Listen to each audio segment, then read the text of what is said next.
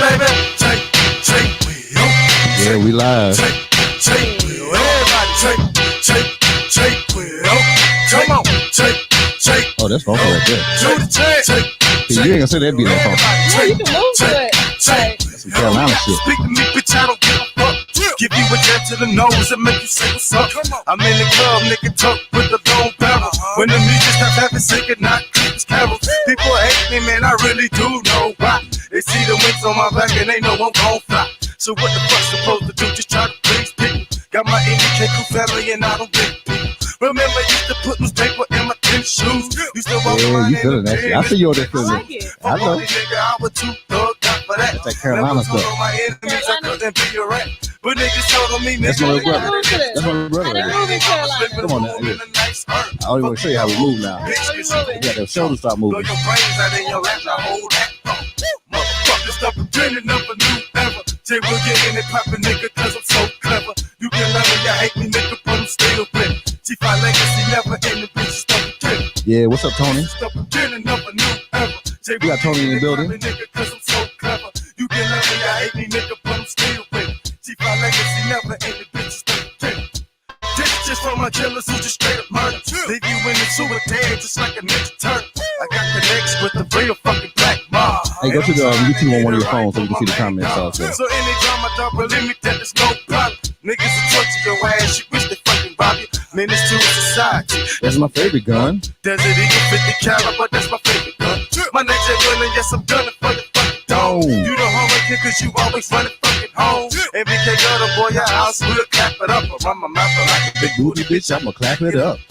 Try niggas on pickups just Like they did in Jasper. keep fucking around, your new friend is gonna be Casper. You gonna be in the casket, people trying to coffin. All right, I'm gonna take it right now, Tony. Hoes ain't taking can play golf for. Motherfuckers stop pretending up a new era. Jay will get in it poppin', nigga, cause I'm so clever. You can love me, you hate me, nigga, but I'm still with it. G5 legacy never in the bitches stop pretending. This is the beginning of a new era. Jay will get in it poppin', nigga, cause I'm so clever. You can love me, you hate me, nigga, but I'm still with it. G5 legacy never in the bitches stop pretending. Fuck that shit, bro, I'm tired of being nice. White shit in your head, it's like it's not a fucking Lights? I keep the termites fed like a pistol stick with some lead. Like Marita, My little brother. some bread. I lived in the That's me, I made the beat. My You brother made the beat. But you put Let me find out I'm about to be a rapper, y'all. Oh, you gonna do a freestyle tonight, man? I Yeah, you gonna do a freestyle tonight.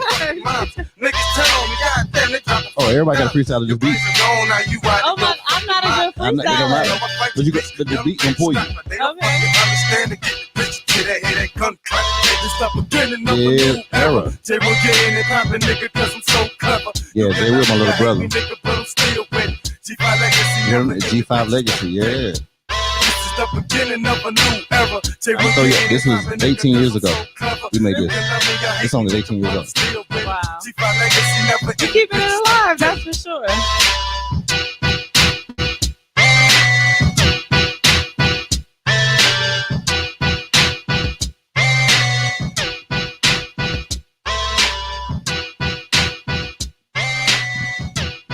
Yeah.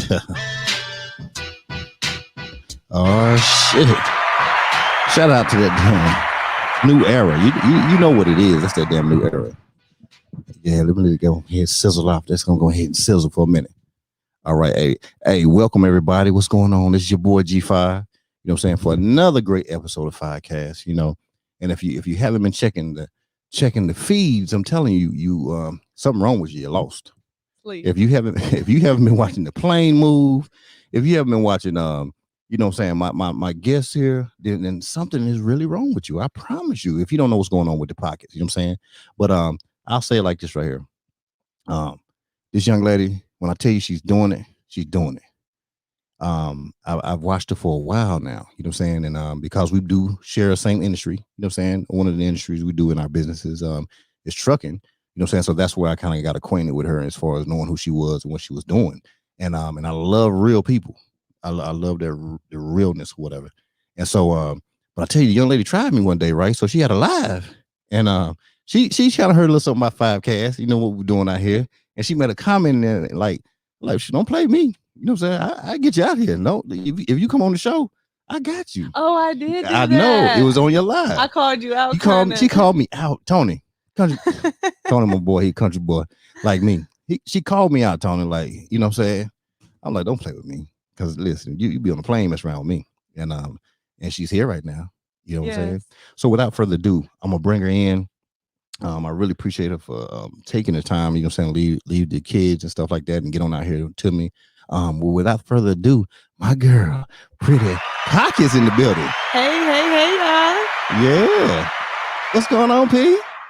First of all, I'm just excited to be here. Okay, I'm very excited and I'm very honored to be here because as I've been conversing with you and getting to know you, you just have a certain aura about yourself and realness about yourself as well. So come on, they got them shout out for the damn realness. I'm listen, hitting you with shout outs now. Yeah, shout out game before strong I get into me, I just have to just let you know that everything that you've shown me, I've been watching your other, episodes. I've been seeing how you treat everybody. Come on so now. organically. Come on now. You better stop just playing. Excited Tony, to be connected to you. Tony, she playing around. Look, my network just increased. You know what I'm saying? My stock just went up when I sat in the seat. So I'm so grateful that you seen something in me and wanted me to be in your presence. So Come on. Thank you. Okay, so hey, I do have one question I do ask. So I have two questions I ask. I ask one question in the beginning of the show, and I have a question I ask at the end of the show. Okay. But everything else is just conversation. Okay. It's just like we're gonna have dinner, you know what I'm saying? Dinner's gonna come in, you know what I'm saying, the beverage or whatever you want to drink, that's gonna be here, you know, whether it's water, because we drinking this 1186. This is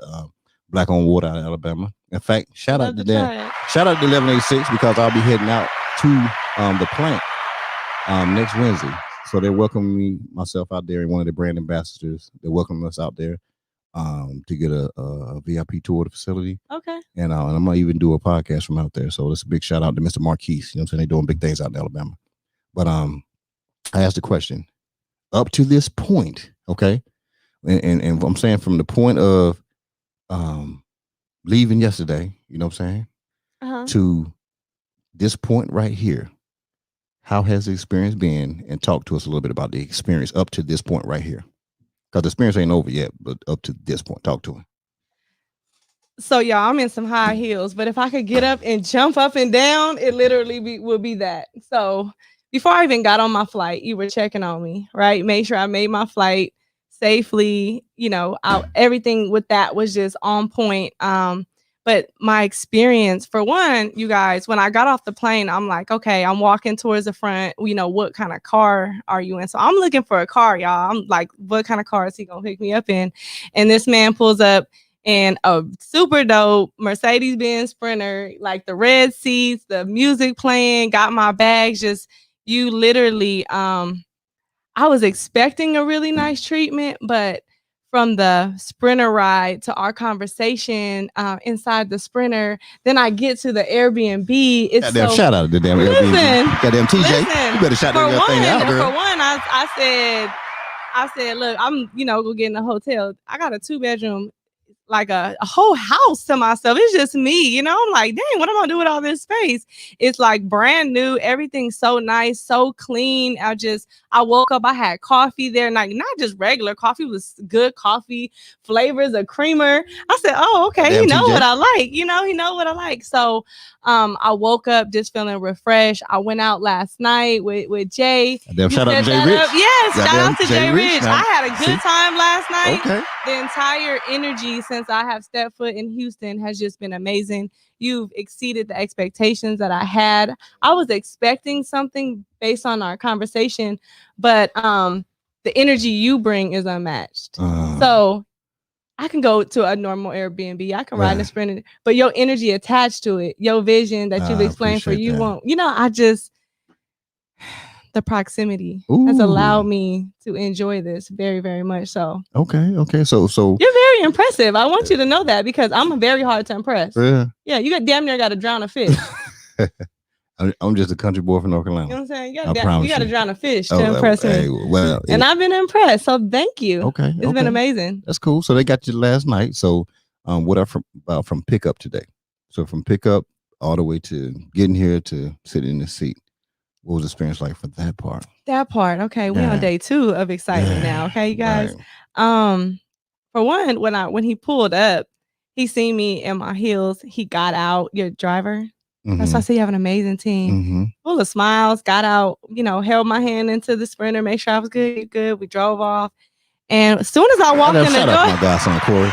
soon damn, as he I making walked things into happen. the door, it's like, Mm. as soon as I hit the door, it was like the camera, like, oh my gosh, I wasn't expecting the camera to be in my face, but your photographer, I just walked straight into a full-fledged photo shoot. Like, for one, I needed a new photo shoot. It's been a while, so I appreciate that. Mhm. And it was so fun just right now. Like, I literally had a good time. See, this is the thing. I came out here saying I was gonna come to work. Right. I haven't worked. You ain't did nothing yet. I ain't did shit. I ain't did shit but kick my feet up, stomp my feet on the ground when I went out last night. Right. About to eat some good food. I'm around good people, and this is like the farthest thing from work, and it smells so good in here, you guys. Come on now. It really does. It smells so good. The building is nice. The cars are nice. I was looking at the camera they were shooting me with, like, oh, top-notch camera, lights is on. Like, I feel like I'm Beyonce in this motherfucker real quick. Oh, you should. Hey, listen. When I wanted to open the damn doors, the fans was on, my hair was blowing. Like, listen, wait a minute, like, this is for me. For me, okay. Listen, y'all. When I opened the damn door, Pocket. I try to look Lord good Jesus, too. that's all I'm said, telling you. Let me look Lord good Jesus, for 5K. Lord Jesus, I'm gonna tell you that right now. Damn, open the door. That was some serious stuff right there. Okay, serious. And oh yeah. Anyway, Tony M. So Tony, if you own, if you've seen it, but Tony M. That's one of my partners right there. You know what I'm saying? Trucker. He does flatbed and he does dump trucks as well. Oh, what's up? Shout out to him. Tony M. Big dog. He's a big dog. So Big Dog, what he did was he told me look at my text. I look at my text. So how about he's paying for the meals tonight? What? He wants to take care of your meals. Oh. So goddamn, shout out to Tony M. Shout out to Tony. Hey, Tony M. You know what I'm saying? That's my man right there all day. He do it big. Thank you so much, King. I appreciate you. So that's what it's about. Okay, all right. So needless to say, I think you're probably okay up to this point, right? Yes, I'm more than okay. Okay, all right. Even the experience still hasn't happened yet. So it's really just my thing is, I told you I'm gonna make sure you're good until you leave. You leave out on Monday, so I'm gonna make sure you're good until you leave. So it's part of my responsibility to take care of you. And you're a man of your word. So that you're good till you leave here. Yes, you know what I'm saying? Yes, thank you. I want to make sure I get you back on the plane safely on Monday, and you're gonna be good. So just know anytime 5 holler at you, it's one of those things like you good. It's all state. You know what I'm saying? Just know that. All right. I trust that. Okay, so let's go ahead and get to some of this thing right here. Okay, let's get all right, into so it. I'm calling her Pretty Pockets, right? So what's your name? My name is Teeauna. Teeauna, okay. Yes. Teeauna White. I know you got White Way Trucking, right? Yes. Shout out to damn White Way Trucking. Y'all hey, let's stop playing. You want to see it move? Rigs. Hey, listen. I talked to Pocket probably about 2 weeks ago. We were talking about something, and she said, "Yeah, G, I'm waiting for them to close these doors. I'm about to head to Dallas." Yep. I said, "Boy, that's what I'm talking about." The girl be handling her business and took that trip. The next thing you know, she was back in California. I was like, "Damn, you don't play, girl. You move the truck and turn it around and get going, don't you?" Yeah. There's no time. You got to turn them wheels. Ooh, I drive. So okay. So give everybody kind of just a brief summary of Pretty Pocket. Just a brief summary, then we'll get into the interview part of Pretty everything. Pockets, brief summary. Just a brief summary. Until what? No, brief summary like right now. Okay, what am I right now? Yeah, right now. Okay, so Pretty Pockets, for one, it's a brand. I branded myself as a woman. Ooh. Okay, so Pretty Pockets, the word has originated from women being on their stuff. Can I cuss on here? I cuss a little bit. Shit. Okay, cool. Okay, because I'm from San Bernardino and I haven't, I don't talk super proper. I don't have no sponsors. Okay, cool. Everything's all me. So Pretty Pockets is women being on their shit. I couldn't stand a lazy female, and I've been pretty my whole life. Shout out to my mama and my daddy. Goddamn, shout out to mama and daddy. That mama daddy. For real. So I've been pretty, but when it comes with that, sometimes that's all people tend to glorify. Like, oh, you're so beautiful. Oh, you're so pretty. Okay, that's cute, but I want my pockets to be pretty. I want my bank account to be pretty. I want people to know when they see Pretty Pockets or they wear Pretty Pockets or they hear Pretty Pockets and that name is attached to some, it's an anti-lazy movement and it empowers women who are just doing what they got to do, from having the start of it, having a goal, achieving the goal, being persistent in your passion and your pursuit of whatever it is, attaching it to the profit, and just really like acknowledging that. So Pretty Pockets, that word is really anti-lazy woman empowerment movement. And Teeauna, of course, that's me, is behind that, but that's what my name stands for. Okay, so I saw what you said when you said Teeauna. You know what I'm saying? I saw Teeauna Because a lot come of out people there. really don't know my name. Oh, we're gonna know Teeauna tonight, though. Okay.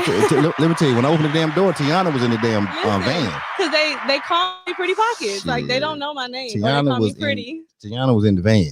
You hear me? So Tony had said kick the shoes off, and I took it. Oh, you know what I'm saying? The shoes is kicked off real quick. Hey, the shoes off. The Giuseppe's is on the floor. Yeah. Yeah, and then that's straight too, Tony. Okay. All right. So check this out. This is what I like to do. You know, people pick at me sometimes because I take them back. All right. Okay. I'll take them back to 5th grade, 6th grade, or whatever like that. But I'm gonna go back further than that. What? I'm gonna go back before you were born. Okay. Tell me something about your mom and pop before Pretty Pockets was made. Tell me something that you heard about them as a couple. Okay. So my mom was a teenage mother.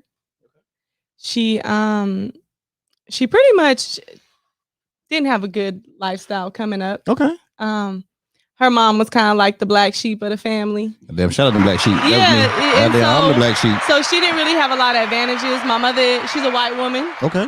My Dad's shout out to mama. Yes, Shit, my dad is a black man. Shit. And Look what they made. so my mom had me at the age of 17. Okay.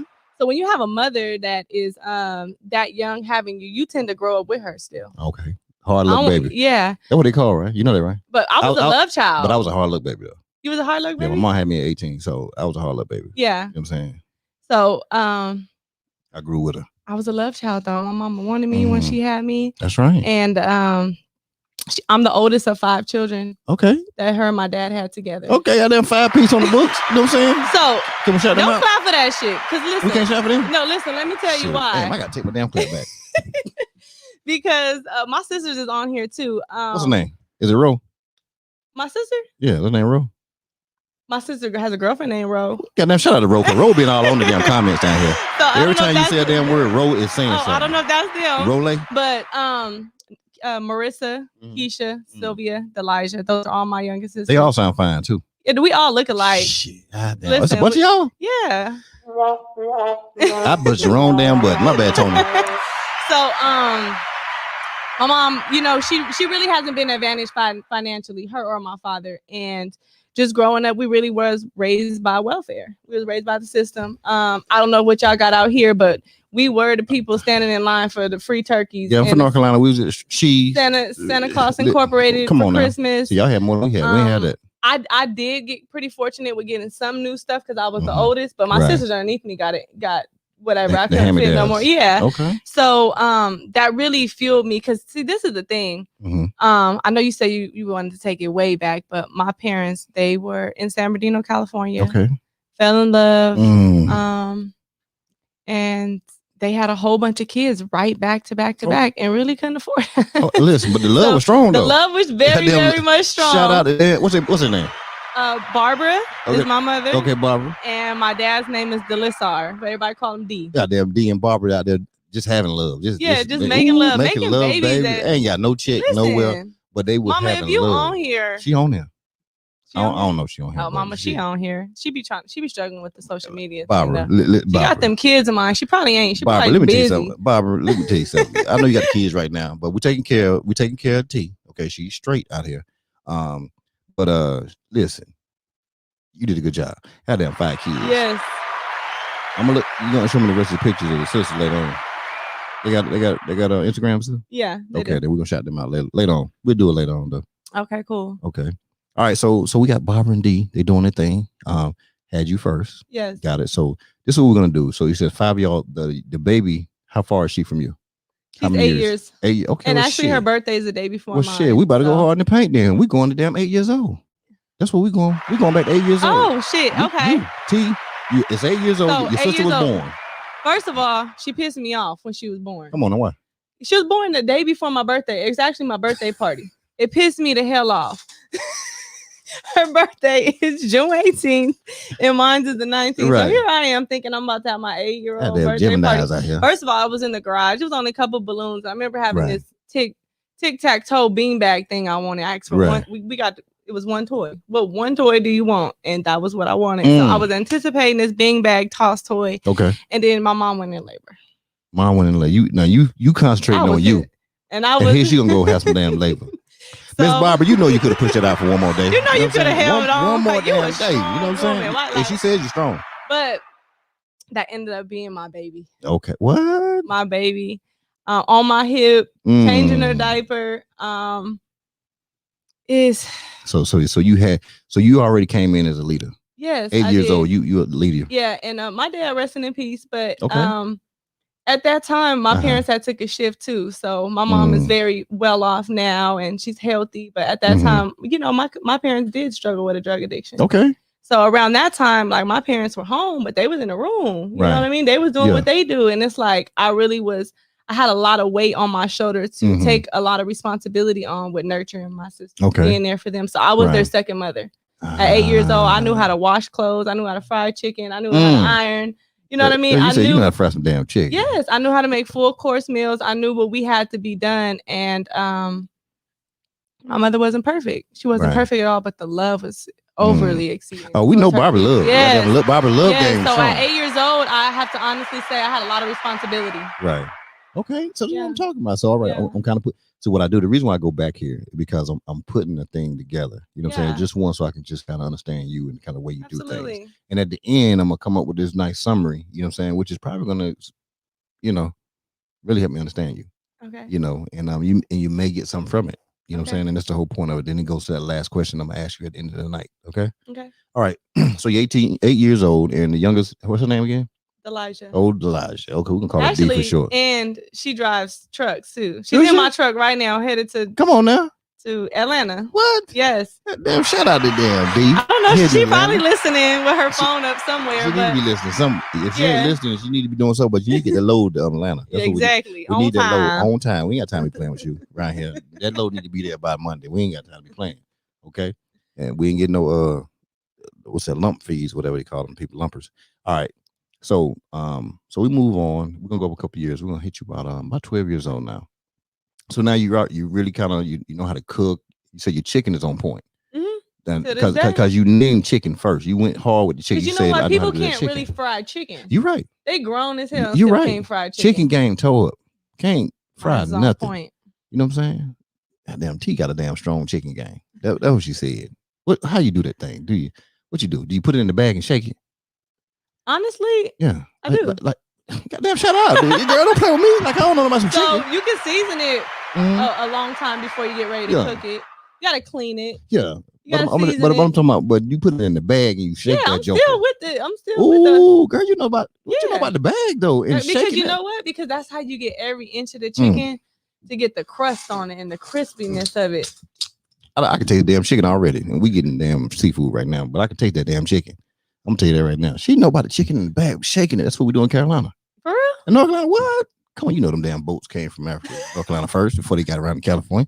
You know what I'm saying? So we know how to shake the damn chicken up. You know what I'm saying? All right. All right. So so now you tall too now. I don't know if you noticed that. I'm tall. You tall. Absolutely. Okay. 5'9". So you 5'9". So I'm asking that you were 12, 13-year-old. Were you playing any sports? No, I wasn't cheerleading. Ooh. That's right. Cause you were pretty. You were pretty Pockets. So you had to be cheering. Okay. Now I really wasn't that athletic. I wanted to be, but I just wasn't athletic ever. So and then my mom didn't put us in sports young. She couldn't afford to. I know she wanted to. Yeah, she really couldn't afford to. So I just really wasn't athletic. My confidence really wasn't there. I have to be honest. I was a confident girl my whole life, but when it came to sports, I knew that wasn't my lane. Right. But at cheer game, you was on it. Yeah. Yeah. It was happy. It was energetic. We was cute. You got out of class. So was it real cheering? Because I always ask people who say they were cheerleaders. Were you doing that real cheer, and were you doing that? No, we was definitely doing that. Y'all. Yeah, we wasn't like. It wasn't none of that right there. Bring it on. Y'all brought it. Ooh, that's what I'm talking about. Y'all see her? Ooh, you're my type of cheerleader. It was almost like a step team. Just it was that ghetto cheer. So y'all I went to the out there. Yeah, I went to the ghetto middle school. It was Curtis Middle School on the east side shout out to damn Curtis Middle School. They were doing. They were grimy on those. Did they win games? Our basketball team did 7th grade. Now 8th grade year, I don't know what happened. They're just sorry. Yeah, they went all the way down. They probably watching y'all the whole time. Probably. That was our issue. Coach used to get on us. Yeah. Because we watching chili. I'd be at the free throw line. I'm like, huh? That's like that's how it used to be. Okay. All right. So we're going on through. You just took me all the way back. Listen, that's what I'm talking about. What's the color of your uniform back then? Blue and yellow. Look, you know the damn shout out. You know on the color. Some people forget that shit. Nah, they lying. They ain't do that. Because they wasn't real about it. They wasn't real. Nah. Okay, so you. So this is what I knew. Let me tell you. Because I told you my mom could really afford stuff. So she had scraped up some of the money. Found my goddad, who I never even met, had him help me with this uniform. This uniform was $300. My mama used to make me wear that uniform throughout the week. And I used to tell her, Mama, we only supposed to wear this uniform on Friday. Right. But my mom is a little crazy. I done paid this damn much money. That's right. You about to wear that motherfucker Monday through Wednesday. Ooh. So she used to make me wear it sometimes at school. We weren't supposed to, because if she paid that much money for it, goddamn, you about to wear this uniform, so you can't wear it to no more. That was a lot. It really was. That's a lot of money right there. So shout out to my mom. Goddamn, shout out to Barbara. Miss Barbara, girl, you did your thing. Okay, you made her wear that damn uniform. I know the color. Listen, she got the color down pat. That's what she did. Color. Okay, so were you any good at cheering? Yeah. That's the other piece about it. Not dancing. But the cheering part. But cheering, yes. The cheer game was strong. Yes, strong. Okay, then so you cheer the shit out of it. Yes. Okay, all right, cool. So you're going on up. Now we're in high school. What high school we go to? Pacific High School. Ooh, she went to Pacific High School. We know. What are the Cougars?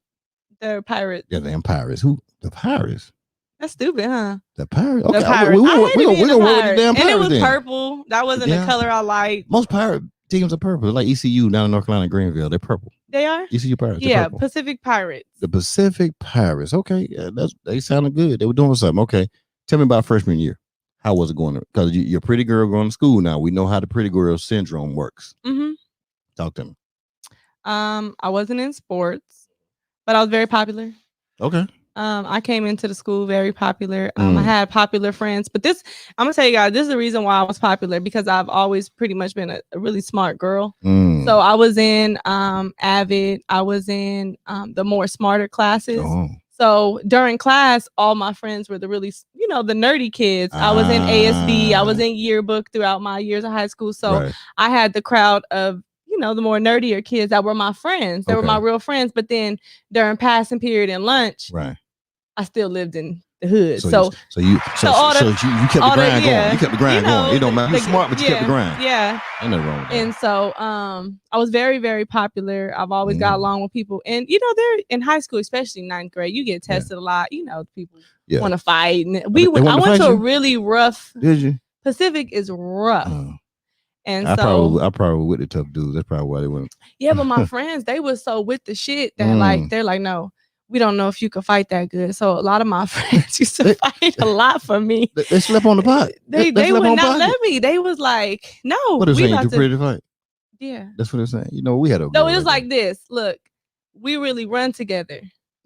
And ain't nobody taking no losses. Right. And we know they really just be fucking with you. So we gonna beat their ass. Ooh. And we didn't take no L. So So y'all down there is thugging. Yeah. The damn cheerleader thugs. We wasn't cheerleaders then. Oh. We talking about 9th grade. Oh, 9th grade. Now okay. 10th grade, literally all my friends and we all had jobs. Wait, okay. All right, well, we're gonna move on to that. So first job.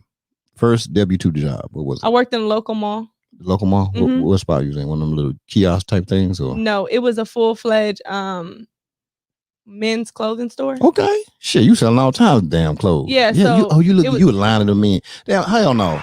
You're not gonna be lying to people, tell them they look good and some shit and they didn't look good. No, I didn't. That's the thing. Oh, you kept it real? Yeah, that's why they love me. So at 14 going into 15, I started working very, very young. Helped my mom out. And I started working for an Arabic dude named Danny. And taught me a lot of game, but I ended up getting a lot of my friends hired. And so every day after school, I was catching a bus or a ride to work. And I worked my ass off. I worked every day. I worked the weekends. I really didn't have a social life too much in high school because I worked a lot. But it was super dope. So like around that time, Rockaware was real popping. Shine John, Academics, Apple Bottoms. Ooh. So within the time I worked in that store, I started helping my boss open up more stores, and I would. So you were learning that trade at that point. I was learning how to do inventory. I was learning how to deal directly with the customers. I knew how to run a store. I had the keys. I was helping train the staff. So by 16, 17, you had it. I had it down pat. Enterprise. So you were learning enterprise that young. Yes. And you were smart because you was in the Avid.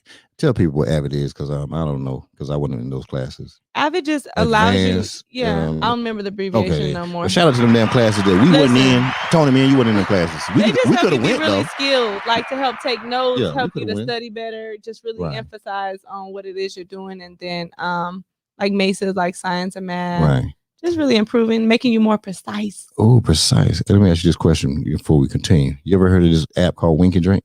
No. You ain't never heard of it before? No, I think you tagged me You know in what I'm it. saying? Shit, I'm gonna do more than tag. You're gonna know what it's about tonight before the end of the night. You do know that, right? And they got they got a hit jam. You would hear it because you're gonna hear it anyway. Watch this right here. Wink and Drink. What? That's Wink and Drink. What? Yeah, check that song though. Wink and Drink. What? It's a shoulder. It's 5 o'clock. It's time to leave.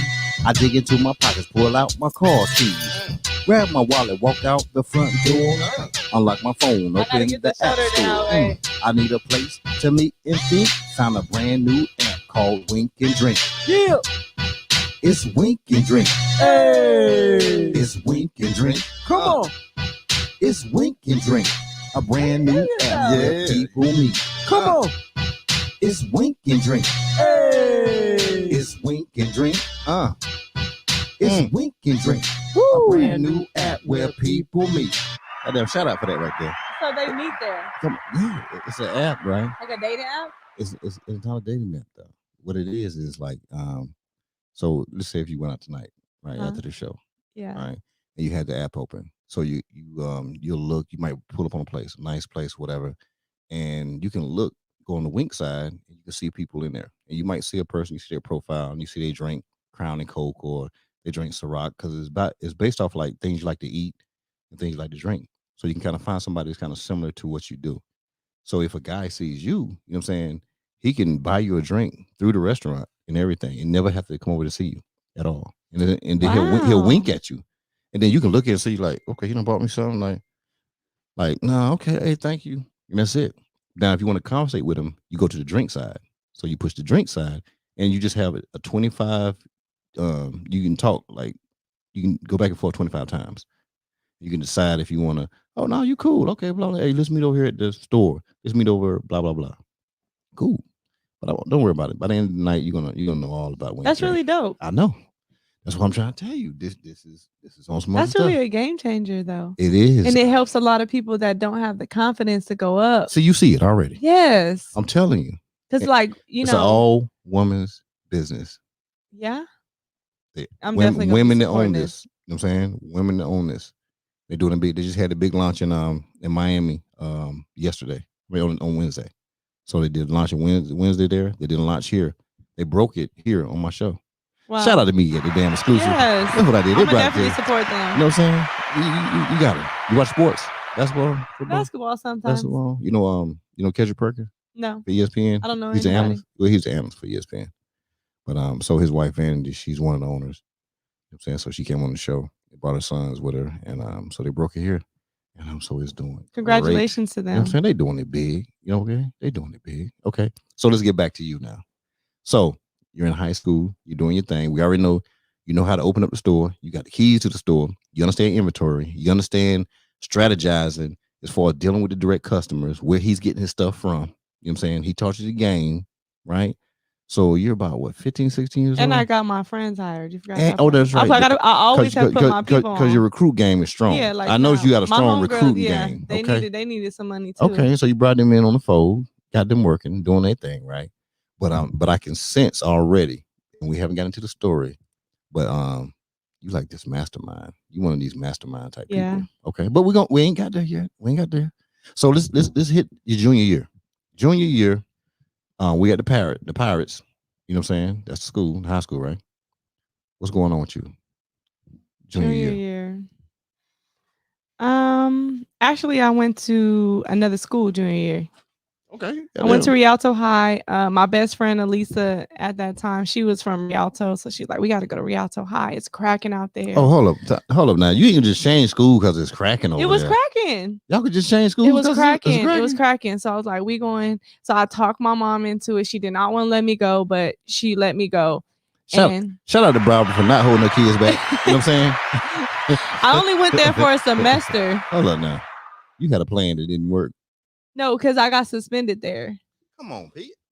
Gee, how we gonna go to damn school? You said it's cracking. Listen, I got suspended because Pacific. Remember, I said Pacific was a really ghetto school. They didn't really care too much. Right. So, we used to do whatever we wanted to at Pacific. We could leave campus when we want, come back. Like the security was cool. They was our friends. You know what I mean? Like they was chilling. The whole school was just fucked up. I ain't gonna hold y'all. Except for my one counselor, Miss Lewis. She was tight. But other than that, like we really like the students ran that school. And at that time, let me tell y'all, my friends they're still my friends to this day. Right. Tiara. Tiara. JoJo. JoJo was bad as hell. JoJo bad as hell. I know right there. Shout out because I knew JoJo was bad. JoJo is always a damn badass kid. My best friend Elisa, Qualia, and my homegirl Sonia. That was the squad. And yeah, so those were all my close friends in high school. So when I went, now they're your close friends for the semester because hell, you wasn't there for the semester. No, I'm saying throughout my time, they're still my close friends now. But I need to know what happened. So I got suspended for dress code. We could wear whatever we wanted to at Pacific, but there I couldn't wear what I wanted to wear. What'd you put on them? It was a little. My belly button was showing. Come on now, you showing belly button? Just I was I was cute. I didn't have no kids in. So you just had to go up in there on them. You just go there on them, huh? Yeah. So they were just super strict. They were like, it was big old gates around. The security actually did their job. We couldn't leave when we wanted. Shout out to people doing their job for damn real. It was just super strict. Like I hated everything about it. I was an A student. And then I was like, this semester I was struggling to like barely get C's and B's. So I felt like my grades were dropping. And so when they suspended me, I was just like, I'm out of here. Cause I just felt like I wasn't feeling it. So I left. I went back. Okay. So you went back to the Pirates. No problem. Yep. Okay. I graduated from there. Okay. So 12th grade is 05. It's 12th grade. You know what I'm saying? What's your mindset? Because you already know how to run businesses already. Okay. You know how to take care of people, right? Because you did it with your sisters. You know what I'm saying? You made sure they were straight. You know what I'm saying? Especially little D down there when she was born. I ain't forgot about D. I know D looked bad, and she was bad too sometimes. Even though that was your baby, but she was bad. Wasn't she bad? Tell the truth. No, Sylvia was the baddest. Sylvia, goddamn badass Sylvia. Her and Keisha. Goddamn you know Keisha had to be bad. Shit, them damn Keishas. They don't never. They always do some old toe up ass shit. Okay, but anyway, so 12th grade. You're coming out of school. What are your thoughts? 12th grade coming out of school. I felt like I've had good grades my whole 4 years of school, but the 12th grade was the hardest. Okay. A lot was going on personally at home. Were you dating at that time in 12th grade? Or wouldn't it say you were dating? Yeah. I moved out when I was 17. Okay. I moved to the projects. Okay.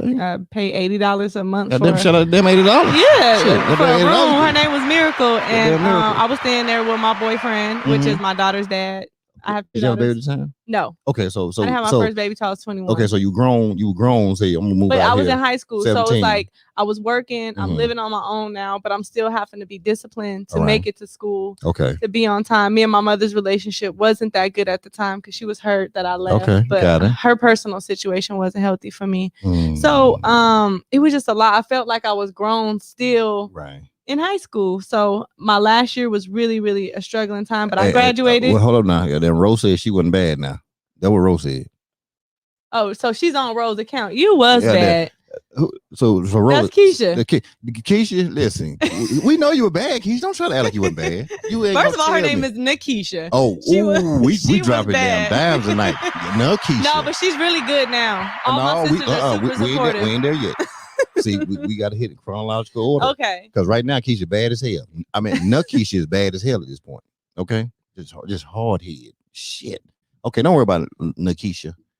Okay, so but your thing, you grown. You said I'm gonna go over here 17. I'm moving out here. I'm putting $80 on the books. Me and my boo, we handling our business. I'm graduating now because you've been there since you were 17, right? Yeah. Okay, so you graduated. What's going on? When I graduated. It was relieving. I had such a good time. Yeah, it went on school. Yeah, I was excited. As soon as I turned 18 and able to get my own place. Right. I got my own place like immediately. Yeah. Okay. I had my own place. Well, you still working with my man, old boy? Yeah, but right around that time, it was more closer to when I was 19. But yeah, I was still working there. I was running multiple stores. I got my own place, had me a car. Look at you. Yeah. Damn, shout out to you. Damn, Miss Barbara, you see what you did? Yeah. Miss Barbara, you did your thing, girl. I told you did your thing. You around here running multiple stores, got your own place, feeling good, graduated. You know what I'm saying? Like you past a lot of people. A lot of people didn't do that. You know what I'm saying? Yeah. You know? I can't talk about everything I was doing. And I feel you. But I had a feel couple you. of hustles. You know? Okay, listen, So- I sold some now later. Let me tell you my now later game. Yeah, I was, you know. My damn now later game was strong. People like the hair braided. You know, they like to buy a bag of chips here and there. I used to Ooh. flip candy, Come like on the now. candy house. So you flipping like that? licorices and stuff, you know. So Ooh. anything I What- could do, they'd be what you like, pu- oh, it was extra money. what Oh, you I push- want a piece of that. What were you pushing that licorice for? You pick it up from the store for what? To help my sisters. No, somebody you pick it up for. Damn, somebody hit us already. Oh, they hit the wrong line. I ain't even put the numbers up yet. That's probably bad. That's probably Keisha right there trying to call in. Keisha, don't be calling in yet. We're gonna put the number up for you call in a little later on now. We don't get you right now. Oh, I'll make sure I gotta keep the comments. You can keep talking. I gotta keep the comments going too. Okay, so Okay. But she did say she was the best one. So what were we talking about real quick? Was that okay? No, I was talking about the licorice. You say you get it from your sister. I'm trying to see what you were flipping it for. I'm trying to see if your candy game was strong. I get the annihilators, you know what I'm saying, for 15 cents for the pack, right? Mm-hmm. I'm pushing each individual annihilator for a quarter. I always usually do I at push a least quarter. double or triple. Okay, what I so invested. I did about 500%. That's what I was doing. I was pushing, man. Laffy Taffies. Oh man, Jolly Ranchers. My Jolly Rancher game is strongest. Anything that I've sold in my life, I'm very, very good at making you feel like you need this. Ooh. Like this is the juiciest nail later on the block. Come like on, why man. wouldn't you buy this nail You later? Like your mouth look dry right now as I'm talking my to presentation. You know that, right? Wow. You stole my presentation. That was my presentation right there. That's how I push them damn now laters. Yeah, like I make you feel like you not eating my now laters and you ain't got no now laters in your life. Like what are you really doing? Come on now, you ain't doing nothing with your life. What kind of candy are you really? So if I have it, I have the best. Right. Even if it wasn't the best. In my mind, I'm always the best. Right. So it's the best. Okay. It comes from me. Okay, so hold on, who she say? Pimp Juice. Tony. Call you Pimp Juice. Pimp Juice? That's what he calls you. Tony called you Pimp Juice. All right. So but you kind of snuck it in there, so I'm gonna go ahead and jump on it real quick. What? Man. You said 20 years old, you had your baby. Your daughter. 21. 21. Okay, you had your first daughter. You know what I'm saying? She tall too. Yes. She taller than you. Yes, she's getting there. But I have to remind her I still Come knock on, your nigga. ass That mama down. knock the shit out your ass. Don't play with her. What's her name? Shania, don't you play no more, because we're gonna send you over to your badass Aunt Keisha house. And you don't want Will Keisha because she don't let you sit on the couch. Keisha don't play with them kids. She be like, how'd I know this? I know Keisha don't like people sitting on the couch and stuff like that. You know? All right, so when you found out you were pregnant, all right, you know, you're 21 years old, like what's going through your mind at the time? Because you running stores, you're doing your thing, you're selling hair, you're selling, you probably ain't selling candy no more. For real, pushing hair. I wasn't ready. And then I helped my mom raise my sisters my whole life. I'm tired of shit. I'm tired of fucking kids. I don't want no kids right away. I love my kids. They're the best, one of the best things that ever happened to me because they pushed me to go so hard. But at that time, I still really wanted to experience life. I was working hard. I was stacking money. I was on. When I was pregnant, I had got pregnant. Your mama last name Skipper? Yes. Okay, I just want to make sure. That mom in the house. Barbara in the house. Oh, she here? Barbara in the house. Yeah. I done told you Barbara in there. Listen. Them bad kids you talking about say they got online right now. Grandma, what they call her? What they call her? Nana? No, they call my mom Grandma and Mama. Grandma, listen, Mama talking about you on YouTube. Well, I'm about to get in and log in then. So when I got pregnant, I did have my stuff together, and that was really a good thing for me because my mom was a teenage mother, and I think it made her very proud that when I did decide to have kids, she really has raised me good. She set so much high expectations for me, and then like I wasn't. Remember I said about leaving Rialto because I got C's. My mom used to tell me I wasn't allowed to have a C. So although she didn't graduate high school, it's like you got to be better than me. You got to be better. Sure. Yeah, and she's always put that emphasis. So I remember her telling me, "You're not getting no C." And I'm like, "Mom, it's passing." And she was so hard on me, which she leaned up on them other kids. Like they could do whatever the hell they wanted to do, but I couldn't. Mama's always soft on their ass. Yeah, the but one on that came me, after us. yes. Man, and so she used to tell me, C is average. I'm not raising no average ass kids. Right. You're not average, Teeauna. She's always told me you're not average. So I wasn't allowed to get C's. Right. So when I had my baby, I got pregnant, I had my own place. I had my own car. You know, I had a good job. At that time, you know, I made good money. I was in a good position. I was a manager for a company called Rainbow. Managed 2 stores at that time. So I made good money. Stop now. Shit, you're doing too much for me. Now you right here. Because I've had a busy life, and you want to go. You skipped 2 years. I ain't skipped nothing. You went from 19 to 21. No, I just said about somebody baby. Now we're gonna go. Let's don't make me rewind the damn tape. Oh, okay. Miss Barbara. Okay. Miss Barbara. See, I see why you told her to keep her ass at the damn same school when you told her she was gonna get damn suspended when she went over there the first time, trying to show her damn belly button, being all fast and shit. Miss Barbara, I'm on your side. And Keisha was bad. Okay.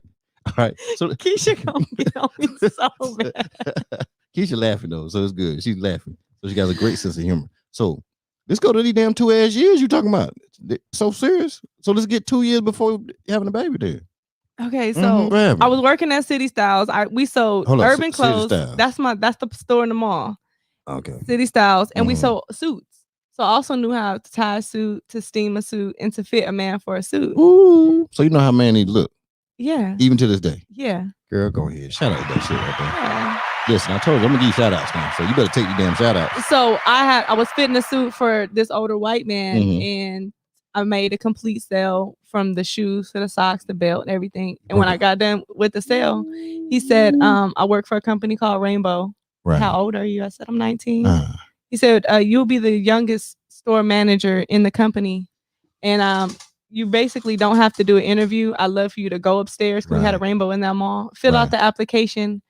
We have a Highland store that needs someone. So you can go directly into this store. And he was that impressed because you broke him. You broke it from top to bottom on him. You know what I'm saying? And that man bought that whole everything. Yeah. And he knew right then. Ooh. Yeah, he was the and you asked me a question in regional manager for the company. You asked me a question in the van when I picked you up. What? We'll talk about it at the end. Okay. And I told you the answer right then though. We talked about because I said I see something. Oh yeah. You asked me a question. You said why? And I said, yo, yeah, like I see some crazy shit. Yeah. You know what I'm saying? I remember.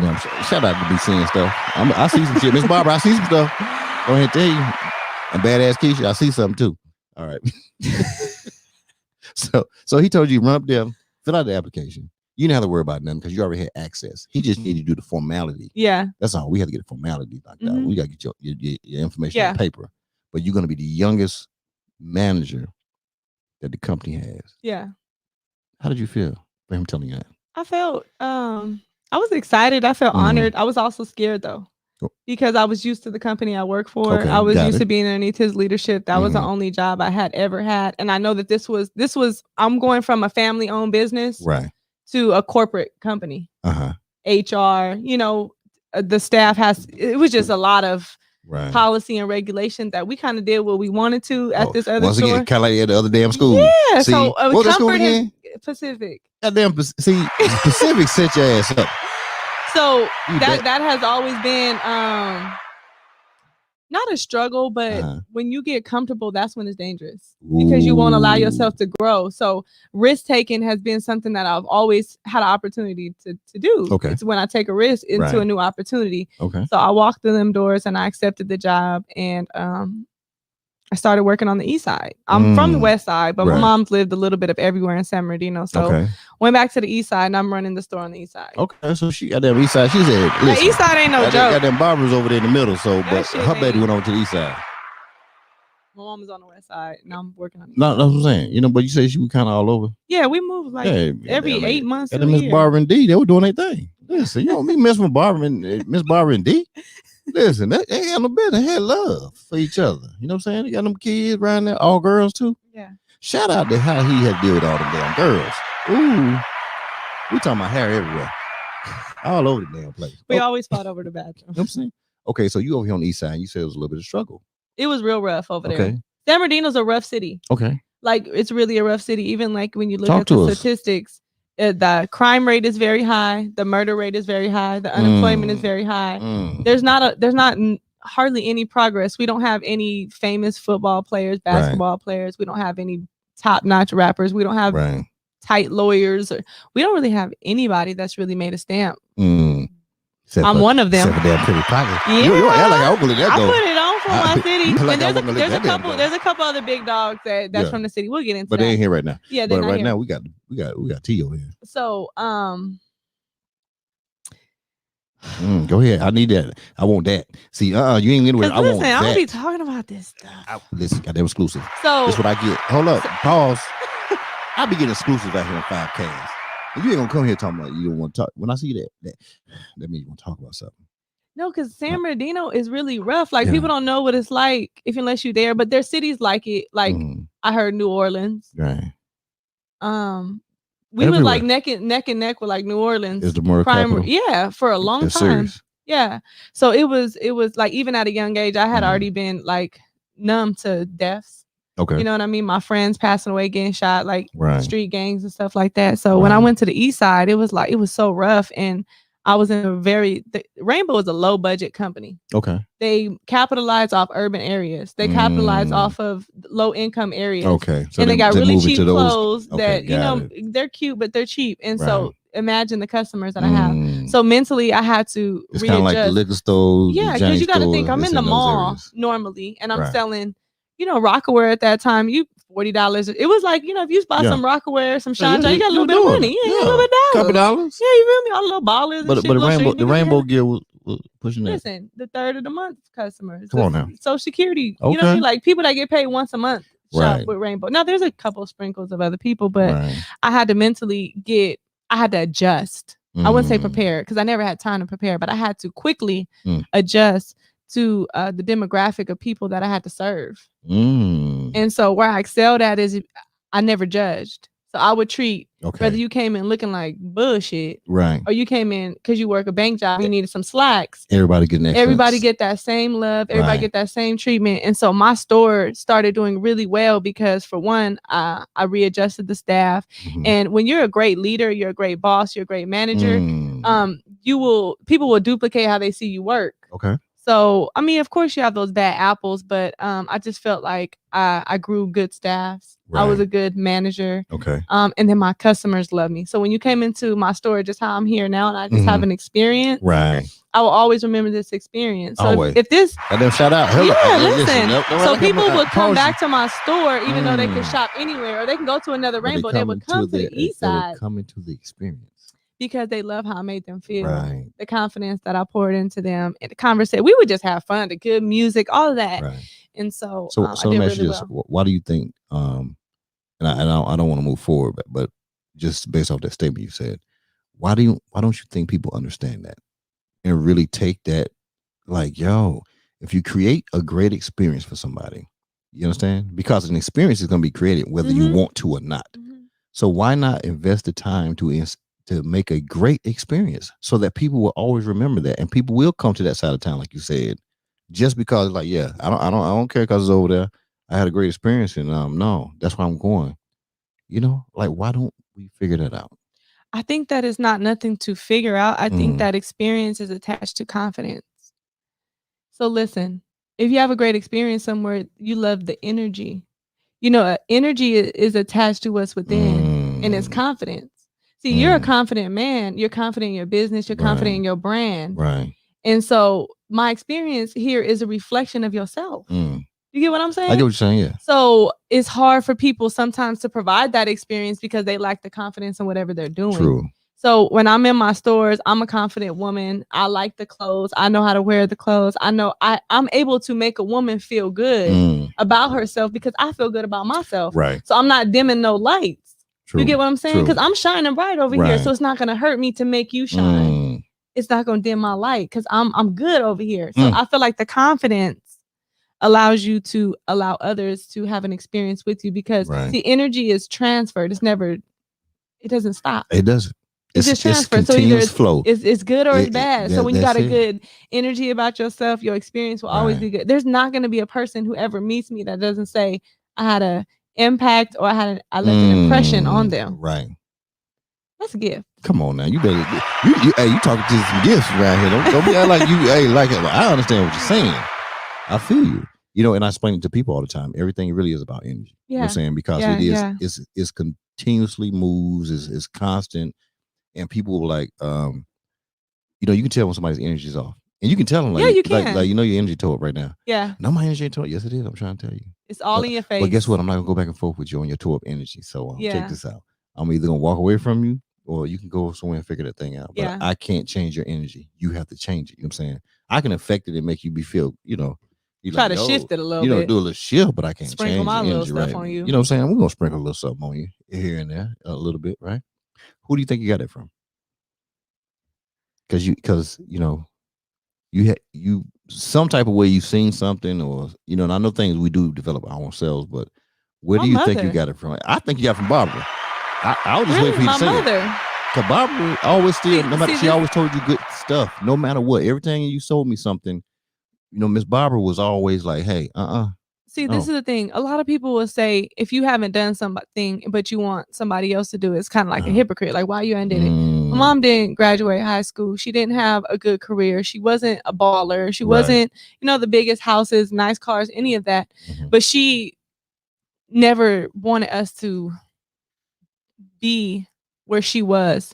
So she's always pushed me. She's always poured into me. She's always being grateful for even, the help and the, like I said, when you have a mother that's 17 that has you, like, we're growing up together in a way, you know what I mean? So it's just like, I feel like my mom has made me, my confidence in myself is so high because she's always made me feel confident. Like, you're beautiful, you're smart. This is what I expect. So my expectations for myself has always been fairly high because what she's made me demand for myself.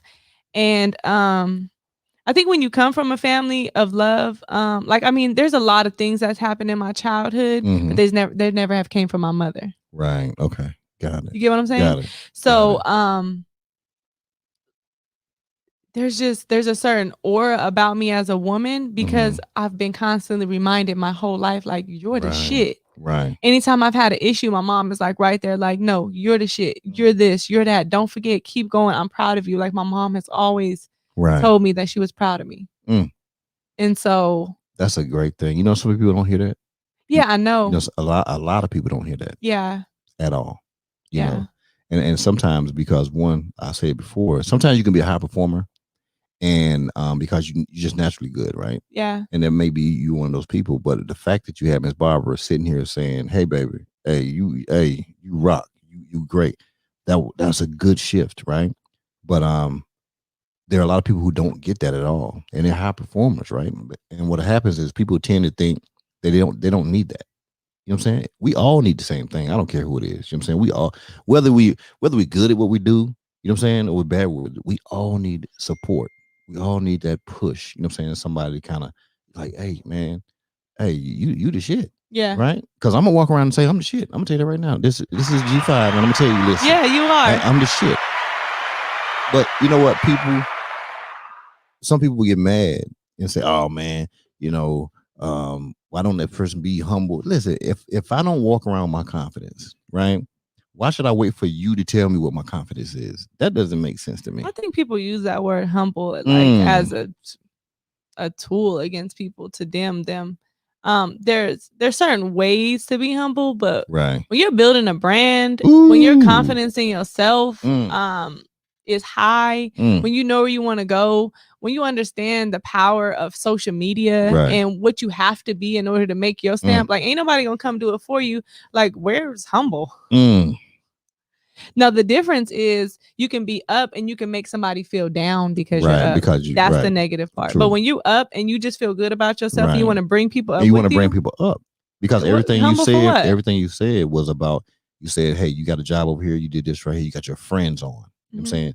Everything you did, you make sure that you got your people on. You know what I'm saying? So they show that you weren't trying to sit there and just shine by yourself, or you wasn't even trying to shine. You just like, "Hey, man, I'm good at this. I'm pretty smart." You know what I'm saying? I ain't trying to keep buying y'all pizza breads. There you go. Because if I don't bring you up, then hell, I'm gonna keep digging in my damn pockets.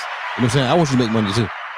But that's what we should want to do, right? We bring our friends around us, and we'll make sure everybody's making money. Yeah. And that's the daggone goal. Okay. All right. So we at Rainbow. We doing our thing. How long did the Rainbow thing last? 9 years. Okay. Well, shit. We got some more time on Rainbow then. So now we can get to 21. Right. So now you had a baby. You know what I'm saying? You had your baby. You felt like, damn, I done raised my sisters and shit. Like, damn, I'm right here playing around. I ain't mean that. Was you playing? Was it playing? No. Okay, so you got the kids was playing. None of y'all was playing. Being grown as hell like that, right? Okay, so you been grown. We all been grown before. We all did that grown thing. And so you had your baby, but at the same time, it didn't stop your drive, right? Because you said you were pregnant, you still was handling business, right? Yeah, And you doing still your thing at works. Rainbow, Yeah. making things happen, flipping, boom, boom, boom, making this go, right? Mhm. Any other aspiration besides Rainbow? You know what I'm saying, as far as entrepreneurial aspects of it that you had during that time when you I were did. pregnant with I've your baby, always had a lot of goals. I knew what I wanted to do. I've always known that I wanted to be great. right? I wanted to leave and go to college Mm-hmm. and travel. Fine, I would always picture myself like having this corner office type job, Right. and I travel for some reason. Like I get paid to travel, Okay. and I Yeah. wasn't there though. And my environment was just comfortable. I knew I wanted to do a lot of things, so as long as I was working, I was earning good money. Right. You know what I mean? I had my little side hustles. It was like, okay, I'm doing cool because of my environment. Mm-hmm. And my mentality has shifted a lot then. And even Right. my daughter's dad at that time, Mhm. you know, we was comfortable. We had cars. We could Mm-hmm. go out to eat when we wanted to. We weren't really big on traveling. Like Right. our mindset wasn't even as strong as it should have been. It was Right. just like, okay, we maintaining, we good. We got some money, we got some jewelry, we got some Right. cars, we got 3-bedroom house. You know what I mean? So Like we during that, good, so but it during was that so time, much more to life than right? that. So during that time, as a unit, were y'all open to everybody, or were y'all kind of like, hey, it's us and we tight, and you know what I'm saying? What do you mean? Like as far as we have like 1,000 friends, like people We all was the time. outside. We was So hanging y'all out. had to We was make on the the move block. on the block. We was. Okay. It was. Shit, they new pockets out here on the streets. Listen, you seen We was on the pockets. west side. Okay. So you back on the west, you left the east side. Okay, Yeah, but you I working was- on but you still was at Rainbow though. Yeah. You know what I'm saying? Yeah. So you're on the west side, but you're on the east side Mhm. doing your thing. Okay, make it where you. So did everybody always know you as Pretty Pockets then? No, or? I didn't start my movement until like 2014. I was Okay. about 25. Okay, so we ain't gonna get there yet. Yeah. So everybody know me as Teeauna. Teeauna. Okay, damn Teeauna. Yeah, Teeauna. Goddamn Teeauna. And What badass Keisha had during that time? Oh. When you was like 21. What was Keisha badass at? Oh. Don't tell them. Please tell on her, because I know she would. And JoJo too. Go on, bring JoJo in here. Goddamn, shout out to JoJo. JoJo's actually my son's godmom now. Don't think we ain't playing with you. You the godmom now, but you was bad then. You ain't Keisha. My sisters, they were still in high school. Okay. Which school? The one with the Pirates? No, they went to school on the west side. My mom lived in the projects at that Okay. time. Goddamn, shout out to her. You ain't talking about them projects, girl. I came up in them things. Yeah, she lived in the projects. So Okay. my sisters were more so raised on the west side. Okay. And they were just in school. They was doing what they wanted to do. But I really wasn't. It's like I was the second mom. So it's like I didn't know what they really had going. Everything was a secret. Don't tell Teeauna. Don't tell T. Don't tell her. They was a unit. Marissa's the one directly underneath me. So when I'm not in the household anymore, she kind of took over. Okay. She started running. What's doing? Yeah. She a little rough. The damn underboss. Yeah, she don't play. She's the underboss. protector of us. Okay, she don't play. No, even to the day. No, she'll beat somebody ass over us for real. So she's the more rough. She's beautiful though, beautiful, but she really the rough, more like you know. Damn, Miss Barbara, you had some killer. You had girls. Yeah, listen, really don't play with Marissa. You know what I'm saying? Okay? Yeah, actually, they call her Rissy D. Don't play. Rissy B. Rissy D. Rissy D. She put them hands on you. She put them hands on you. She used to put hands on people. She done whoop some ass. Yeah. Well, I mentioned JoJo and Keisha. I imagine somebody kind of whoop some ass because they was always in something. So, I mean, the thing about it is growing up in a house full of girls, it's a lot of different personalities. Right. We all have a strength. You know, we all have a weakness. Right. But at that time, especially when I had my baby, they was in the household with my mom. But we was on the west side and they're going to school doing what they supposed to do, I guess. Okay. For the most part. But you around there on the west side, but you was on the east side, Rainbow, but you was on the west side. Okay. Yeah. Living good life and stuff like that. Okay. It was okay. It was okay. Ain't no wrong damn being okay. I wouldn't say good. It was okay. Okay, it was okay. All right. Struggling still. Goddamn, shout out to the struggle. The struggle's real sometimes. Yeah. It can be real. You know what I'm saying? So as far as with your mom, was your father still around? I know you said he passed away. He wasn't. He passed away when I was about 14. About 14? Okay, so he's gone. Okay. So how was your relationship with Pops? If you don't mind me asking. It was okay. It was okay. Okay, nothing wrong with that. Shit, he did his damn thing.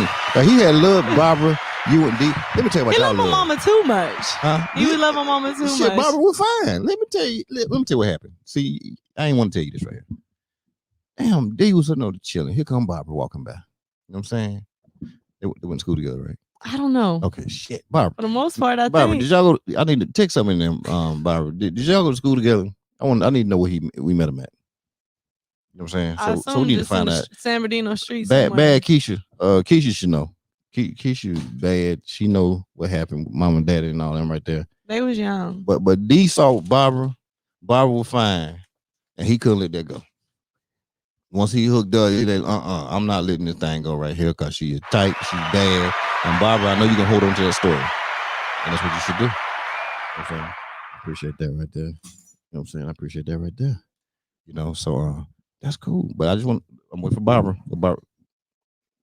Okay, yeah, we waiting on Don. See, Don is checking. My people be checking on Barbara because we're gonna call Barbara tonight too. You know that, right? Oh, we are?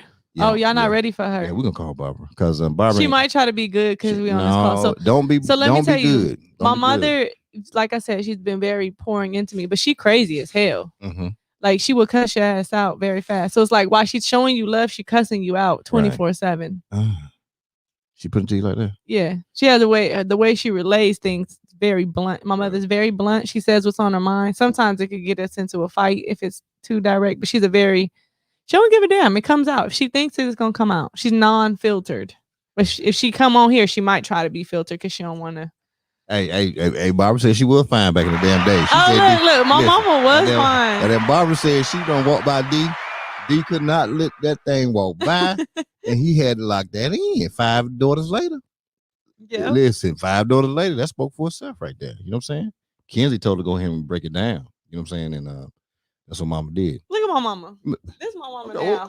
Oh, we just went to a prom I seen this picture the other day. Look, that's my mom. And that's bad. Who the badass Keisha in the middle? No, that's my cousin. Okay, I thought it was Keisha in the middle. It was her birthday. Go ahead, Mama. Okay, Mama, we got the damn fur on and shit.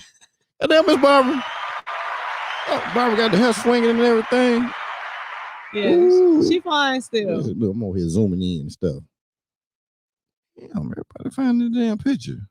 What y'all got going on out there? Shit. Everybody, damn.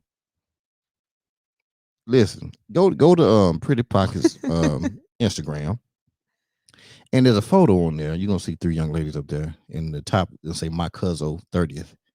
My cousin. Yeah, check that out. Check that picture out, y'all. Tony M, check that out. Let me know what's going on. Tony M. Hey, Tony M has provided the meal tonight from Papa Do's, and let me go ahead and pull it out. This is how we do it out here. It smells good. This is how we do it out here. So hungry, y'all. Well, you gonna eat? Don't worry about it. You good? We eat while we talking. You know that, right? It's like we having dinner. Yes, see, we are. This is where the whole conversation come from. See, feed me. The real conversation comes in when we start eating. You know what I'm saying? Ooh, there you go. Right there's your salmon with the sprinkle of honey. Yes. That honey you asked for on there. Okay, bam. We do. My mouth watering. I'm fat. Girl, you good? You know what I'm saying? Hey, Pockets line ain't nothing fat on her. No, I'm just saying, like, I'm greedy, so here you go. Right. You want me to eat and talk? Listen, they about to see a whole nother side. Well, that's what they're supposed to see. Listen, if you went out to eat somewhere, if you went on a date and you had to eat, right? Mm-hmm. The person gonna see you eating. That's the way it works. Need some butter. That's sanitizer. Oh, never mind. Cause he got everything right here. Look, when I tell you this man is fully locked and loaded and we ain't got time to be playing around. We don't play. Here you go. You can have some of that bread over there. Okay. You know what I'm saying? Bam, take that right there. So y'all watching this, you know what I'm saying? Have a great dinner and some great conversation. That's what it is on the 5Cast Experience. Okay. Hey, thanks again, Tony M. I'll shoot you them numbers here in a little while. But let's see. Okay, so we good, Miss Barbara. You fine and everything. So we know everything that came out of you fine. Because you fine. Mama so fine, ain't nothing but fine going on over there in that household. D did his thing when he caught you. But all right, so you had your baby. What was her name? The first child? Shania. Oh, sweet Shania. She's sweet. She's a sweet one, ain't she? She's my momster. She's a sweet one. Now your boy cool as hell. We'll get him later on, but he cool. That dude cool. He's smooth. What an earring. That earring game. Dude, I didn't hang out with the Pockets. Boy, that boy got some carrots in his ears. He do. Come on now, but we'll guy. We'll get that a little later on now because we ain't there because we still with your baby. How old is she? She's 12. She's 12. Okay, yeah. 12. Oh yeah. So we got some time before we hit the other one. So we're at Rainbow East Side. We doing West Side over here. It's good, ain't it? Oh my God. Papa Do's, don't play with that damn. Shout out to Papa Do's. Shout out to damn good meals coming in. That damn salmon is on point. And what'd you get? You got to sprinkle with some. What did you just sprinkle with? I said, ask for some honey. You know what I'm saying? She did some. Ooh. Amen. Go ahead, girl. Cause I almost forgot to pray real quick. Listen, I don't want Miss Barbara jumping on me because you done mess around and got me. You know what I'm saying? Because you didn't do the Didn't bless the bless food the real food. quick. Oh, I'm a country boy. You know we got to say that right there. Piece right here. Okay, what Tony say? He said I was just thinking we need Mama to call in. Oh, don't even worry about it. We're gonna get Miss Barbara on the horn tonight. You know that's gonna happen, and you know Tony gonna hit you too. He gonna call in because you know he making meals happen and stuff like that. So we're gonna make sure that happens right there. What's going on here? Okay, we got you on there. Oh my gosh. All right. I know it's good, so I'm trying to get a little transition time so we can get a couple bites in. Come on, so let's go. I know how to do this thing, you know what I'm saying? So I'll talk a little bit so you get some bites in because, you know, I'm about to put crab legs up on them. That's what you got. Come on now. You know, they so juicy and big. Look at them. Come on now. We're going to make it happen. But this baked potatoes was serious, though. The baked potato game is strong. You didn't tell me it was coming like that. Come on now. That looks so good. You want my potato? No, I ain't sure? Gonna take it. Hey, listen, I'm going to give it to you. It's all good. All right. So we're doing west side. We're doing east side. And everything. You had your baby. You say you wasn't ready, but yeah, it happened. But you knew you had a business. Pretty smart girl. Enterprise. We're doing big. What's the next move? After I had my second daughter, Charlie. Goddamn Charlie. Oh, Charlie. My kids really, they didn't got spoiled because, you know. Why? But tell me why. They were spoiled because I didn't have anything growing up. So you made sure that you grinded, did a little extra grinding. Mm-hmm. Same thing your mama did. Mm-hmm. Same thing she did. You know what I'm saying? The thing that probably didn't happen with her, she said that, hey, yeah, school things, she made so sure they have their ways, but my kids are, they something else. But yeah, Charlie's my second daughter. She's my middle child. Right. And after I had my second daughter, me and their dad split up. Okay. We get in, going in now. Going in. I got water. I'm going in. We split up. And he's an amazing dad. That's what I'm talking about. Shout out to that. Listen, we can do that. Amazing dad. Y'all ain't gonna talk bad about us men if we ain't with y'all that we can't be good dads. No, listen, and that's the thing. I really hate when women do that. And they do it too sometimes. Yeah, because just because they're not a good boyfriend doesn't mean that they're not a good dad. So if they're a good dad, give them credit, you know. And so his name is Charlie as well. So our daughter's name is Charlie. Goddamn, shout out to Charlie. And I salute you, Baron. Straight up. And so he's a girl dad, but we did split up around that time after I had my second daughter. Okay. And so how was that for you? You know what I'm saying? As far as just splitting up, the father of your kids, you know what I'm saying? Dating. It was crazy. Oh, talk to me about that then. It was crazy because it's like I was free. Like I had been in a relationship since I was 15. You know, like he kind of did his thing in the beginning here and there, but and we did both a little bit, but for the most part, like I was with this man for 10 years. So especially once we had a family, we really like locked down. We were dedicated to our family. You know what I mean? Like we had kids together. Right. Really wasn't no more of the bullshit. So that's really like all I knew. Right, because you said y'all lived together at 17 years old. Yeah. Yeah. It was really like all I knew. So when we broke up, it was like, you know, I have my issues with that, my hurt with it, but I mean, I never had to worry about the girls being okay, but it was more so like, okay, you were this person in this relationship. Okay. But now what does Teeauna want? What do you want to do? Like when you're in a relationship with somebody, talk to me. You have to, everything's considerate. You know what I mean? And even not on the considerate side of what we want to do, I just feel like he had a hard life too. And he didn't even see a lot of the potential. Like the person he is now is not the person he was back then. So he didn't know how to pour into me.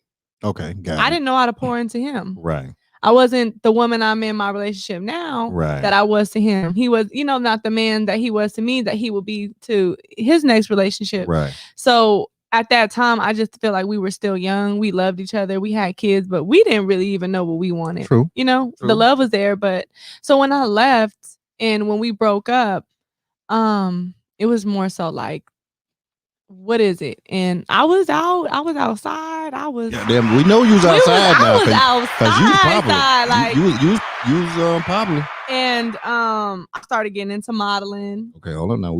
You don't just say get into it now. No, talk about how we jumped into that thing now. I just got into modeling. Like, I want to model. Now, look, I know you fine now, Pocket, but you can't just say you walked in the place and say, listen, you out in California now. You don't want to model. You see the confidence in her? That's why I had to hit her with two-piece. I made sure that people that was into modeling knew about me. I started doing photo shoots. I started working with this girl called Chris Corvette, which she's making some pieces for me now. Okay, go ahead. Shout out to them, Chris. And I did her runway show. I started doing the modeling firm. I started doing stuff with modeling. Oh, the shout out to Chris again. Yeah, Corvette. Yeah. Okay, she got a Corvette. No. Oh, why they call it Corvette? I don't know. That's her brand. Shit, she's gonna make it up some shit. She been Chris Toyota around there talking about some damn Corvette. Listen, she's really dope. But she doing it big. Shout out to Chris Corvette. Yeah, she's really dope. And so anyway, she about like the damn salmon right now, huh? She dope. She's so good. I know it's good. I can look at it until I swear to her, it's so good. So when I decided I want to model, I got into modeling and did a couple shows. Right. And that's at the same time I birthed Pretty Pockets. So when I got single, I birthed Pretty Pockets. Okay, hold on. So now you single, you by yourself. Okay. You out there, you still popular because people know you out there on the west side. Mm-hmm. Okay. You decided to get into some modeling and you wanted to show people that you were ready to model. And all of a sudden, Pretty Pockets is born. Who got over there? Pretty Pocket looking so pretty. Thank you, Jay Rich. Goddamn Jay. Shut up. We already know that. You know what I'm saying? They don't know that though. No, but you know that they gonna know though. Don't let Jay have a camera. Don't let Jay have a camera. Just remember I told you that. This all happened at the same time. I'm getting into modeling, push Pretty Pockets, drop that. So when I was doing Pretty Pockets, I wanted to get my brand out there. So I'm like, I'm about to get into the clubs. I'm gonna start hosting. Right. The movement had a lot of girls around me at the time. And like I said, I've always been an opportunist and a hustler. So my logo is actually a booty with the money coming like out the pockets. And it's really birthed from what I was really doing at that time that I launched Pretty Pockets. And I was hold on. It's a who? It's a booty. Like it's a big old fat ass. And then the pockets is coming out. Like the money's coming out the pocket. Like the pockets is so heavy, like you can see her booty crack a little bit. So listen, it's crazy, right? Well, hold on. You ain't gonna slide by some shit now, P. You ain't sliding by that now. Cause you said it was now what was the logo inspired of? What was the inspiration to the logo? You said? It was I had dancers at that time. You thought you were gonna slide by that shit, didn't you? Hold on, let me get this spoon right here. So I literally went into grind mode. You're not about to slide by some shit. No, listen, I went to grind mode. So when I launched Pretty Pockets, I had the modeling going on. I'm doing the club hosting. The girls are around me. We turning up in the clubs. We getting paid to come to the like Pretty Pockets is a movement at this moment. So that fast. Okay, well, I'm trying to see the damn stock in there. Okay, now how do you find the girls now? Did you just go find pretty girls? No. So you said pretty. They found me. I just wanted you to say it. That's all. They found me because look. We getting paid to come up in the clubs. My face is on the flyers. I'm getting booked. I'm putting my girls on. I'm paying them money because like when we come in the club, it's like Pretty Pockets is in here. We got my shirts on. I had a t-shirt line. Like we cracking, and so it's like we were a whole vibe to where the dancers started seeing me in the clubs and hearing me, and it's just like okay, if she can get these girls to get booked just to wear their clothes on in the club and get booked. Like you connected to some people, like book us, like get us some gigs, like do private parties for us, like get us booked. So I started managing strippers. Yeah. Come on, P. Barbara, did you know this girl was doing this right here? Barbara, I can't dance though, and I ain't never had no ass, so that wasn't for me. But I knew it was money in it, so it's like I see you, sis. Let's go. So my real logo is really in support of like what I was doing at that time. Like the strippers helped fund me launching my Pretty Pockets brand, and so my logo was around them. They was bringing in that bag. Are you serious? Yes. And so you getting a cut of that? Yeah. Because you got them to the spot. So yeah. And I'm working it on both ends. Damn Tony Listen. said Tony made a comment earlier in the damn thing. Listen, we're not even showing up if y'all don't have a certain amount of ones locked in. If your one gang wasn't strong, no, we're not can coming. Come? No, absolutely Listen, not. We didn't get the damn pretty pocket crew. Yeah, I'm about to play. Through there. Them damn dollar bill game ain't right. You can't come in there. So it goes to what you said. You said you can't be impressed. It's hard to impress you. So I'm starting to understand why you say what you said now. Cause oh man, what? No, because you said that if your one game wasn't right, yeah, you know what I'm saying. Like, don't even come holler at you. Yeah, my dancers they're not about to work hard and they get a couple dollars. They're not moving for a couple dollars. Mm-mm. You should just open up you a spot your own self. That what you shouldn't did, be. But anyway, we're gonna talk about that. Okay. So at this time, you how old when you started? When you started officially the pretty pocket piece, whether you got the ladies coming in. So you 25 years old. You out here doing it big.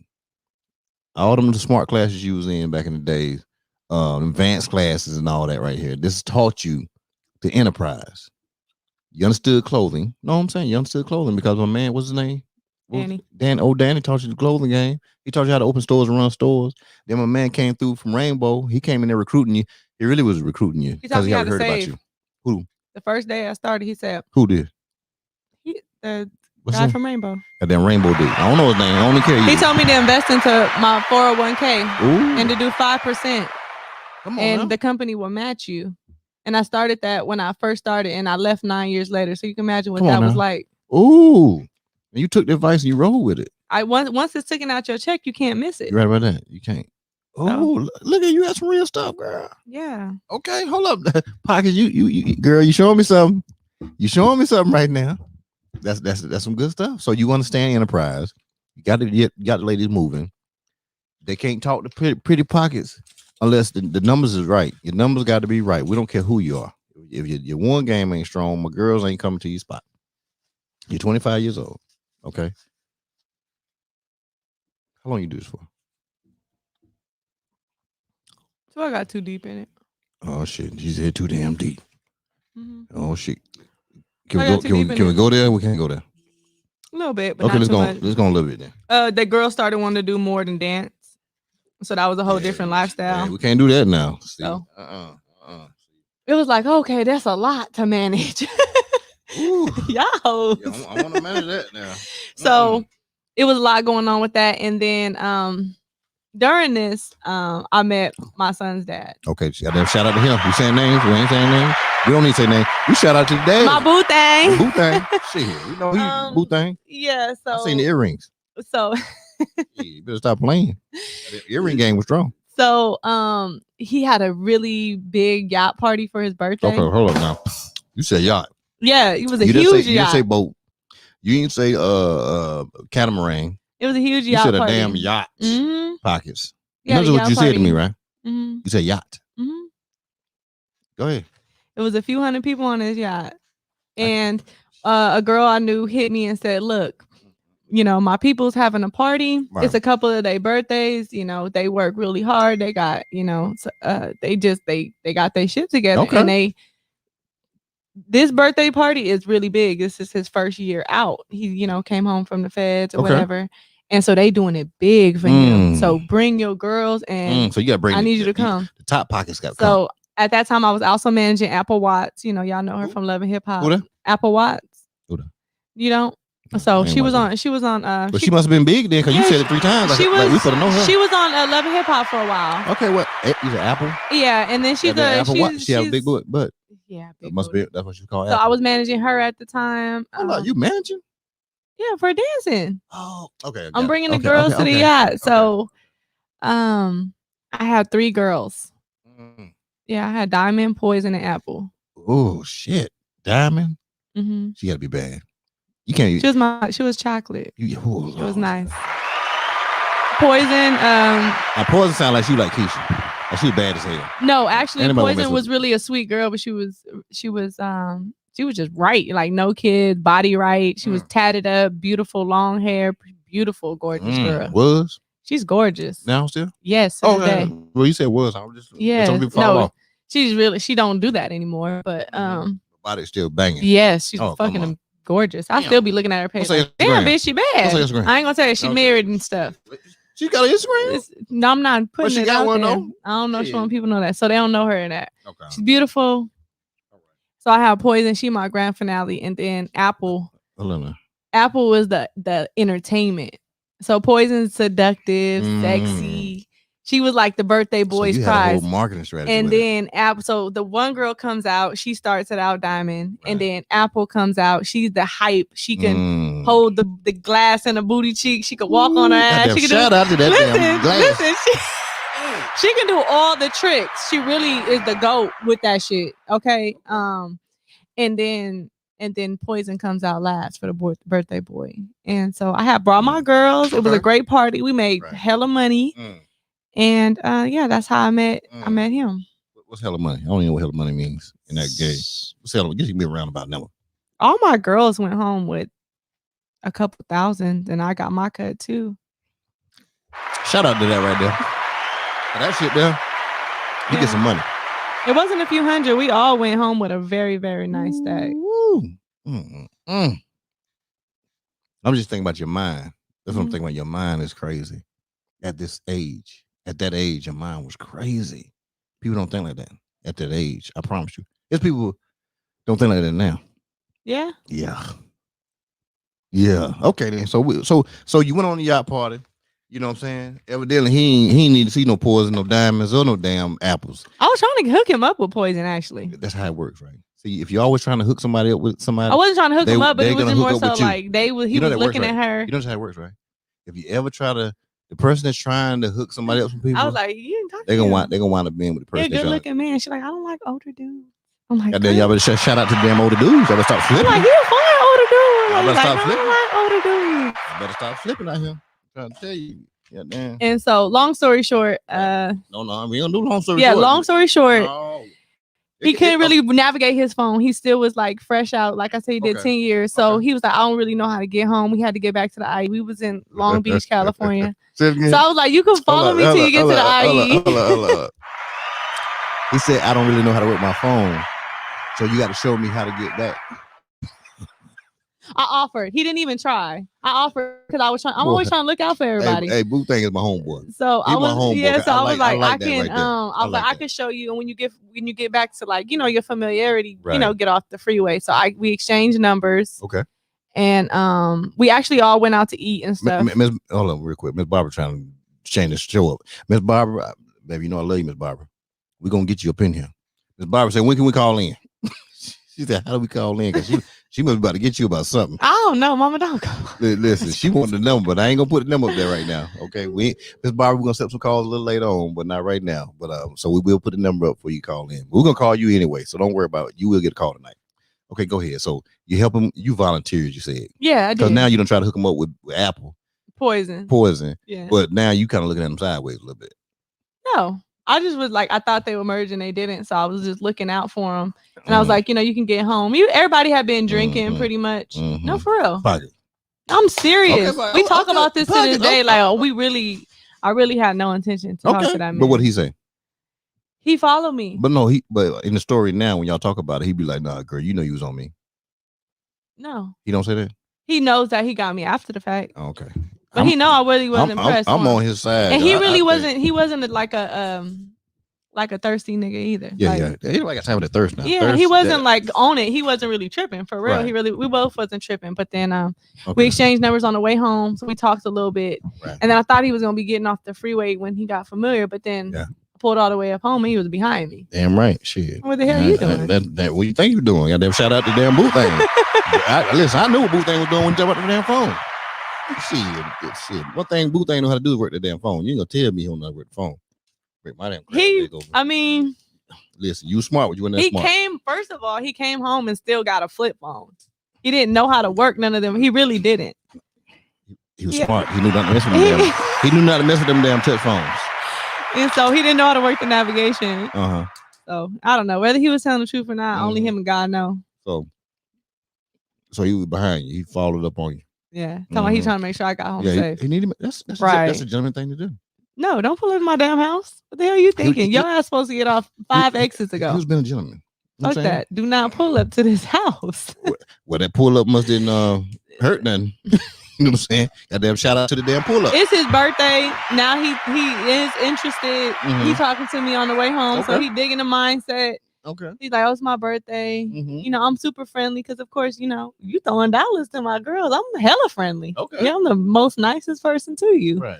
So that was business. Let You me was make sure explaining that you was get business. home, you know? And then so as we started talking, he was cool. And he did pull up, but he never made it inside my house. We talked outside in the front yard till about 6 for hours. Hours. That damn, when you get on that, when that conversation happened right there, on the hours, listen, it's already locked in. You know that, right? Yeah. You were locked in at that point. We when the sun about to come up on you, listen, you're gonna tell me how it works. I know how it works. Go ahead. That's it. Okay, then shout out to that in the story. He didn't get an invite for a while. He'll pull up to my house. I'll be outside. Like, what's up? Okay, that's cool. He didn't mind. He didn't mind staying outside. Girl, I'll stay outside. Don't worry about it. I don't need to come in here because you came out. Because I was attracted to him. So I was like, if this man come in. You already knew what was going to happen. You knew it was over. You had to keep it. Yeah. Why y'all be doing that? I had to give myself a time frame. Why y'all be doing it? Y'all be knowing y'all on the dude. Because you know why? When you give in too fast, I didn't feel that way the first night. Absolutely not. But over the weeks, I did. But I was like, nah, I still got to give it some time because if I put this thing on him, then he may put that thing on me. Then that's the damn issue right there. Then what's gonna happen? Listen. So I spaced it out. So you should have just cut time and just went on and did what you needed to do because you did it anyway. No, because this is the thing. Y'all men, you guys are judge. Y'all men, like there I go. I hope Boo Thing is watching it. He's not. He's incarcerated. Okay, but still, right now. He's watching it. He can't. But some type of way he watching it. Somebody gonna tell him. Listen, whoever know Boo Thing, tell Boo Thing. That's my sister. Where's Sylvia at? Right there. That's the bad one too. She's beautiful. But she's bad. Y'all beautiful. No, she's I got sneaky. All beautiful. Oh, sneaky ass. She a sneaky ass. Oh, sneaky ass Sylvia. Miss Barbara, you knew she was gonna be sneaky. You knew that was the sneaky when she came out. But she's very smart. She got her master's. Okay. She works 2 great jobs right now. No kids. Where's she at? She in San Diego. Own place, brand new car, degree, educated. Sylvia. Listen. I tell you, Sylvia. So he is. All my sisters are really the shit for real. Listen, Miss Barbara, we're gonna have a cookout. All her kids is. Everybody, we're gonna. Hey, Tony, we're gonna have a cookout in California. We're gonna just go to Miss Barbara's house and tell her to bring her daughters in. And that way we can go ahead and have a cookout. But anyway, you should have went on with Boo Thing and did because you knew you was digging them anyway. But you dug them. Now because listen, a man like that, he had a lot of women. No. See, so listen, when you get it, y'all be saying that. No, he did, and we both know he did. Okay. So at the end of the day, if I would have gave in too soon, I would just been another one of them. Right. Okay. I feel your little angle. But it was but he was digging you though, so it didn't matter.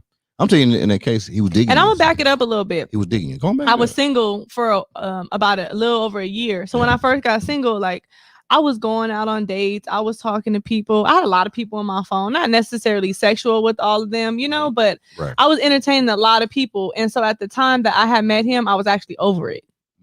At some time had passed. I was tired of going on dates. I was tired of being unimpressed. Right.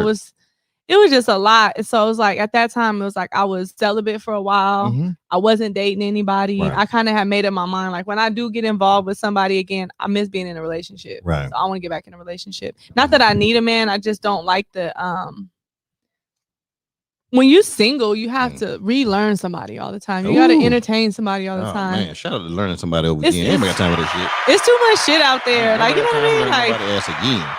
So I do, if the relationship is pouring into me, that's where I would prefer. Right. Versus being a single woman. Because they talking about a single, like they lying. It's not really that fun. It's not. If your relationship is happy. Right. But anyway, so I knew the next person I started dating, I did want something serious. Okay, so I was being a hot fast thing for about a year. I was tired. I was like, let me pump these brakes. This is not cool. You're doing too much. Right. But you were making bread though. Yeah. The bread game was strong because you got. And then I'm attracting like all these like rich men, baller. Like I attract money. I know, but what type of dude? I attract, the little bum niggas gonna try too, but yeah. I usually attract. Hold on now, shout out to them, everybody. You gonna put them down now? Damn, they working AutoZone. But I normally attract money, like for real. And nothing wrong with that. I'm saying I do too. Yeah. But it's one of them things. It's the confidence you have. That's probably what it is. They see the confidence in you. They be like, "Yo, it's the deal. We gotta get the pockets." But you having a name like Pretty Pockets too. That kind of like that. Yeah, it's like that you know tells, you gotta come. there you Correct. go. You know what I'm saying? But hey, okay. So Boo Thing lock you in. He locked you in. Yeah, damn. Shout out to Boo Thing. He locked your ass in. You tried to run in with that little weak game you had. It didn't work. Pockets. It didn't work. Your game didn't work. We actually fell out. Before? Before we stopped talking. Huh. He's from the east side of San Bernardino, but I didn't know because he had been gone so long. I really didn't know who he was, and I'm from the west side, so we still rules? gang affiliated. Okay, yeah. okay. So them So situations. like I was associated with the projects and it was hood shit, right? And so I was still booking parties and strippers, and so I had a big party for all my homies, and I really wouldn't tell him my location, and it wasn't because it was like, nah, I can't tell you where the homies is at, you know what I mean? Your homies, and even though you just want to know where I'm at, if I'm good, like it's rules to this shit. Something yeah, so I can't be responsible, so you can't know my location when I'm certain places, right? And so we fell out because I'm strong headed, he's strong headed. I don't need you, you don't need me, nigga. Right. I'm popping, you popping, so well, fuck you, well, fuck you too. You know what I mean? You talking Miss Barbara daughter? We fell out. A week later, me and my sister Keisha, she was pushing Pretty Pockets real heavy with me. Damn badass Keisha. Yeah, and Marissa was too. She was she actually had caught a case at that time, so she was locked up. You don't skip about that shit. No, I'm not, because I'm not gonna get into that. But we ain't gonna get into it. But which Marissa, Rissy D. She was bad as hell too. I told you she was bad. We ain't gonna talk about it. She was doing some time, but she was pushing Pretty Pockets from in the walls, and like so we was just doing our thing. And me and Keisha was at this event, and we got booked, and a big fight broke out with me. Yeah, and I got jumped by some girls, and I didn't know I had enemies there. I didn't have no enemies. So I got, it was like they was hitting us with something. So like I literally like got my face busted. I had a scar right here. Like it was bad to where my sister jumped in, but like my face was so bloody. I didn't know if I was fighting her, my homegirls, the girls.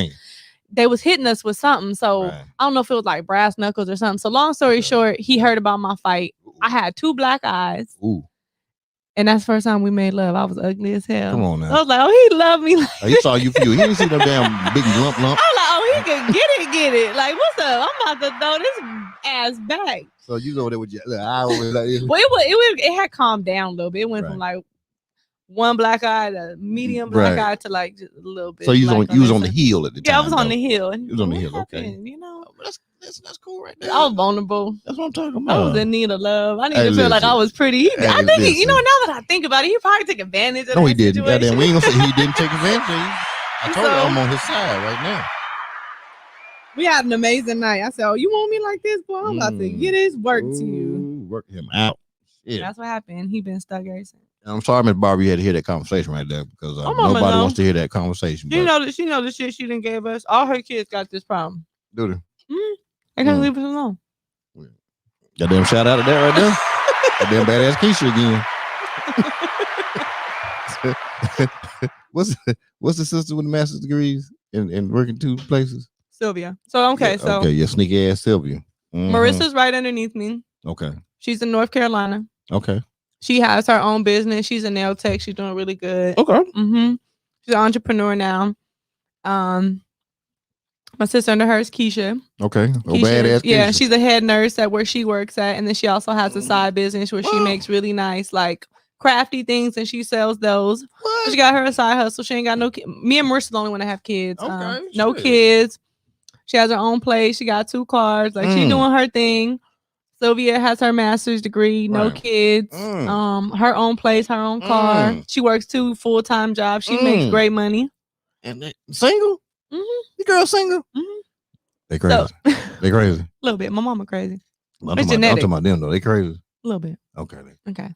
So, and then Elijah's the baby. Okay, OD. I remember D. But we call her Lily. I remember D though. So Lily, she got her trucking license. So now she drives with me. But she's stacking and saving because I want her to get her own truck. You know what I mean? I'm trying to push entrepreneurship, not just like on my following. I push it within my family. So just trying to encourage everybody to do your own thing. Look at you. And do what you gotta do. So she is in my truck, which I'm so grateful for her because it's hard to find reliable drivers. You have a great company, but those drivers. So I know like my sister is treating my company. Damn right. She on the way to Atlanta, right? Yeah. Right now. So she worked very hard, and I pay her ass a whole bunch of money. Damn right. Her ass got money. Y'all heard what she got money. Y'all heard what Pocket just said. Lily up. Lily doing it. She just left. I said, "Where you at?" She came home on her break. I said, "Where you at?" "Oh, I'm on Rodeo." I said, "Where you at?" "I'm getting me some new Dior's." I said, "Give me some of that goddamn money back." Like that. What? She got Instagram? Yeah. She don't be on there like that. She don't be on there. Fly stud. Everybody trying. Yeah, she a fly stud. You were just in the car with her. You were just in the truck with her the other day. Mm-hmm. We just saw that. Goddamn, shout out to driving. Be safe on the highway. Okay. What's she at right now? Shit, I don't know. I ain't dispatching right now. What state? But you said you were going to Atlanta though. Yeah, so she probably in, I want to say maybe like New Mexico. Okay, then shout out. Hey, be safe out on the road. Maybe barely hitting Texas. Okay, well, she on 10 then. Somewhere. Well, girl, come on, stop through Houston. Yeah, she's on 10. She driving. Sister gonna be here till Sunday. Go ahead and stop through here.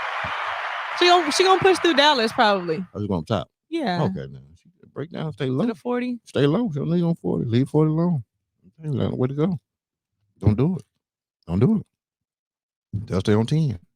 10 is your friend. I'm trying to tell you, you're going to Atlanta. It's your friend. Pop on up. That 12 piece hit up.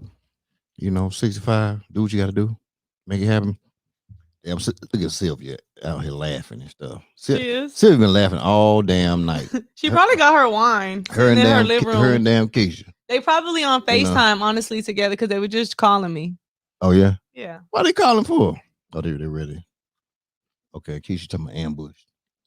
She was talking about when them girls jumped on you. No, for real. She was with me. Her ass got knocked down, too. We was fighting hard, but we didn't know we was fighting.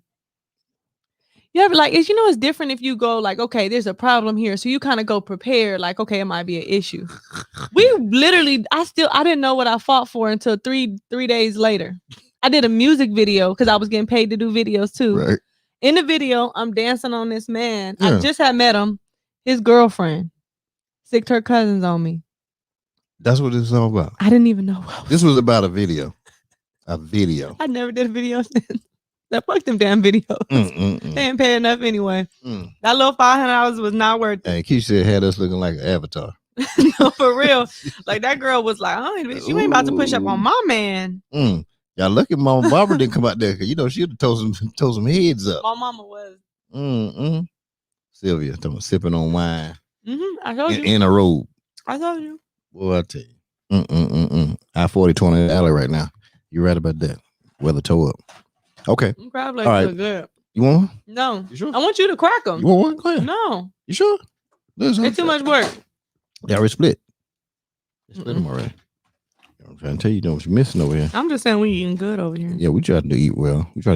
Okay, so Pretty Pockets. So when you get first truck? Because you said you were doing trucking at the time too, right?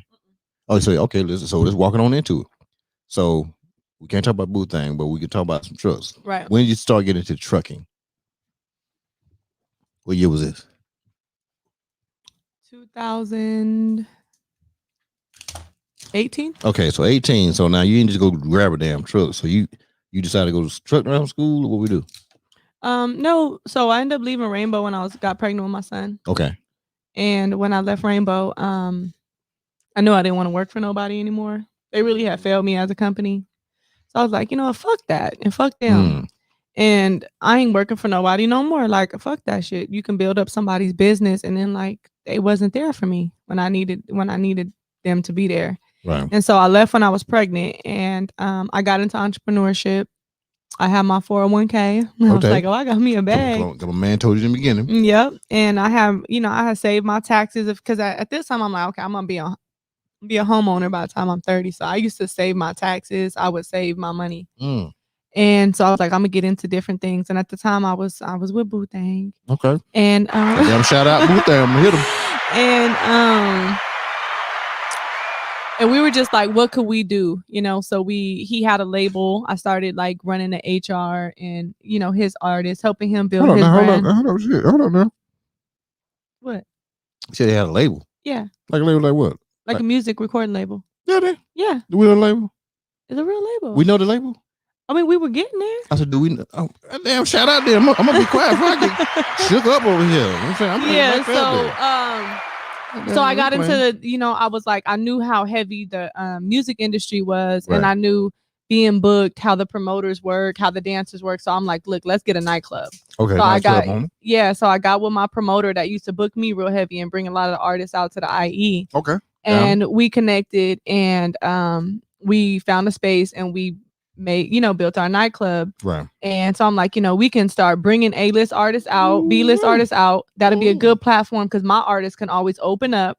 Yeah. Let's do a music studio in the back so they can record. Let's, make money off the studio so it can fund the club overhead.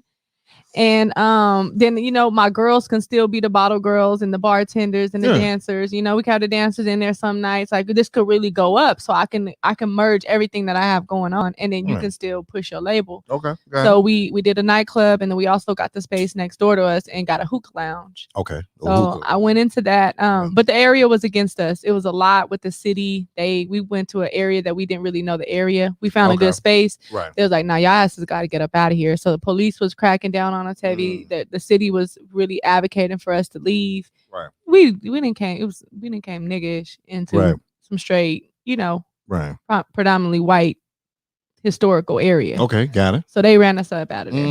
And so when I closed that down, just didn't know my next venture. I was like, I always wanted a boutique. Never really been like a hairstylist and stuff like that. I was like, maybe I could do like a beauty lounge. I was just trying to figure it out because I'm still sitting on a little change, Right. So just being patient, really not knowing what to do. Right. I just was working with the label, and when the trucks came about, it was more like an opportunity. I didn't know much about it. I wasn't interested really. Okay, got it. But the conversation kept coming up. Boo Thang kept pushing me to do that, and like, just go down there and look at them. Like, think about it. Like, you can run Smart the business move. side. You know what I mean? You don't got to drive. And so went down there, looked at some trucks. They said it was like a fleet of them. Like, hey, this shop has like 13, 15 old Stater Brother trucks, and Stater Brothers take really good care of their trucks. Okay, they're day cabs. So like, just go check it out. So I went down there. I seen all the trucks. I was like, okay, cool, but I don't know nothing about trucking, so I can't afford to waste no money. Right. And so I sat on about a week, a little bit close to a week, and then I went back down there, and there was 3 trucks left. So I was like, opportunity. You say they're moving, so like, why? Okay, people want these trucks. I see it. So then it's like, I kind of went into Google. I don't really know truckers, but I'm like, okay, it has to be some type of money attached to it. So I just bought the truck. Right. Worked out some payment plans and got the truck. I had to figure out. It was a struggle. I didn't know what to do. Right. Okay. And even like with the businesses I had, I never really like LLC'd my companies. I never incorporated my company. So I have been very ambitious. I've been very, goal orientated, and I always know how to put the action. But the financial part of it and actual business side of it, I was very illiterate. Okay, got it. So, and a lot of people won't be transparent and say like their weaknesses, but I didn't know that side. I just worked hard.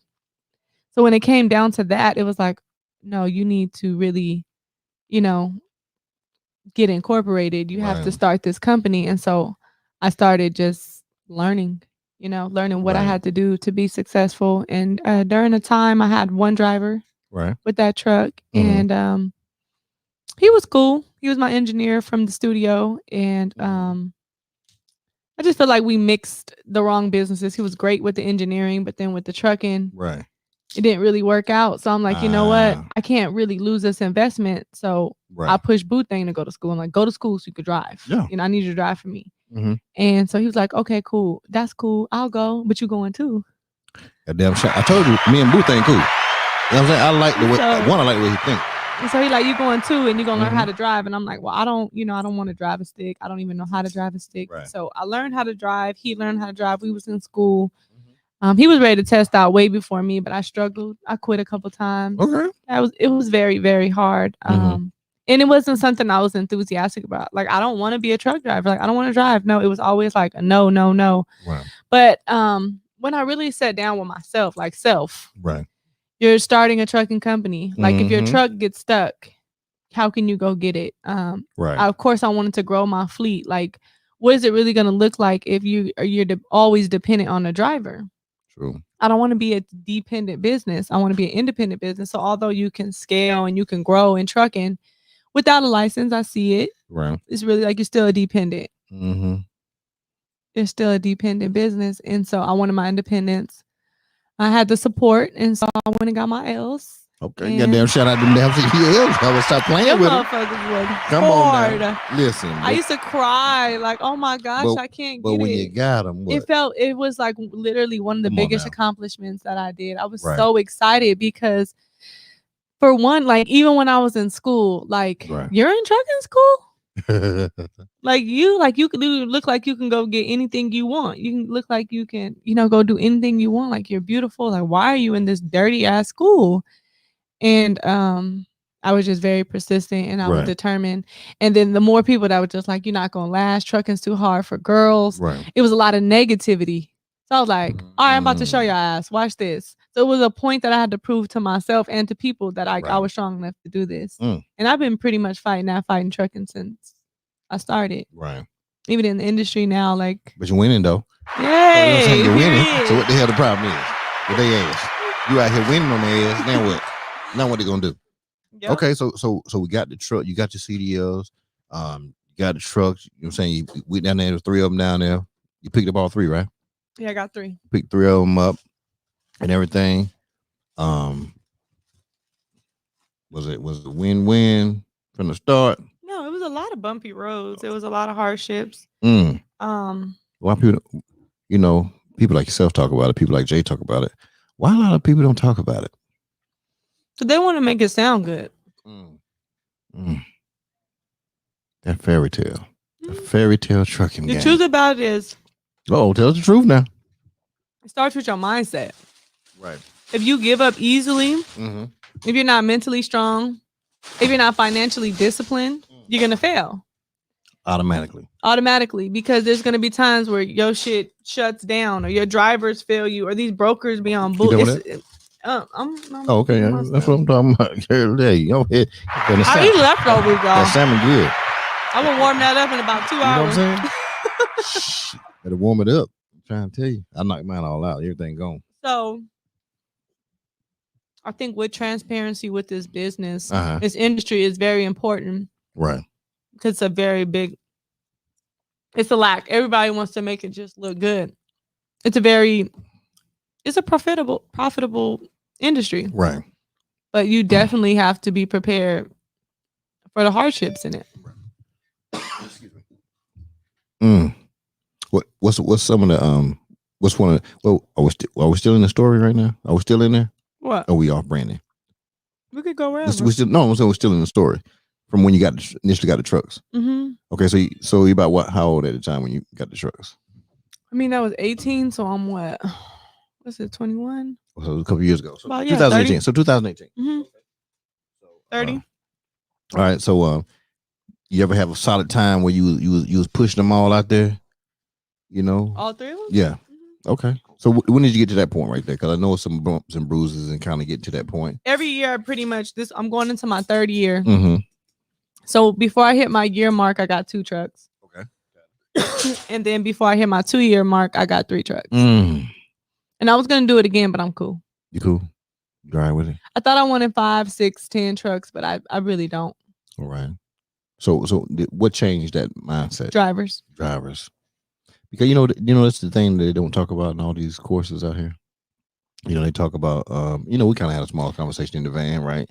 That I tell people to get trucks is easy. That's the easiest thing in the world to get a truck. You can get a truck all day. You know what I'm saying? But it's the driver situation that everybody runs into. Because one, whether it's the driver that has a good record, or it's the driver who's going to hop from company to company because they're looking for the next 10 cent, 20 cent, 25 cent, or the driver who they'll tell you, oh no, I'm ready to get on the road, right? But then the next thing you know, oh man, I gotta be home. Up. You know what I'm saying? I gotta get home. I gotta be home this weekend. I gotta get home now. You know what I'm saying? Oh, that's too far. Or I need to get paid more to go up there. You know what I'm saying? Stuff like that, right? They don't talk about those things. No, they don't. And I feel like some people do, maybe, but no, some people do, but a lot of them don't. A lot of them don't, and it's because I don't know what it is, honestly. I can't pinpoint why they don't. Right. I just know I do. Right. I talk about the hardship because especially for the people who don't know how to get into trucking and they don't know what to do. It's like, I talk about it because I want people to be able to learn from my experience. Like if I can save you time and money, Right. why not? You know what I mean? It's a Right. very, very hard industry, but I did want 5 at first, but I feel like I'm comfortable with 3. Right. I can manage 3 pretty good. I don't need such a large team. It's comfortable for me. Right. And if you work it right, them numbers right there, yeah, they 3 do trucks they is, do yeah, 3 trucks is good. real well. You can keep them moving all at the same time. Yeah, real well. Oh, you know how to move one of them. You got a good sister that can move another one, and you know what I'm saying. There were 2 positives right there. You know what I'm saying. So, then you find old spare on the books. Yep. Then you good.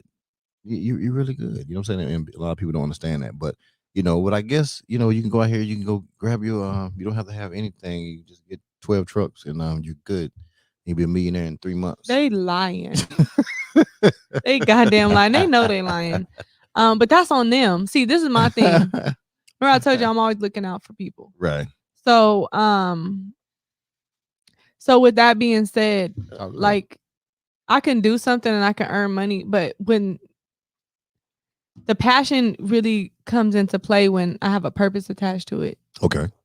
So with trucking, it's like I can't really put too many people on because I only have 2 trucks available. Right. That's 2 drivers. That's only 2 families that I'm impacting. In the most part, they working, they earn a check. That's it. Right. I'm just going from A to B and I'm earning my money. Okay. But I got into teaching trucking. The education. Yeah. That's where it's at. So now I'm an educator, you y'all. see that smile on her face?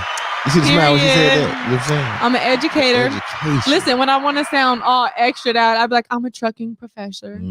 So that's smooth right there. I'm a trucking professor. Ain't heard that before. So, that's a good one. And watch them start saying it because I set trends. Yeah, you know what I'm saying? Yeah. Trucking. I have not heard that one right there yet. Yes, trucking professor. It'll be out there tomorrow. Somebody's gonna be selling a course from the truck professor for $2,999. And so, I feel like what sets me apart is because I have real life experiences. I didn't come in and it was just peachy cream. I literally got it out the mud with trucking. I didn't really have a lot of people help me, even out there on the road. Right. The truck drivers don't help me as much. You know what I mean? I know it's funny. You told me what happened? The battery went dead recently. Oh yeah. Yeah, you told me. You know what I'm saying? We were talking on the phone. You told me. I had I'm not prejudiced or anything. My mom's white. Okay. But I mean, I asked. Okay, so I had to take a little break. I was super tired though, and I ended up taking a 10. I left my key turned on though. Right. My inverter was on. For some reason, my batteries died. Right. I had my daughter with me. I had Shania with me. And then shout out to Shania. Shania was with me. Okay, we went all the way to Dallas, and so I woke up in the battery dead. I'm like, God damn it. So, we're at a rest stop though. So I'm seeing other drivers. I'm asking other drivers. Nobody would help me. They wouldn't jump me. I'm even asking families, because I've jumped one of my trucks before in cars. So I'm like, I got my cables. Like, hey, I know you with your family, but do you mind just jumping me real quick? Right. No. This black truck driver swooping up in. And so I was like, I'm walking across. I'm like, ooh, I'm seeing like, ooh, this nigga. Like, I'm about to, he gonna help me. But he recognized me. So he was like, Pretty Pockets. And he was so excited to see me, but now I was excited to see him. Right. I'm like, yes, he recognized me. So, my social media, I pushed trucking really heavy. Right. I kind of like made myself be known in trucking with my videos and, going viral a few times. So where I'm pretty known, but I didn't. Right. It's been a lot lately. So I was super excited, but it just goes to show like, the support isn't there for minorities in the game. They really don't want us in this industry. You know what I mean? Truck owners and truck drivers have really been. Right.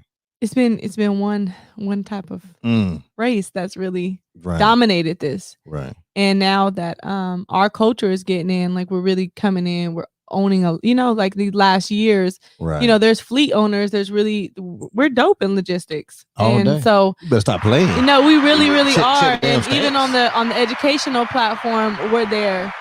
And there's different type of educators, but for me and my team, like we're really, really transparent with experience, what you can really expect in trucking, the do's and don'ts, the financial end, and then also one of my partners is like really dope with the DOTs. Shout his name. What's his name? His name is Truck Estates. Goddamn Truck Estates. You better act like you don't know Truck Estates. You better get your mind together. And so like we bring a different aspect to the game, just collectively. And so it's like it's easy to get in trucking. We teach people how to stay in trucking. Yeah. Say it one more time. Say it one more time. We teach people how to stay in trucking. Oh, they teach you how to stay in trucking. Okay, not get in trucking, because there's 1,000 people too. out here. But no. The people I'm saying is they teach you how to get in trucking, but not stay in trucking. Yeah. You feel what I'm saying? So We're you doing all get of them. both of them over there. And what's the name of that group y'all got? So we're called the Trucking Cheat Code. The Trucking Cheat. Is the Trucking Cheat Code. Listen, the Trucking Cheat Code. The cheat code, because we making people feel like they got more than what they expected. That's what's you know gonna what I happen mean? now. And they kind of got, the quick way. Everybody wants things fast now. They want it quick. They want it fast. They want the shortcut. So we got the cheat code. Because they, Yeah, and so it's me, Eric, which is the Truck Estate. Goddamn Eric. Damien. Big Damien. And, shout out to damn Marcus, Damien. Blue Collar CEO. Blue Collar CEO. And, you gotta check these people out. Yeah, looking for them. they got they've ran over 100 plus trucks in the oil field. Like they really know the reefer game, flatbed game, run a whole logistics. They have their own whole company with over 100. I've never run over 100 trucks, so there's something I could definitely even learn from my teammates. Yeah, so super dope. And they got their own their black owned trucking. They have a mechanic shop. All the mechanics are. What's the name of this place? 314 Logistics. 314. They're the CEOs of that. Yes. She told me that, I almost lost my mind. So yeah, so I would when I went down there for our meetings, I was just like, wow, I was so impressed. And so my team is really amazing. Right. I'm so happy to be connected to them. We have our Trucking 102 seminar in the morning, and it's doing good. Y'all got it in the morning? Yeah. Tomorrow morning? Yeah. What time? 9. It starts at 11 this time. Yeah. Okay. And what's it called again? Trucking 102. The Trucking Cheat Code. How can I jump on that thing? www.thetruckingcheatcode.com. Hey, you better go to www.thetruckingcheatcode.com. We have intro to trucking, staying in trucking, intro, dispatch, staying in dispatch, and just specific EOD compliance. And then we also have a monthly membership that if you just want mentorship. You better go to the cheat code. You better get it. You know what I'm saying? Trucking cheat code. Now let's talk about something I like to talk about, and we're gonna get into your other thing too, because say that thing for last right there. But what I think is special. What? You and my girl Jay Rich. Oh yeah. You know what I'm saying? Special. People always say that people doing the same thing can't be together, talk or something like that. But when you see the Trucking Cheat Code and you see Jay Rich Trucking, Road to Riches Trucking, you know what I'm saying?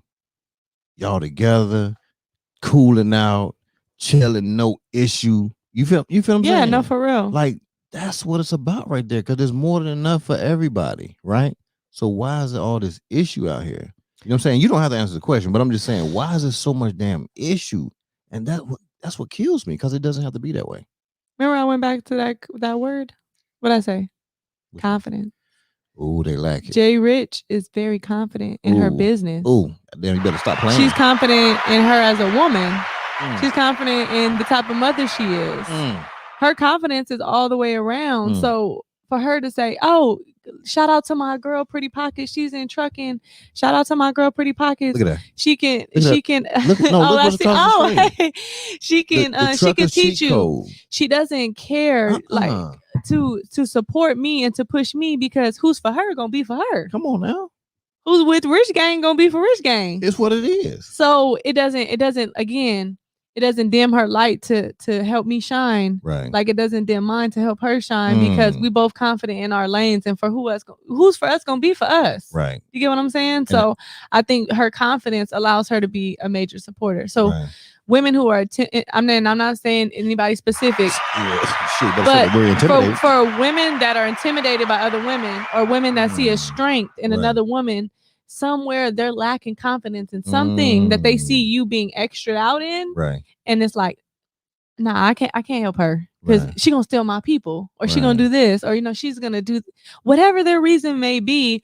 There's a lack of confidence within. So I think it's internally. And me and Jay Rich, we just vibe. It's like when I talk to her, talk like she's like my sister. And I felt like I knew her before I physically met her this weekend. We talk on FaceTime. We we did a live together, and she offered to use, allow me to use her platform for, my other business, but Right.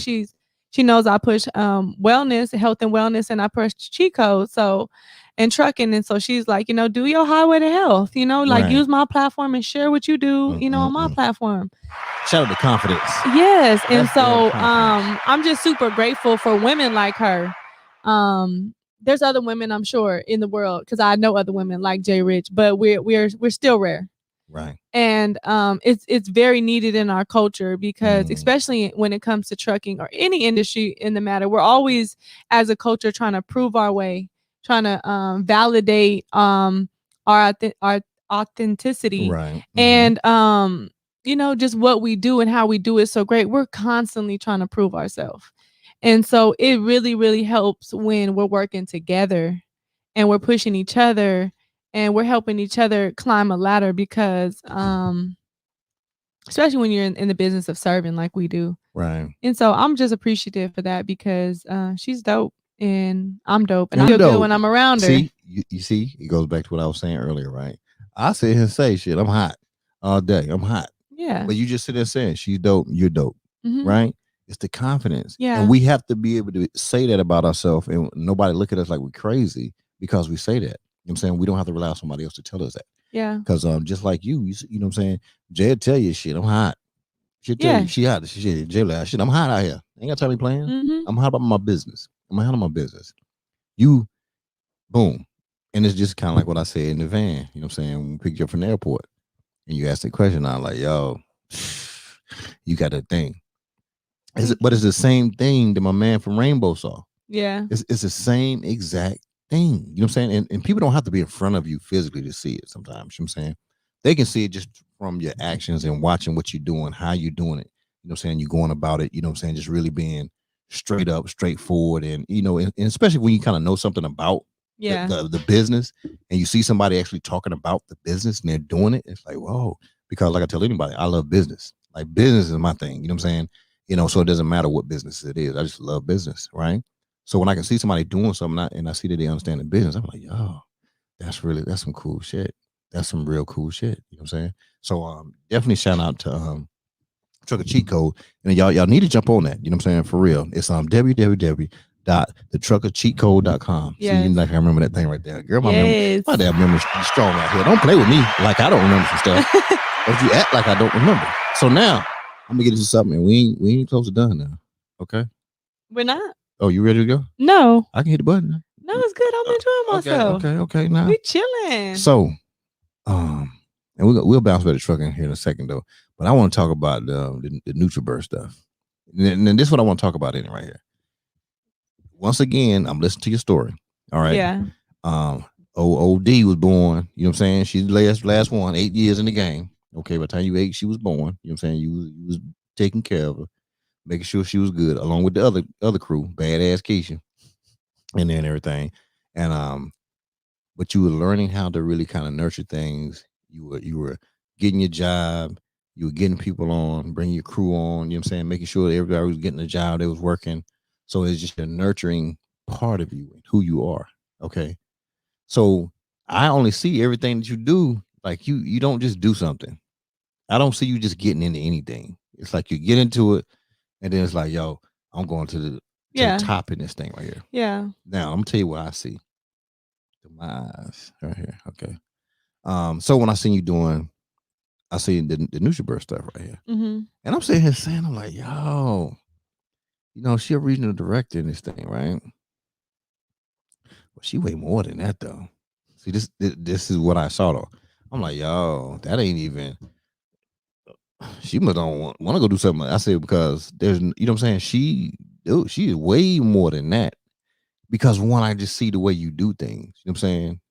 And I can see it even just from watching you on, you know what I'm saying, Instagram and stuff like that. You're way more than you're way more than that position, is what I'm saying.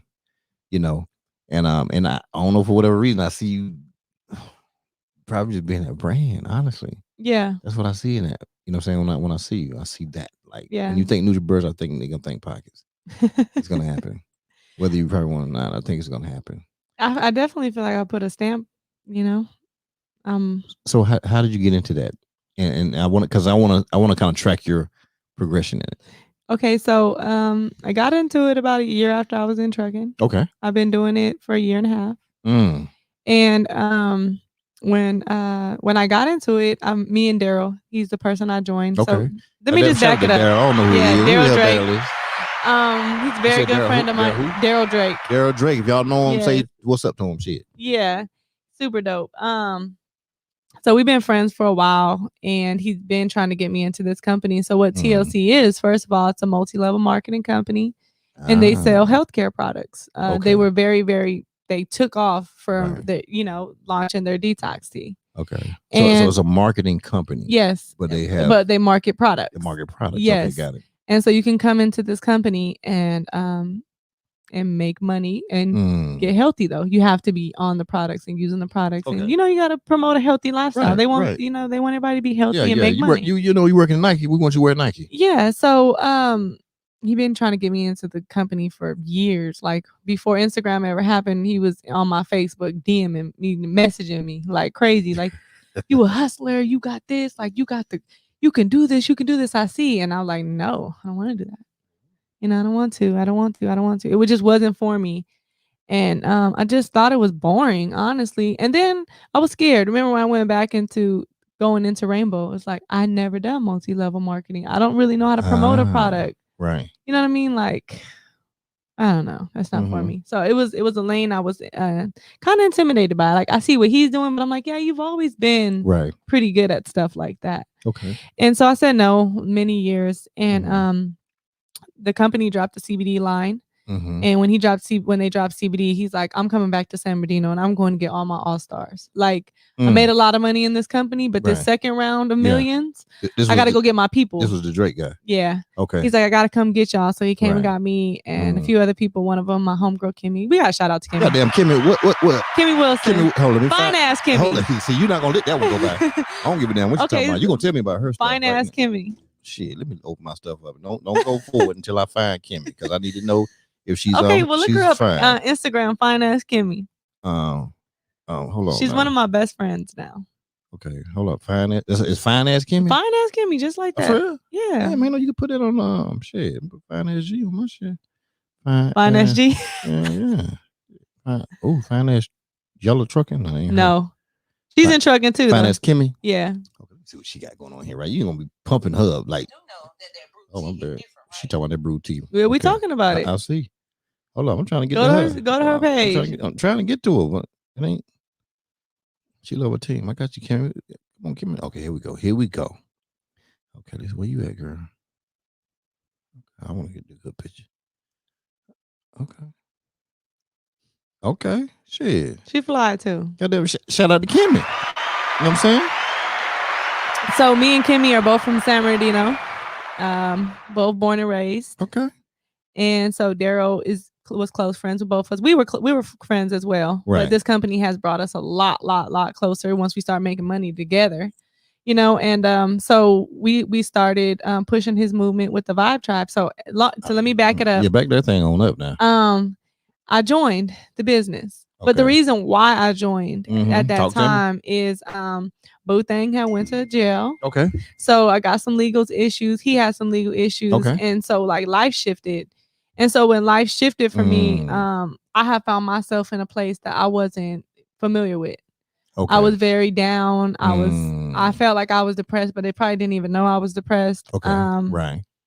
I got indicted and my dude is indicted. So it was like a whole entire shift financially.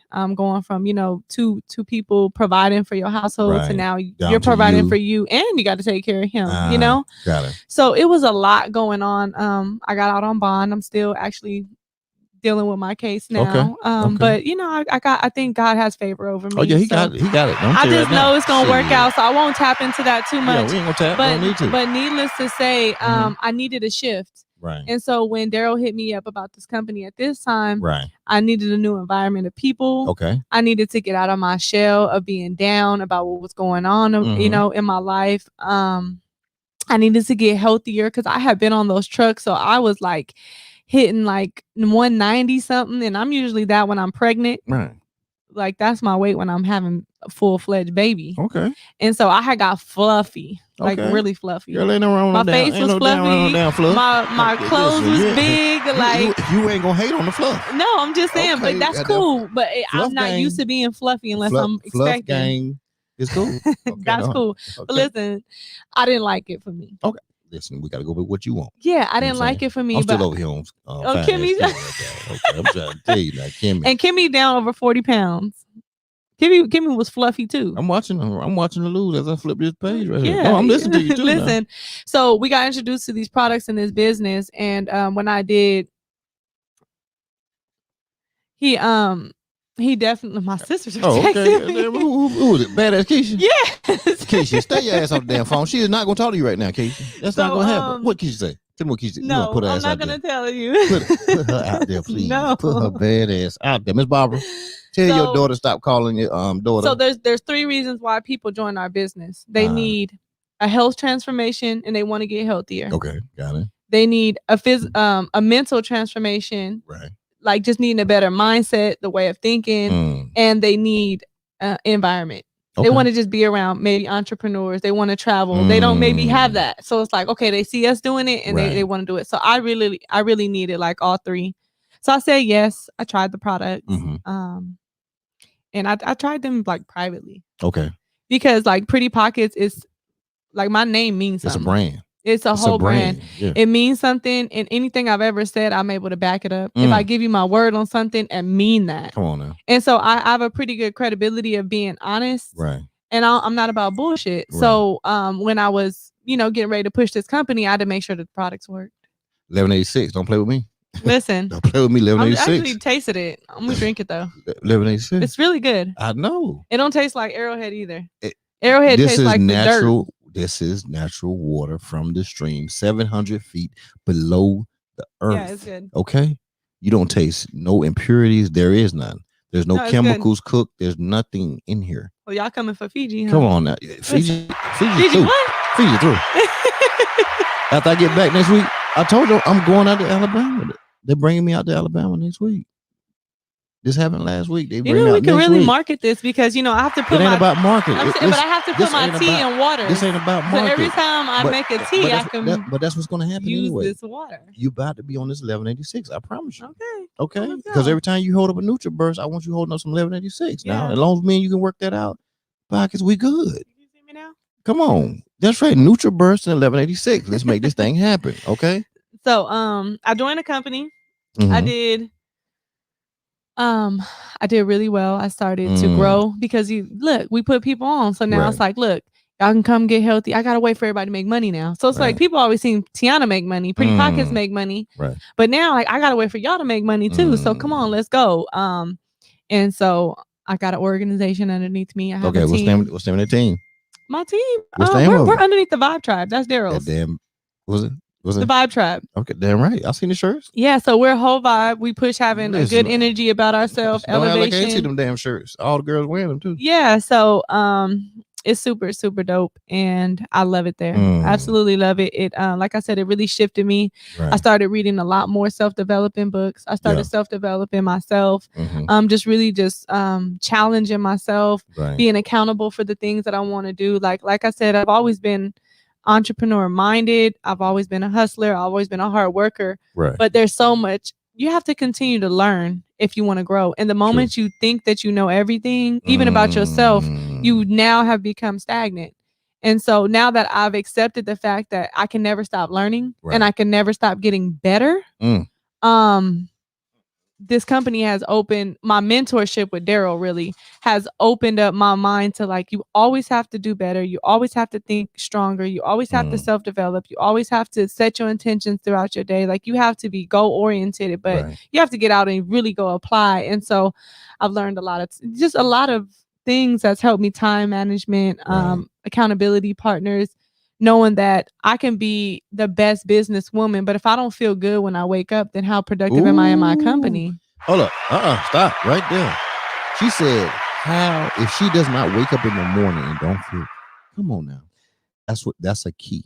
No. You just dropped the nugget. Say it one more time. If I don't feel good when I wake up, how can I be productive and prosperous in my company? So that's why heavy. when you see me push my business, heavy. you see me push this because I wake up every morning and I take my NutriBurst. Go and put a This is plug. my Go and put a plug on. multivitamin. And you know, we have really nice products and I feel good. And a lot of people, it helps people get their confidence back. So if you wanted to gain weight, you want to lose weight, whatever it is your health goal, right? We won't get into all of that. Yeah. Whatever your health goal is, and you able to accomplish that, remember that confidence. So now I'm bringing back the confidence in people. So now they got a poise about them. Now they feel like they can do a lot more. Now they feel like they just feel good. So when you wait, feeling good is a strategy, you guys. Feeling good is a strategy. It is a strategy. And so when you wake up and you feel amazing, you have a certain energy about yourself. That energy is transferred. You're you know what I mean? You're just I know. You're moving around in any space you are, you know. Because you take you wherever you go. Whatever company you go to, whatever party you go to, whatever circle you sit down, whatever table you sit down at, you take you wherever you go. So you have to determine how you want to be and how you feel. It plays a really big role in Listen, it's like this, right? I'll tell a joke quick. You only get one body. That's it. I could change this hair. I could take these lashes off because I don't wear lashes. Change my outfit. I can't change this body. I can transform it, but I only get one. Right. You have to take care of that. And I never value my health like I do now. I see you. Because I'm trying to be fine at 60. I see you out there with your value game. I see. I see you putting your value on there. Goddamn, shout out to the value. I see you out there moving stuff in the back of the truck. You know, out there working out. I'm out here high knees, y'all. Yeah, high knees. You know, I seen you out there doing it now. They call me the fine ass trucker. That what they call you? Yes. Hashtag the fine ass trucker. I'm gonna pop up. Listen, hashtag. You better go ahead and look at the hashtags if you ain't hashtagging. You know, hold on. Playing with the label, setting right. Okay, I ain't know what you. Okay, play on. No, somebody talking about some labels or something right there. So, yeah, just shout out to my team. The damn team. My team, my whole organization underneath me, my day ones. My whole team is just dope. Like so many of them. Kanisha, AD, Crystal, Tamiko. We got new people that's coming. I'm talking about my personal organization, right? Okay. What is it? Give me one person. I need to find one person on the person team. Come on, give me Nisha Living Fit. Goddamn Nisha Living Fit. We're gonna see what Nisha. Yes, Kanisha, her and her husband. They're just. No, we don't need to find her then. Find somebody. No, listen, go to Nisha. I want to find somebody got a married. Nisha fine. What are you talking about? I can't look at. Kimmy got a man too. You told me I couldn't look at somebody earlier. You said I couldn't look at her because she had a. No, what I did is I don't know if she lets people know her old lifestyle. So I was trying to protect that. Oh, I don't want to know her lifestyle. I ain't gonna say that. Because I was talking about she was stripping and stuff. She don't do that no more. I know. I just want to look at her. Oh, I didn't want to say it publicly. You can put it on your phone. Let me see it. Okay, we'll do it. And I won't say nothing. I gotta protect the people brand. Shout out to that damn protection. Listen, I move so in a certain way. I like that. People depend on me. Like I can't put them out because I'm on 5cast. Listen, I like that. Listen, I don't want you dropping nothing on nobody. You know what I'm saying? So yeah, it's just dope. And I put people on every day. I have a movement within that now called Impact 100, where I have my first mission is to create 6-figure earners. So explain this to me. I seen the shirt you had on one of your things. It said 1,000 families or something like that. 1,000 families. So we're in multi-level marketing. So multi-level marketing. Jack Fallon started the company. Stormy Wellington, Coach Stormy, is at the top of that. Okay. Daryl Drake is with her. Okay. And so Coach Stormy has 1,000 families. So that's an umbrella. We're under 1,000 families, but then within that umbrella, Daryl Drake has the Vibe Tribe. I'm in that because I signed up with him. So then there's my organization because it's multi-level marketing. That's what you're saying. So everybody kind of comes in and kind of either follows a wave or creates one. Okay, shit. Well, you know you creating one. We know you're following one because you got a great follower. Yes, I got right. That. But at the same time, we already know what Pockets be. Yes, absolutely. So you had Diamond and Poison there running around there. So I'm thinking about Diamond, Poison, and what's the other one name? Apple. Yeah, them Apple. I'm gonna think about them 3 this evening. We're gonna find them all 3 of them on Instagram. Because I need to see what that Poison looking like. Poison, she don't want to put Poison out there. And Poison, listen, if you listen, Poison, listen. We understood. Everybody had a life before.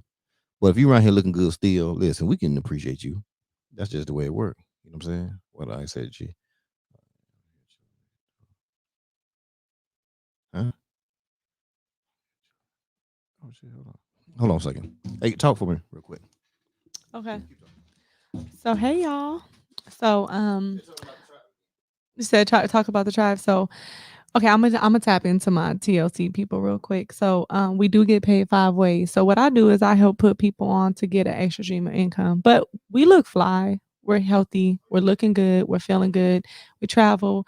We got a whole aura about our tribe that really just allows people like, look, I want to do that. A lot of people don't have a table they can sit at where they have entrepreneurs and they can learn from and they can build with without envy and competition and things like that. So I just really love the energy over there. You guys could really come in, use the product, get healthier, and then I'm gonna help you get a bag because your coach will be pretty pockets. And when y'all sign up with me, I'm gonna show you how very minimal. I start out small though, because a lot of people don't have an extra hustle that they make $100 a day. I would love you, but you ain't gonna do it. Pocket, don't play with me. But I will. Girl, let me tell you something about me. I mess around. Listen, if I get on the team, listen. Ooh, you'll be one of my top earners. Listen, I did 6 figures. She said one of. No income claims. Listen, but I did this part time and did 6 figures. This one tell you right. If I get on the team, listen. Anybody want me on the team? I want you. I go there hard. I go hard in the paint though. The paint don't even mess around with me. That's how hard I go. I go there hard. You got to ask Jay. I know. I go hard. You know what I'm saying? I don't play. But okay. He called it pimp juice. Who calls First of all, you called it pimp juice, and I tried to give it to you yesterday. He said, "I don't want none of that damn pimp juice." You know what I'm saying? So this is the because once you take that, you be locked in. You be needing it. For real? Is that good? Is it good? I gotta have see. I'm a country boy from North Carolina, so I gotta have a little taste with my stuff. It has to have a taste. It tastes like orange juice. Oh, this tastes like it's orange citrus juice. Flavor. Is it? Yeah. So once I take one, it's gonna force me to want to take another. Now I gotta buy. All it is vitamins. You're just gonna feel good. Okay, I'm gonna try this tomorrow. It's liquid, so you absorb it really, really. I can have this one right here. Yeah, it's for you. Okay, all right. I'm gonna try this tomorrow. I'm gonna let you know. You know, yeah. I'm for real. I'm real talk. You kept your word about everything else. You know what I'm saying? I don't play. So you know, listen, I don't let the money walk away from me. That's money. Couple dollars. You know, I don't chase it though. I don't chase no dollars, not a one. I ain't got time to be chasing nothing. Let me see who's going right, because you know I got to talk to Barbara. I mean, I ain't calling you Barbara. Oh, Jay Rich. Oh yeah, I showed Jay Rich my back office yesterday. What I did only yesterday. Okay, what you did yesterday? Shit. I showed her the check because one thing is to say something, but like me and Jay Rich, we show numbers. Hold up now, Mary. You ain't about to get on me. Who's Mary? Who Mary? Mary Cole. Who's that? I don't know. I'm believing she about jumping on me. She said you have to. Oh, okay, my bad. I read it wrong. I'm sorry, Marie. Why the thing ain't popping up?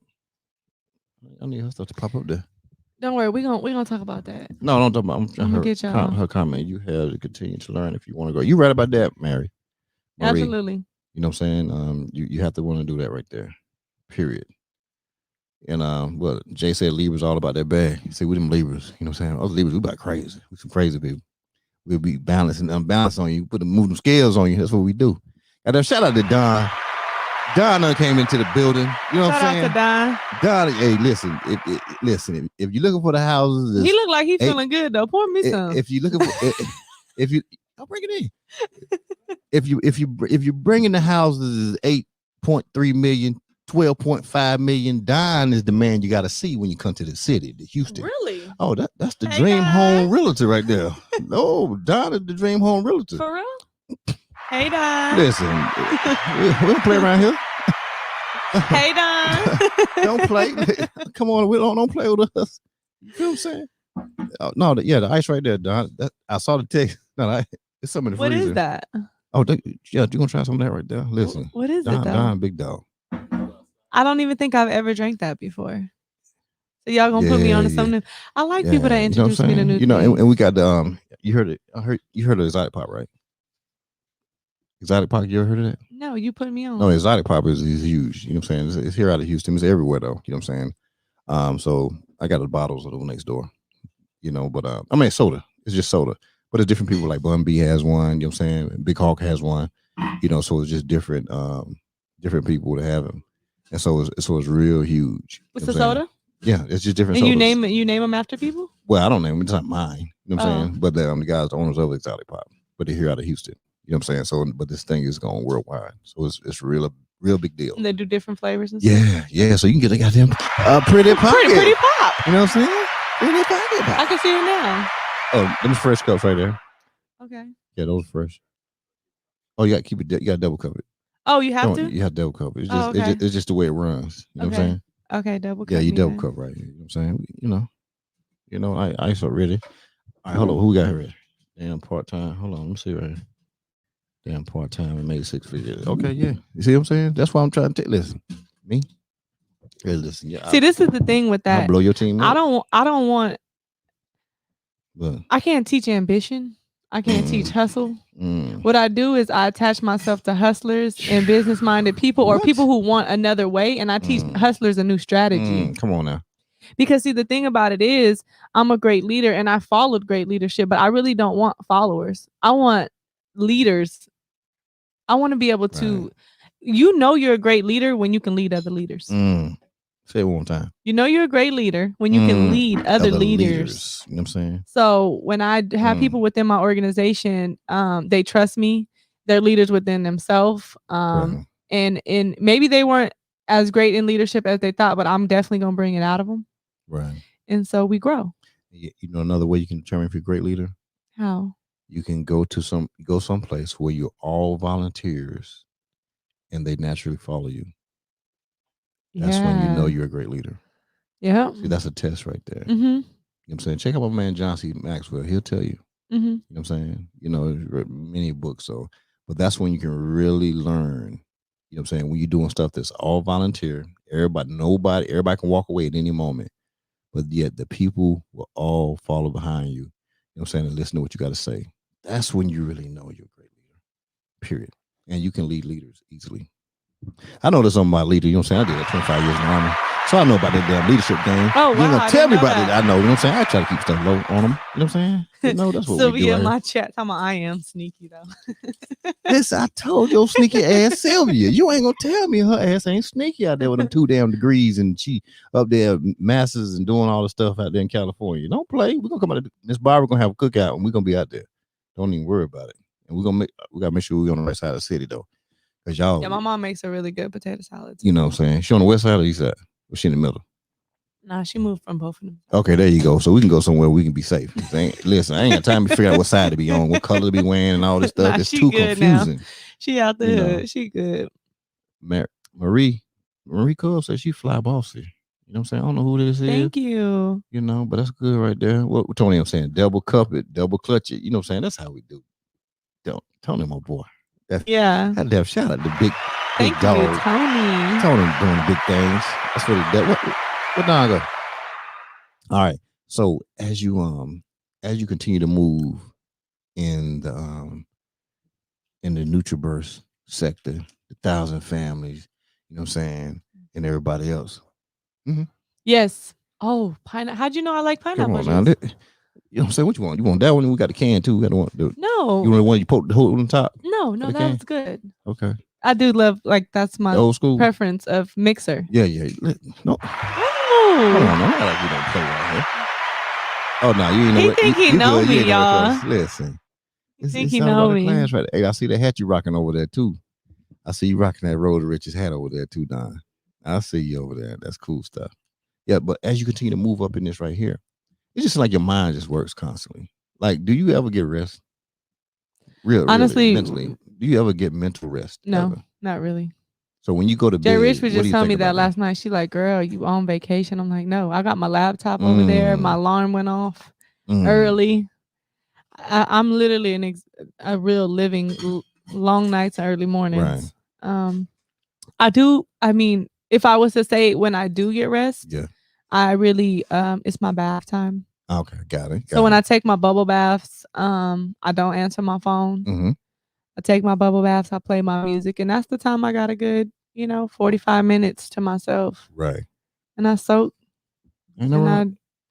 That's probably my only time. Your time. And then did Elijah run up in there, huh? No. No, it's usually Charlie. Damn Charlie. Mom. Acting like your aunt, Keisha. Her real name is what? Keisha? Nikisha. You know what I'm saying? She mad probably. Nikisha out of her bad That's ass. my Nikisha. mama though. You know what I'm saying? Okay.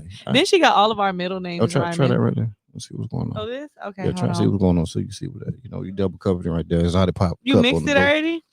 Come on now. We got a little spinners too. What little things at?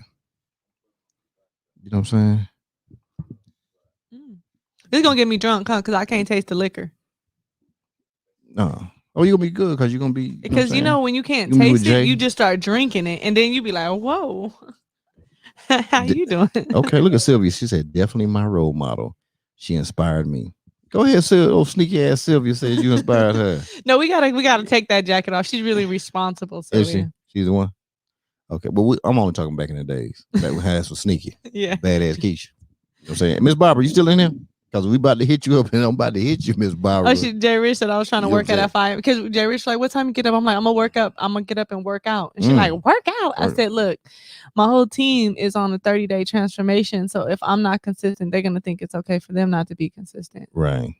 So, but I didn't work out. Oh, for real? Listen, me and Jay Rich was hanging out last night. And that bed that you put me in was so comfortable. Come on, shout out to TJ with them damn beds she got up in there. That bed was so comfortable. You could have just went to one room and went to the other one. I swear. And then, I don't know, it was just really safe. Like, it was so safe. Safe game was strong. Yeah, I felt really safe there. Thought we were going to throw you somewhere in the woods? No, I don't know. Because, Airbnbs be anywhere. Yeah, they do, but listen, I ain't about that life. They be so nice and they be straight and rough. But it's such a secure facility. And I was just like, I just slept good. I had a good time with her. We was out and I just... Yeah, that part 2 coming up. It's this soft blanket that's on that bed. And I just... It's serious. The duvet, let me tell you about them duvets. I woke up to my brokers calling me. I was like, oh, okay, I missed the line. Listen, that's what I'm talking about. I finally got some kind of good rest. But you get some rest, though. Yeah. You feel what I'm saying? Mm-hmm. Like, think about it. You came away from Cali, you know what I'm saying, work, everything on your mind. And the fact that you can come to another city, you know what I'm saying, and be taken care of, hopefully we're taking care of you the right way. Yes, and absolutely. feel comfortable, safe. Because I know mama was like, where you going? You know, because mama's going to always be mama. You know what I'm saying? Where you going? Who you know out there? Right? Did mama do that? Yeah. Okay, Miss Barbara, I'm going to get on you when I call you in a few minutes, too. About that. She was coming out here to C5, so she was good. You know what I'm saying? We make sure. Okay, Queen Leah. Who was that? T everything. I thank God. Who's Queen Leah? Queen Lala. She's on my team, too. Oh, goddamn, on the team. Lala selling this first, looking good. Lala, I'm going to your damn Instagram right now, Lala. Shit, what's her Instagram? Simply Lala or something like that. Let me see what Simply Lala. Let me see what that. Oh, Simply Lala Love. I think so. Laquana. Oh yeah, that's her right there. Damn Laquana. Yep, she's on my team. Okay, go ahead, Laquana. Shit. Okay. Toe game together. Laquana got that rocking that orange. Oh, she sitting by the motorcycle. Got a little thing going on. Okay, Laquana doing them back shots, girl. Laquana, booty. Laquana. Laquana. She had that on her page. Laquana, you might want to take that one off right there. Sexy lingerie, okay. Laquana, she done dropped it like it's hot and everything right there. I'll put you out here on the show now. I'm going to tell you now, if your Instagram is up, you better shut it down right now. Because Pockets put you part of her team. Look, I want to look at your whole team. How many you got on the team?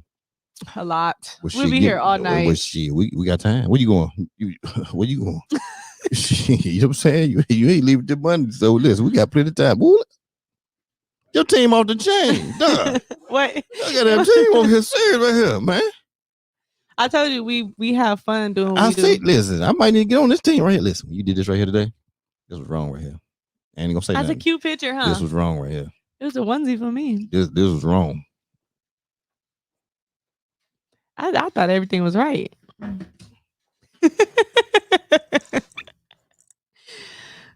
Okay, who got up here? I got to make sure I shout out everybody that I like to put everybody's comments on there because I want them to feel like they're part of the show. You know what I'm saying? Okay. Marie, she said yes. Okay, Marie's on here. I don't. Do you know this Marie? Marie, CULB, Marie Kolb. Because she's hot on this thing right here tonight. I think she signed up with the trucking too. Is she? Hey Marie, tell me what your Instagram is. You know what I want to look at. I'm gonna check you out on Instagram. What's that? You got them 5 Squad family. Is that me? That's who I am. Somebody from the Five Squad family. I don't know who this What's up? is, but What is this? This got me feeling good. yeah. Okay. The truth. You talking about the truth? Sylvia over here having a ball. She laughing it up. She is. You know Cause that's because she over there drunk off wine by now. Come on now. Okay. She drink that good wine. Marie Look at bougie. Okay, who we got right here? Pretty Pockets on live. Somebody named Dorian Underwood. Oh yes, he's on my team too. Goddamn, shout out to Dorian. Don't worry about it. Hey, you call him AD. Listen, AD's moving. Actually, they're getting a house out here in Houston in a couple months. Yes, so I'll be out here a lot more. Okay, that's what I'm talking about. He's a personal trainer. He has a lot of fun. He's a really solid dude. Okay, so Dorian, hit me in the DM, man. You know what I'm saying? Yes, businessman. We definitely link up, man. Get you on the show too. Definitely, you know he has a lot going on. He's an entrepreneur as well. That's what I'm talking about. I think you were really. Yeah. Yes. And you're gonna need a house. So check this out. I got my man Don right here. All day. You know what I'm saying? I want to make sure I put his Instagram up here. So you want to check him out, Dorian, when you come out here. You want to get with Don. That's who you need to talk to when you're moving out here to get that house game together. There's not a person, an athlete that don't know Don. Professional, non-professional, he's the one. If they getting traded, they call him Don. If they coming in, they call him Don. You know what I'm saying? Whether the Rockets, the Astros, they call him Don. So you definitely want to hit Don up at all times. Okay, who got Ro? We know Keisha. Off that Henny. That's what the old badass Keisha talking about, off that Henny. Oh, oh yeah, that's definitely Keisha. All right. Hey, Dorian said he is coming to Houston. So definitely hit my DM on that 5cast. It's 5 IVE_cast. Shoot me a DM, Dorian. I'm gonna link you up with Don, just so you can at least have that contact, you know what I'm saying, have that communication. He'll make sure you're straight. Your baby said, I need what you're drinking. Who's that? Elijah? Who's Elijah? That's your daughter? Elijah, that's my sister. She's the one driving. Oh, that's the baby. That's Lily. That's old baby right there. Yeah, that's Lily. That's old Lily. Old badass Lily. You know what I'm saying? You was hard here when you came out of 8. You know what I'm saying? Okay. Hey, we about to throw this number on here now because this is about to get fun. You know it's about to get fun right now, right? Okay, come on. Because, I bet you Tony called in first. Off that Henny. I guarantee you Tony going to call in first. Let me throw the number up here for y'all. Hey, Jay, you almost ready? Boom, I just put the number up for y'all tonight, right now. Hey, if you see the bottom of the screen, Low Dry Cleaners is on 5431 Heatherbrook Drive. You know what I'm saying? That's my boy, Doughboy. You know what I'm saying? That he owns that down there. They will pick up your stuff. They'll come deliver it to you. You can go there. They got great deals there. They make sure your clothes are straight at all times. And this is not no paid advertisement. This is just me, you know what I'm saying, pushing people who are doing the right thing. Elijah says, I'm reading the comments at this point. Oh, no problem. That's what I'm talking about. Yeah. Lily, I don't even know what I'm drinking. It's just in a real fancy bottle and it tastes really, really good. Got Don fancy like that. You know what I'm saying? Yeah, he won't tell me. He's trying to be exclusive. They fancy like that. You know he wants me to be like, yeah, you can't get this nowhere else. She got to come mess with Don to get this. Did I tell you I told him? Don trying to like me in with the drink. No, it's in a pretty bottle, but I don't know what it is. It just tastes really good. It's really smooth. Sure.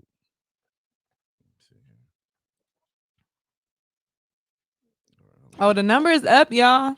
Oh yeah, they already hitting. I want to see who gonna get on this call first. Tony got it. Tony. I told you, Tony don't play. Tony ain't scared now. You gonna tell Tony he's scared because Tony don't do scared. Okay. You know what I'm saying? Okay. Hello. Hey, who we got on the line? It's that other country. Come boy. on, that damn other goddamn shout out for my boy there, Tony. Hey, Tony. Doing it big. Tony got the food, right? Yeah. Thank you, Tony. Oh, you welcome. Much obliged. You welcome. You're welcome. Thank you. Hey, Tony, your tone sounds a little different tonight now. You know what I'm saying? Oh, Ooh, man. you got a different tone in your voice tonight, Tony. Bro, I'm up. Guess what I'm doing, man? Bro, what you doing, bro? man? I'm up. Man, I'm about to cut up some meat now. Okay. For some stuff that's gonna go down tomorrow. But yeah, I got to get up in the morning. There are a couple of things I got to take care of in the morning anyway. But I'm just prepping for tomorrow. That's all I'm doing. You know. Okay. What you got for my girl, Pretty Pockets in here? Oh man, listen. When I read that comment, Mama left us about she was fast and young, something like that. Man, when Mama said it, that sealed the deal. But this young lady's a go-getter, man. You know, she knows how to talk to people. She knows how to attract the right people. You know, she's a leader, no doubt, because people people want to be around her. People want to follow her. You know what I mean? So, man, it's just been a great show. Uh, just listening to her journey and I think she thrived from pressure. She thrives off pressure. She, from listening to her, I think she so looks for that. too. She Now that looks you for that said challenge. that. Yeah, yeah. I think you seek challenges when you think something's going wrong. That's what I've kind of been hearing. But you make the best. Make the best of whatever the situation is. Yeah. Mm. Thank you. So let me ask you this right here, Tony. I know you probably don't have one. If somebody could ask her a question, what a question you think it would be? Somebody that sat down and listened to her tonight. What's something that somebody may would ask her? Somebody's gonna probably ask her Yeah. was how did she handle overcoming obstacles or those fears? I mean, was it just a self motivating type thing? Was it calming yourself down and then just going to attack it? How do you approach obstacles that you think might be too big for you? That's a good one right there. Especially when you were younger. You follow me? When you were younger, you started having babies and kids and everything, and the world looked like it was maybe coming next too fast. How did you overcome? How did you overcome them obstacles then, and how do you do it now? They I'm not really fearful of a lot of things, but I'm afraid of failing in life. So my fear of failing is so powerful that I just try to go hard because I'm so afraid. I've worked so hard to try to get ahead that I'm so afraid of being a used to be. Yeah. So that always makes me figure it out. Right. Can't take the days off, can't afford to lack nowhere because for one, I have a lot of people depending on me. I carry a lot of weight and I'm just so afraid. It's like once you start being great, when can you stop being great? You can't never stop being great. I started being great too young. And so now I have big shoes that I have to fill myself. And so my fear of failing and my fear of being a used to be, my fear of letting people down, my fear of disappointing my kids. My mom, she's always telling me she's proud of me. Like I can't make like my mom always got to say that. So Yeah, what I got to do to I make thought her you was about to proud? start. I thought you were about to start crying when you was talking about your mom telling you, proud of you and all that earlier. I was like, Yeah, it bring does out the make me tissue. emotional. Yeah. Actually, if you Hey. scroll down long enough in my page, she wrote me a letter before and I posted it and Okay. I have it on there. But yeah, so I feel like my fear of failing that makes me just thrive because I'm so scared of failing. Right.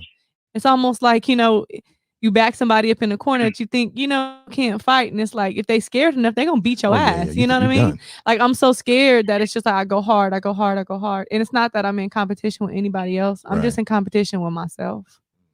And Gotcha. so, I never really had nobody that, I really, when it comes to business, Right. when it comes to, success, not love and things like that, not Right. emotions, but like achievements, I didn't really have a role model. Okay. Got it.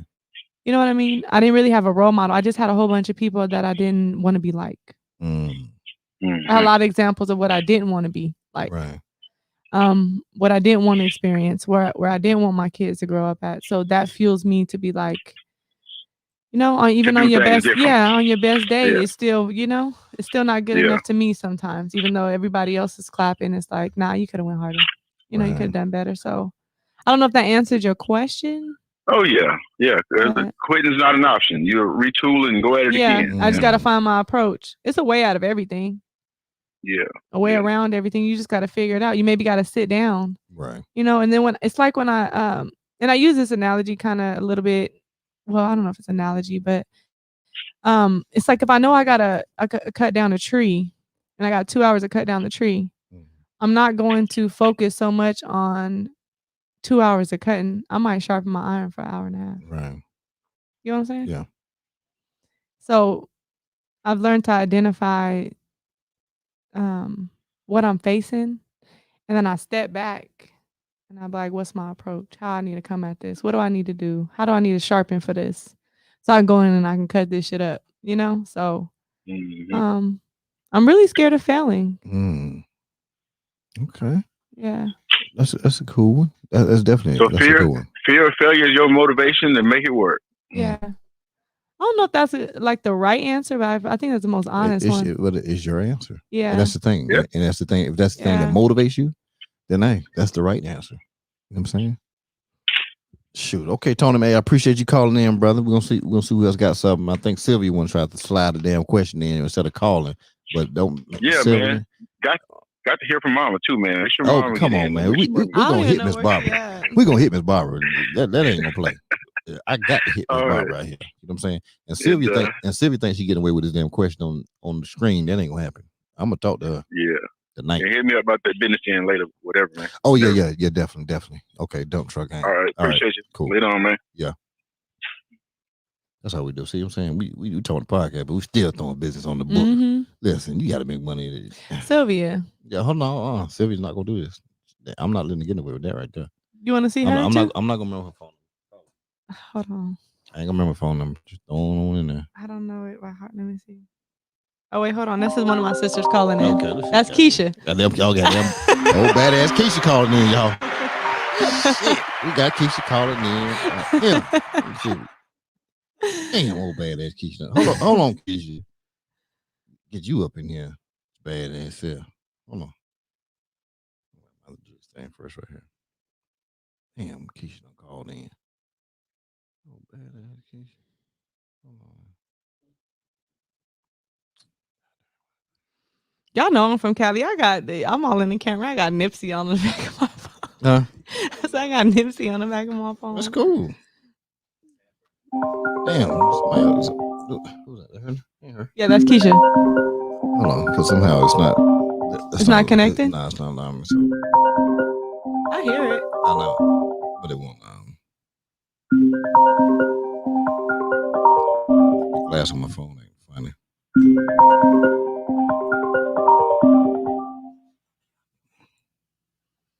Okay, we got it right here. Shit. All right. See, bad Keisha can't even turn it. You gotta cut it down, Keisha. Keisha, you know you gotta cut that thing down now. It's Keisha. You gotta turn the background down a little bit. I got it. Okay. Hey, Keisha. Hey. Keisha, what's going on? How you doing? Good. How about y'all? Listen, They done gave me a badass rep up there talking about badass all night. Come on, kid, you were laughing now. I thought we were cool now. You know it ain't no but love. You know what I'm saying? I was a little bad. And listen, I saw your message.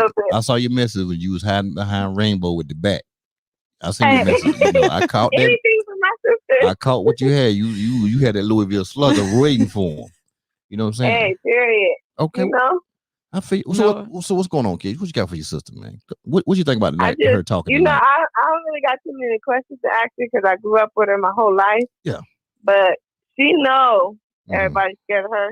She know that she's the number two mama, number one, if everybody really want to call it. Right. But I don't know. We just love you. We support you. We always here for you. You got a solid family behind you. You're doing your thing. Everybody wants to be you. Shows how much ambition you got. Like, we all look up to you. And you're positive. You're motivating. We love you. And you're doing big things. And we see it. And we just want you to know, keep up the good work. Thank you. Shout out to you, Keisha, for calling in on your sister. Because a lot of sisters won't do that. I ain't bad no more. You know what I'm saying? Listen, she said you recovered and everything. She said you got a little help over the years and everything. And that's what she said in the van yesterday. Now she said my sister might call in tomorrow. She was bad, but we got her some help. That's what she said. Now I just got to tell you what she said. I didn't want to put it out like that. Like she said, Marissa was the sister that really fight, but I'm one of the sisters. They know not to call me unless it's serious. Well, when you like she said, we didn't know when we was getting jumping from, but I just knew the swing. Ooh. Hey, listen, when I saw your comment about the bat thing, I was like, boy, these girls right here don't play. We ain't got no brothers, so we fight like we all of it. Ooh, listen. You know. Yo, Lord, what they call y'all when y'all came up? What they used to call y'all? We should have been the baby kids. But we wasn't. Oh no, Barber kids. Everybody call my mama Barbie. Pepper if you know her, newer know her, but Pepper's kids. The old badass Pepper kids down the street. Here they come. All of them. That's what I'm talking about. Hey, you know we're gonna call your mom tonight too, Keisha. Oh God. Yeah, we got. I got. Hey, look, I got to talk know to the supporters, bro. I've been on here since it started, and I'm waiting for the mama phone call. I don't know what she gonna say. Take a little sip. Take a little sip. Come on now. I got to get mama on the phone tonight because we don't get mama on the phone. I'm gonna have some issues or something, but I'm gonna pass her the phone after we get off. Yeah. And, thank you, Keisha. We're gonna make sure we get her for calling. Yeah, and like I'm just excited too because like I always see all the greatness in like other people, right? And I've been pushing like progression in a lot of people. And Keisha's always worked really hard. She's always earned her own and took care of herself. I've tried to be a role model with that, but this last year I really pushed my sisters to be like, okay, y'all dope at your jobs, but like, what else are you doing? A challenge. Yeah, and so I challenged all of my sisters, and Keisha dropped her new business this year. Well, hey, Keisha, go and talk about your business real quick. Give me a drop on that thing. So, I wish we could do FaceTime because I would show you the whole desk. You said what now? You said what now? Don't play with me. I said I wish we could do FaceTime because I would have showed you the whole desk computer setup. Yeah, tell them what you do, Keisha. Yeah, I got your number. I'm gonna FaceTime you. You all out there by yourself too. Don't make me FaceTime you now, Keisha. But what she did push me to do my business. Okay. And what I do is I decorate cups. Like I make like the cricket designs on cups. Okay. Custom make glitter cups. I do epoxy like art resin. Uh-huh. So I can make like dominoes, ashtrays, pretty much anything house decor. Ooh, you got an Instagram? I don't have a business Instagram. Oh, you don't? Yeah, she's been really just word of mouth in it because she literally just started this business like under 60 days ago. Okay, well you need to be worldwide by now. 60 days. That's 4 states right there. 60 days is 4 states. Yeah, so that's my rule right there. So she's really good at it though. She's really good. So I'm glad that she just found her talent. She found a talent. She found something she enjoys, and she's actually. I was like, wow, I didn't know you were this good. You know, and so yeah, I didn't know either. I know that you really are. So trials and tribulations. Hey, Keisha. My family is really supportive, so Keisha. it keeps me going. Hey, Keisha, can I challenge you tonight? Oh, what? Huh? I'm not kind of got scared. What'd you say? I said I kind of got scared.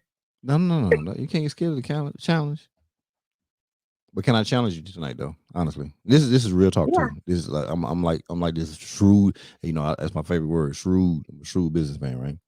So I want to challenge you tonight. I want to challenge you that, you know what I'm saying, after we get off this phone or after your sister's done tonight, that you just go on Instagram and create an Instagram for your business right now, tonight. You know what I'm saying? Okay. And go ahead and upload a couple of pictures. You know what I'm saying? And so my thing is when I see T tomorrow, that she can tell me what the Instagram page is. Okay. So that I can talk about it on my show on Monday, and I can promote it on Monday, and I can promote you on Monday. Because like I said, you've been doing it for 60 days already, right? So my thing, and I was real serious. I'm like, that's like 4 states. You should be in 4 states over already. And so my thing is, and I want to show you something. I want to show you the power of networking and the power of influence. You know what I'm saying? And but all you're gonna need though is an Instagram. You're gonna have to have an Instagram. You know what I'm saying? Give me about a good 15 pictures on Instagram, you know, and how they can order from you. And we're gonna make some things happen. I'll get you one made too. I'll ship you one. I have. I'll give them one for free. Oh, you're gonna do it for free? No. Listen, I don't want. She will have your logo on there, looking so nice. It'll be red and black and all that. And I believe you, but I want you to do the Instagram, and I'm gonna send you my logo, and I want to purchase it though. See, and this is what I'm saying. When we starting businesses off, a lot of times, you know, there are times we do give away things. I got it, but when somebody is offering you something, you know, and anything you see on the front of my table up here, nobody pays me for anything. It's stuff I believe in and stuff I like. You know what I'm saying? So it's one of those things where it's like, I want to do this. She said that you just started it. You didn't realize that, you know, you were that good at it, that you're good. So I'm challenging you. So part of me challenging you, I'm just asking you, hey, just do this. You know, that happens tomorrow, whatever. And it's not like you're not going to be successful anyway, but I just want to add something to it. That's it. You know what I'm saying? And so Okay, I so got you. so Monday when I have my show on Monday, I'm gonna be talking. The first thing I'm talking about is your business on Monday, and I'm pushing your Instagram, and I'm gonna make a post about it. Now don't fall, Okay, I don't look feel at the love. don't look at my little numbers and be like, oh, he ain't got so many people. But don't sleep on them numbers. Don't sleep on numbers, okay? A I person a got you. person with two followers can do the same thing somebody with 40,000 followers can. You know what I'm saying? So just the way it works. Okay. So we have that done tonight, and then I when I get with T tomorrow, you know what I'm saying? She gonna give me that, and then on Monday when I have my show, we're gonna go ahead and push you out. Because one, Thank you. the people that's coming on the show tomorrow, they're the millennials. They're doing some event. I can't think of the name exactly right now. But they got an event next week. Next week that's huge, and when I tell you they got like over 12,000 RSVPs already, they're like taking over the city next weekend, and so they're going to be on the show on Monday along with Wake Up Houston. That's Anita Blue and Tristan Holmes, and so they're going to be here when I'm pushing this right here, and I'm gonna push the millennials to get some cups, get some stuff made from. You know what I'm saying? Okay. And I'm gonna challenge them in their crew since they say they so deep, they run that deep. If The you're live, I don't millennials. know this We got time to on play topic. with them. Is your stud sis single? Who trying to fish? First of all, Somebody here fishing. No, come on my show fishing. you gotta ask Hey, her. hey, Keisha, I appreciate you though. So let's make sure that happens, and we're gonna be good to go. Okay. Tell Lily people asking about All her right. Thank too. you. Y'all have a good night. Hey, you too, Keisha. Thank you, sister. Love you. All right. Now what I'm about to do is I'm about to hand this phone right. We call her mama.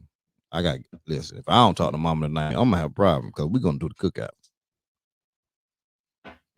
Everybody going to do the cookout out here. You got her number already? No, I'm about to hand you the phone so you can push it in there.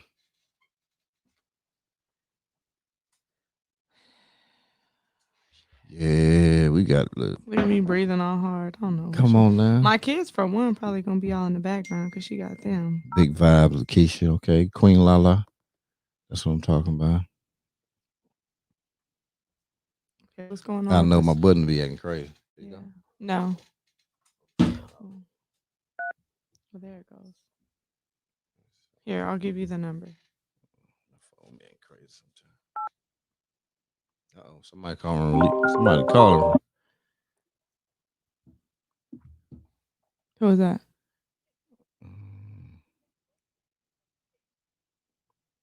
It might be on right there. Somebody from Relief. The guy replaced my screen, right?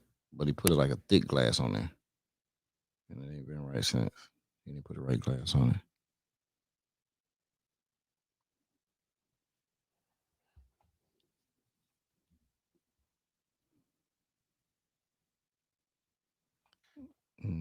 Sylvia said the energy's good. All right, come on. You say something until I get this right. Say something? Yeah. Shout out to Lala. Everybody who said they like my energy, thank you. I love to get connected to you guys in some type of way. So if y'all not following me already, Pretty Pockets 100. Like to network with everybody. You know what I'm saying? She be networking. Another call? 9169. Yeah, that's mama right there. Mama Oh shit! Don't play Mama Dukes. Like mama ain't calling in right now. That's mama right there. Yeah, my phone that crazy. See, people don't believe me when I tell them. They think I'm not answering their phone call.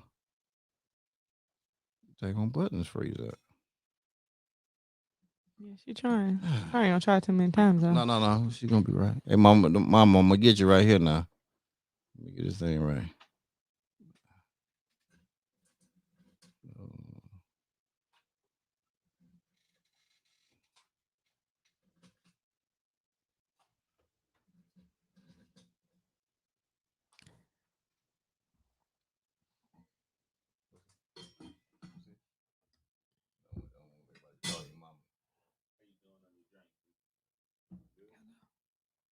Hello. Did something? Did I unplug something? Said did I unplug something? You still there? Hello. Hello. You don't hear me? No. You can't hear I yourself? can hear you, but I can't hear it through here no more. You can't? Mm-mm. There we go. Okay. Why is my phone acting crazy? Hey, hand me a paper towel over there. That's what it is. You remember those paper towels, Charlie? Yes. He's so hot in front of the camera. It's cool. Energy, yes. Yeah, we're gonna get y'all there. We're gonna get y'all there. Hold on. Drink is good. It's almost gone, actually. But I need to know because I'm gonna have a long night tonight, and I need to know what I need to stay away from because I need to know what I was drinking. Hey, this Mama Barbara. Yes. What's going on, baby? What's going on, baby? Hey, don't play with me. I don't seen the photos. Don't play with me now. I ain't don't be playing with me now, Miss Barbara. This is you on TV? Yes, ma'am. This is me right here. Me and you. Right here. Okay, I thought I'm on live. You man, Mama, you live. They can hear you, Mama. I hear the kids. I hear the kids in the background too. Hey, baby. What's up, Miss Barbara? How we doing tonight? I love you. I love you too. She got turned into. She trying. Hey, how you guys doing? We're doing great. Good to see you. Good to see you. Hey, Miss Barbara. Yes, sir. Hey, so tell me, I know you see your daughter all the time or whatever. So tell me, what do you think about your daughter after seeing her tonight? You know what I'm saying? Just talking. You might want to, if you turn. Can you turn? You guys got to turn the background of the audio off, or make them go in the other room with the other one. Yeah, because you're gonna hear me on the delay if that happens. Turn it on. Hello? Can you hear me, Miss Barbara? Yes, I can. Okay, all right. Hey, Tim, what do you think about seeing your daughter tonight? You know what I'm saying? I love her, and I think she is so famous and fabulous. Goddamn, shout out to Mama saying she's fabulous and famous. Because that's what Miss Barbara said, and we got time to say it. Thank you. She is the trucking cheat code of America. Ooh. Tell them now. My mama ain't playing with it. Hey, what's the best thing about your daughter that you could tell people? She is good from the inside out. She is honest. Mm-hmm. She is wholesome. She is trustworthy. She is friendly. Yes, ma'am. She is my baby. I love her. That's what I'm talking. It's something about it old firstborn. Girl, you know these eyelashes be glued on firstborn, sometimes. Right? They're gonna come off tonight. I need them to last till tomorrow. It's something about that firstborn, huh, Ms. Barbara? Yes, it is. You know, my mother, she called me her hard luck baby. You know, because she was still growing as when she had me. She was still trying to grow up. You know what I'm saying? And so, it's kind of like I learned as she learned, or she learned as I learned. It's one of those things like that. Can you kind of explain that to us a little bit? Talk to us about that with her coming up. Yes, I learned as she learned, and she learned as I learned. It's hard to be a mother. Yes, ma'am. And in a hard neighborhood. Yeah, we see. Yeah, but she came up positive. Yes, ma'am. Growing in a great community. Mm-hmm. She is awesome. You raise one now. You raise an awesome one, a killer. She's out here handling business, making things happen, making people better. See, Mama, I told you I'd be working when I need you to watch the kids. She's like, your ass don't be working. You be having fun, but like, I'm just having fun while I work. You get a lot of love in the comments, Mama. Shit, listen, they saying you did a damn good job. I mean, you listen, but all them girls, even Bad Keisha. Yes, Bad Keisha. Badass Keisha. I knew she was bad. I knew she was bad. Listen, I don't care what nobody says. Sneaky Sylvia. They always bad. Ooh, that damn Sylvia. Tell me something about Sylvia. I know you got one good story. They girls is fast. Just quick, damn shout out to them fast. Yeah, sneaky and fast. That damn Sylvia. All of them. But we turned out all right. I love you. I'm gonna watch your show all the time now. Mama, that's what I'm talking about. Mama, Mama, make sure you subscribe to me. You know what I'm saying? I am. Keisha needs to subscribe, and everybody. I mean, shout out, tell them to subscribe right now. We and everybody we know better subscribe to you. Miss, you gonna have to. Because my mama will press people. She'll be banging on them You and have to everything. answer Like Miss Barbara. you don't fuck with us if you ain't subscribed. Right. You better fuck with us and subscribe. I know where Tiana gets it from now. she told me she got it from her mama, and I believe she got it from her mama. You know what I'm saying? She be leaning forward on some stuff. You know, but it's you a fine man. Ooh, come on now. Damn, shout out to me being fine right now then. I'm gonna be fine with you. Say I'm fine. That's your own show. Ooh, you fine, man. Come on now. Listen, mama, don't play Miss Barbara. Don't make me come out there for a cookout. Man, I told you fine. come out there. You know what I'm saying? I appreciate Miss you. Barbara and you is fine. Ooh. Okay, mama. We need us a reality show. Hey, y'all do. You know what I'm saying? I think y'all could do it though. It's probably gonna happen. Yeah, we got all my daughters just doing great. I know. They doing big things. But you know what? Hey, let me ask you this real quick right here. So and pulling people in. We want to pull people in to get that money. He got a question for you, Mom. You know, and this is real. I know I've been joking a lot, but this is a serious one here. How does it feel to have 5 girls, right? And they're all doing great. You know what I'm saying? As a mother, feels wonderful. Especially coming up in really a lot of male dominated fields and stuff like that, for them to be able to navigate and come out and be strong and handle business and assertive, like how does it feel? Talk to me a little bit, Mom. It feels like I'm Eve of the garden. Go ahead, Eve. Do your thing. You said Eve, Mama. Eve didn't do too good in the garden that day. I'm going to tell you. You know what I'm saying? So, on my side of town, she didn't. But I get what you're saying, though. I 100% get what you're saying, and it's got to be because I work that shit. I work it. Listen, you put that damn thing on it. We ain't gonna tell about nobody else. You put your thing to that. Listen, you better stop playing. You know what I'm saying? Because hey, listen, now she did talk about you and D. You and D had a love for each other. We made a lot of love and a lot of great love. Right. Well, I'm gonna try and get in that. She's a protege of that. Right. And that's what I'm saying. And the love and the care that she has and she gives like her sisters, her people, the people that, you know what I'm saying, that come be part of her team. Just the way she kind of go about things. It's just and that powerful. Beauty glow. Yeah. That beauty glow. Yeah. You got pretty daughters now. You did that one. You did that one right there. And my granddaughters and my grandsons, they're great. Yeah. Are they there right there? Shania. Yeah. Hey, daughter. Hi, Mom.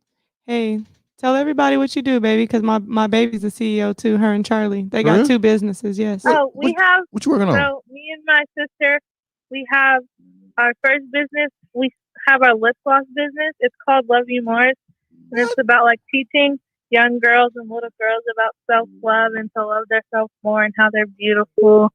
And then for other businesses with me and my sister and my 2 cousins, we build like glamping tents for like sleepovers. Yeah. Y'all glamp game is strong. Yeah. Ooh. Y'all got some Instagrams for the lip gloss? And yeah. Come on, you got hold on. Let me get this down. I want to put this in the comments down here. Go ahead and tell me what it is, baby. It's _LUVUMOORE. So their last name is Moore. So their brand is Love You More. So _LUVUMOORE.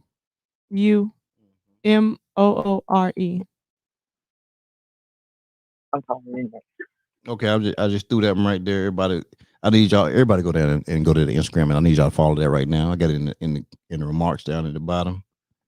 Boom, it's right there. So it's gonna pop up here in a second. Go ahead. We love you, boo. We gonna get you popular. Come on, now, I'm already popular, boo. We can get more popular. Mama Bar, we can go and get more. Listen, we can get more popular then. That's what. Listen, I'm gonna go and say, Mama Barbara, this was you. We're gonna get the grandbaby straight right now. Hey, what's the other for the glamping? What we got for that right there? It's Dream Street. So dreams with a Z. Okay. _street. And so with that business, it's my daughters and my nieces, me and my best friend started it for our kids, which is during COVID, a lot of kids weren't able to have birthday parties. So started a sleepover business where we decorated with their themes. We got the blow up beds. We make really pretty decorated tents. So whatever theme it is you want, we bring it to life and make sleepovers just more fun and creative. They love it. This is what I'm talking about. So those Teaching them early. Our young entrepreneurs. So those are my daughter's two businesses. And Charlie right there, babe? No. Where's she at? Oh, okay. I'm gonna go get her. So yeah. Okay, I'm just putting them on the same line now. All right, I put them on the same line, everybody. If you're watching right now, Can I get a t-shirt, a hat? Come on now, we're gonna make sure you get one when you come back. I'm about to promote you. She would have a shirt for you. She'll let me know the size for it, and I'll make sure I have a shirt and a sweatshirt for you because I know you look cool down there too. Sometimes awesome. now we're gonna make sure we're gonna put your Instagram. I love you. Come on now, I Mama Barbara love you too now. Come on. And listen. I'm for real. She's coming back because she has one already. You know what? You're so informational. You're one of the first people to have a 5K shirt. Nobody has one. Oh, for real? You're the first person. I'm gonna wear it really cute. I have some really cute shoes you're that the first one to have one. Yeah, I have some shoes that really match with the sweatshirt you gave me. It's super cute. Shout out to that damn sweatshirt right there. Yes. Listen, and the reason why because they're exclusive. So I'm only making a certain number. So my stuff will never be mass produced. Okay. I will only produce them myself because if you see back in the back, I make my own stuff. So but everything is a number to it. Okay. And I want it to be that way for a reason. Wow. I want people to they can only come to me to get my stuff. I feel honored. You know what I'm saying? Yeah. So you got number one out. Nobody has. Oh, I have the first one? Nobody has. Oh, I like to be number one. I'm not dropping the merch until okay. To the beginning of the month. Who's that? Let's keep going. Oh, that's Sylvia. That's badass Sylvia now. That's old slick Sylvia because she said she got. All right, Mom. Well, we love you. We're gonna add Sylvia in. Okay, baby. Bye, baby. Okay. Love you guys. All right now. Love you too. Hey, we love y'all too.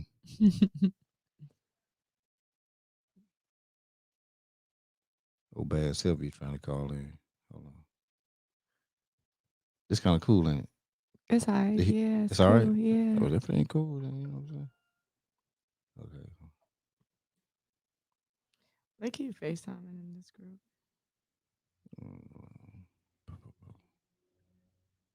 Why's it doing that?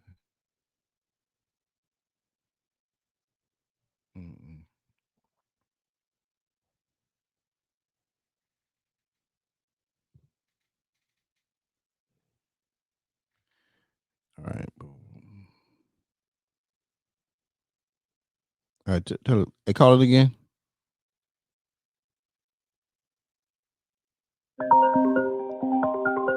Somebody else called in. Hold on. Somebody else called in before. Hello. Hey, who we got on the line? What's going on? This Lee, man. Hey, what's going on? What's going on? We got pretty pockets. Hey, man, we got pretty pockets in the building today. What's up with you? Good show, man. Good show. Informative information. Good interview as always, man. Just proud to keep on pushing, man. You're on the way up. Podcast on the way to number one, baby. Okay, Yes. okay. What you got from Miss Pockets? You gotta give me. Pretty pockets. Keep on pushing, man. Thank you. I'm pretty sure you motivated and inspired a lot of women out there. For with your story, how you started out from 9th grade all the way up to now. Thank you. Keep on pushing, man. Hopefully somebody got something from what you've been sharing over there. I checked that out while I was on the road. Thank you. You drive? What are you on the road for? Yeah, myself, I drive, but I was on the way just for a personal trip this time. Oh, okay. Business was during the week. Okay. Personal on the weekend. Oh, yeah, y'all did a good show, man. Good interview, Mo, man. Proud of you, man. Keep on pushing. Keep on pushing. Thank you. Thank you, King. Appreciate you. Y'all have a good night, bud. Okay, now. All right. That's what man Lee, first choice transportation out there in San Antonio, Texas. You know what I'm saying? Yeah. He does it big out there. He's moving things, hot shot world, box trucks. He's making things happen. You know what I'm saying? You know, and he ain't been out there long, but he's making things happen. That's good. Progression. He makes moves. So yes. It's really a good thing. Hey Sylvia, go ahead. No, that was a mistake. Somebody's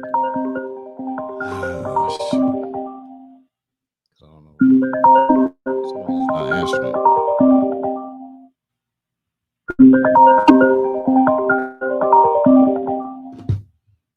Cherish said she love my mama. She's actually Say what? behaving pretty good today. Thought she was gonna say something crazy. Oh, mama good. Mama good. Ice Cold want to get a cut from Keisha already. Hey, who we got on the line out here? Uh-oh. That must be old Sneaky Sylvia right there. That's what it is. I got the vibes in the bag.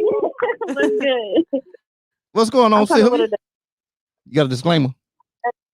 Yeah, I'm coming with a defense. I got to defend this Sneaky Sylvia name. I'm answering all questions. Ooh, she coming to clean the house out. So one, how did you get the name Sneaky Sylvia anyway? From you. Oh, I did that. Yeah. Oh. So really what it was Mhm. I was the child who was the straight A student. I pretty much kept my head in the book, so I didn't have that much attention to me from my mother. So I was the only one who, oh, it's my friend, it's my this, it's my that. My mom never thought nothing of it because I'm the good child. So my sister Teeauna would often catch me when I'm trying to go to my friend's house, where it's the time where she pulled up pretty much at a party. I'm thinking I'm grown. I'm with my little sister Delijah, right? And we're at a party. Uh-huh. My mom and come in the party, turn on the lights, like calling our whole government names, calling us out the party. Miss Barbara came in and shut it down. She was our protector. Ooh. No, I came in. Oh, you came in. Cut lights on. It was a few parties. What? So you? That wasn't the party Keisha was fighting, huh? No, that was a different. Damn, y'all just fighting all the parties. Y'all turn out all the damn parties. Like, damn, you can't go to the party. Your girl show up. It'd be some problems. Shoot. Nah, she really was our protector, though. She was we call her our double mom. We got our mom, then we got our second. She definitely looked out for us and protected us. And even though I was young and hormonal at the time, and I didn't understand, she protected me from a lot of decisions that I didn't understand then, that I'm so grateful for now. That's cool. Well, let me ask you this right here then. How does it feel seeing your sister out in this setting right here talking? Because there's a lot of podcasts, and the podcast they be timed and stuff, so they ask specific things. But to kind of see her talking in this element and just in a relaxed environment and just kind of listening to her, how does it make you feel as a sister? I feel honestly very proud and very honored to be related to her. I'm like, that's my blood. Like, I'm so proud of just knowing her personally and knowing how many avenues and loops that she had to jump through to get to where she's at. Always had a very strong leading voice and a platform to have knowledge shared. And the way that her dialect is and her communication, she can explain things that can actually have people inspired and people listen and people follow. Just to give you, just like I said, a little example, I just moved back to California, and within 2 months of living with my sister, I've always been a hard worker, but she didn't have me start a business. I already paid off a credit card. I started losing weight. Like, just from having her energy around me is so inspiring. So I can only imagine with her being able to be on a platform like this, of how many lives and people she's touching by just hearing her today. Oh, she definitely changes people's lives, mine included. You know what I'm saying? And I'll talk about that at the end of the show. But no, that's cool. That's good. And and I love it when family members do call in. Because one, like, that is something that siblings don't do enough, is really to share how they feel about the other siblings, especially in a public setting. So just by the fact that you and your sisters, are able to do this right here and just really be honest about your sister is a great thing. And it really shows great character about yourself as well as your sister. Yeah, no doubt. I mean, we take pride in our little bond that we have. Like, we talk every single day. If we're FaceTiming. I would like to think that we're very, very close as siblings, which you don't really see a lot nowadays, which is actually pretty interesting. But, we're very close. And I mean, we all inspire each other, but she's definitely our backbone to our little tribe. She keeps going. Without her, man, I don't know where we all be. we know y'all ass was fighting. That's for damn sure. You know what I'm saying? Somebody try to mess with y'all. We know y'all coming through, dropping the bowls and bats. You got Keisha in the back with bats and everything. Like, yeah, listen, don't play with y'all. That's what we know. Yeah, don't play with Teeauna either. She was jumping fences in backyards, even as little kids trying to help us fight the little kids. You fighting little kids? You were too big to be one. You were too big to be fighting them kids. No, this boy socked my sister and had her come home crying. Yeah. But this little nigga was fast, and before I knew it, I hopped out like I'm gonna beat the shit out this little boy, right? Right. And he was fast, and before I knew it, I ran through like 4 backyards, but I caught him in somebody's front yard, and I just beat his ass. I ain't gonna hold you. Yeah, he socked my sister. Yeah, my sister crying. We ain't got brothers. Hey, listen, y'all didn't when need I nothing. found Y'all out, I went and there. whooped his ass real quick. 5 killers. But I don't want no problems now. I just want to. Somebody else right there. You got kids with bats and boy, y'all jokers in the lane. Ooh, nobody want them problems, y'all. I'm barbecue. We're always got, we're always got. That's all we can do. Look out for each other. Go ahead. No. Say it again. I'm changing my name to Responsible Sylvia. Okay, nothing wrong with that. So, but I did hear this though. You said you went with her and you started a business. What business did you start? So I'm in the process of finalizing everything. So I'm very good at I'm very analytical, and I'm good like on the computer and organizing files and whatnot. Okay. So with my sister with her White Wave trucking, I kind of branched off of that and started White Wave filing. So small business owners who struggle with their back office, right? That's where I come in and I help organize that back office for you. Somebody needs a number. Kanisha. Yeah, I put it back up there. Okay. It'll pop up in a second. Yeah. Just threw it back up there. Yes, Nisha, call in. So whatever paperwork that you need created or whatnot, even creating contracts for drivers, things like that, but also organizing all the files and whatnot and getting ready for that tax year. Definitely can assist with that. Okay. Yeah, me and Sylvia have another business. We're not going to say what it is yet, but we're actually going to launch a new business next year. It's in the process. Listen. Y'all gonna take all the damn. Yeah, we're saving up the capital, but she's very, very smart. And she has a master's in I don't know, I forget what it is, but what you got a master's in, Sylvia? I'm a social worker. Okay, go ahead, social worker. So yeah, she's qualified to do a lot of things. Right. And so with us working together, I like to attach things to purpose. I see. That's community work as far as that. Like she's very Listen, you had strippers out there doing stuff. I know you can get anybody else doing stuff. You know what I'm saying? So I'm really excited for what we have planned and what we're saving for. We're saving now, and the top of the year will be. Y'all gonna drop it on there. Yeah. Man, that's all that. Shout out to y'all too for dropping stuff.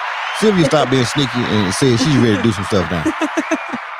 So she'll be sneaking in your back office. You get your back office together. How about that? She's sneaking in the back office now.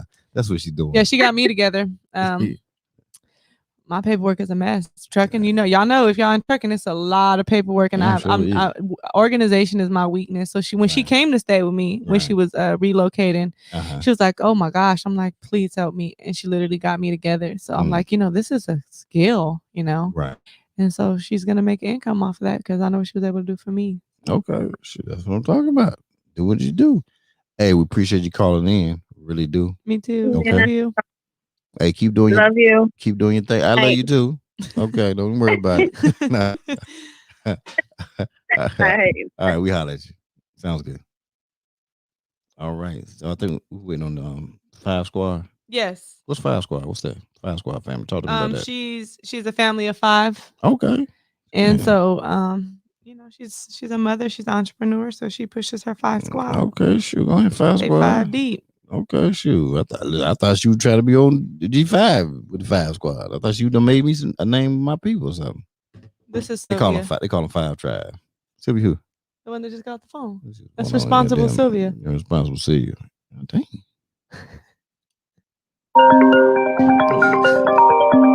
Hold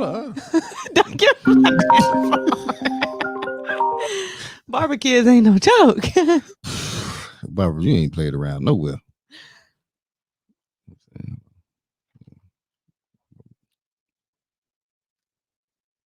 Barbara did not joke around.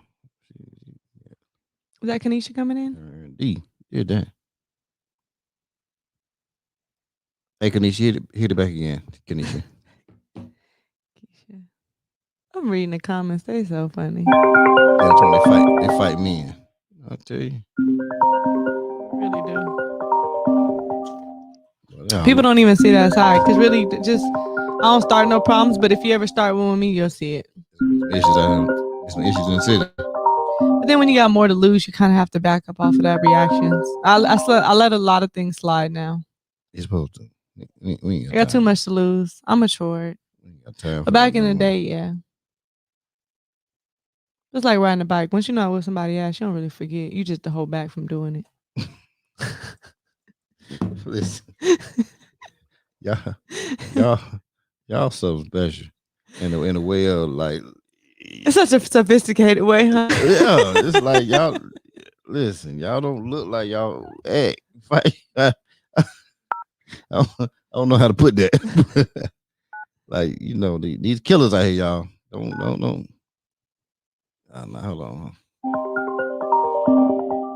Hold on. I got you. Yeah, go ahead. Brand placement. You know what I'm saying?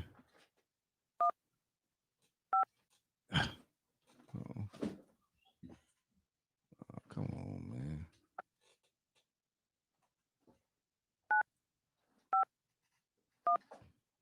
I don't know what's going on.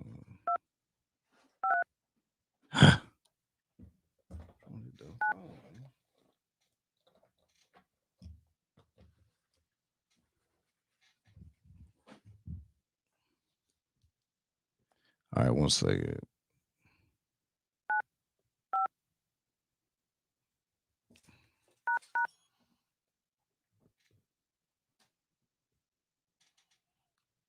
I don't know how this thing is acting this way. Phone gets on my nerves. Gets on my nerves right here. What's Fire Squad name? Kanisha. Hello. Kanisha. What's up, Kanisha? Hey. Hey, I apologize. You know what I'm saying? The glass on my phone is acting up. You gotta light that back up. Yeah. I tried to call multiple times. I do apologize. You know what I'm saying? Listen. I'm just joking. Don't leave me. Teeauna. Don't leave a frowning face. Hey, how are you? How you doing? I'm doing wonderful. How are you doing today? I'm doing pretty good. Enjoying the show. This is an amazing podcast, by the way. You guys have been very entertaining. That's what I'm talking about. Entertaining tonight. Thank you. Did you subscribe? Yes, I did. That's what I'm talking about. That's Because Kanisha. you know, listen, I know you heard Mama Barbara. She gonna get on everybody. You know what I'm saying? Yeah, my fiance was on here earlier too. That's Adorian. That's right. We're gonna have y'all taken care of. Make sure he's subscribed too. So we're gonna take care of y'all when y'all get out here to Houston now. Got time playing with y'all. Y'all gonna be living life. We got Don here. Gonna make sure y'all straight. Yeah, we'll be down there next month. Okay. I did want to call in because I wanted to say, I know how the hustle is with Teeauna, and just like a kind of like background, I met Teeauna a year ago. She's forever changed my life. I'm in her downline in TLC. Mm-hmm. She's an amazing mentor, amazing coach. She's just all around amazing. And now I am a serial entrepreneur. I now own and run 3 businesses. What? And now I know how it is. Hold on. You ain't gonna run by that. You just say how many? Yes, 3? Yes. You got a 3-piece? Yeah. But it all really comes and stems from Teeauna too, because she does it all. So I'm like, if she could do it, I could do it. Okay, she has 3 kids. I got 3 kids. Okay, she's a single mom. Okay, she's doing it. I could do it. Like, let's go. So, man, that's beautiful. It's really, yeah, definitely. My question is like, what's her end game? So that's what I always think about. Like, when do you feel like it's going to be enough for you to just kind of sit down? You know, of course, it's when your money's making money in your sleep. But like, I don't think that that's going to be enough for you. When do you think that you'll actually sit and, you know, vacation more, relax more, and just chill more? When do you think that that will happen for you? Is there an age? Is there a goal? Is it attached to a number? Like, that's my question. That's a good question. I mean, see this number that's on my phone? This is my screensaver. Okay. And my screensaver for this year was 1.5 million. Right. I'm not there That's for yet. last year.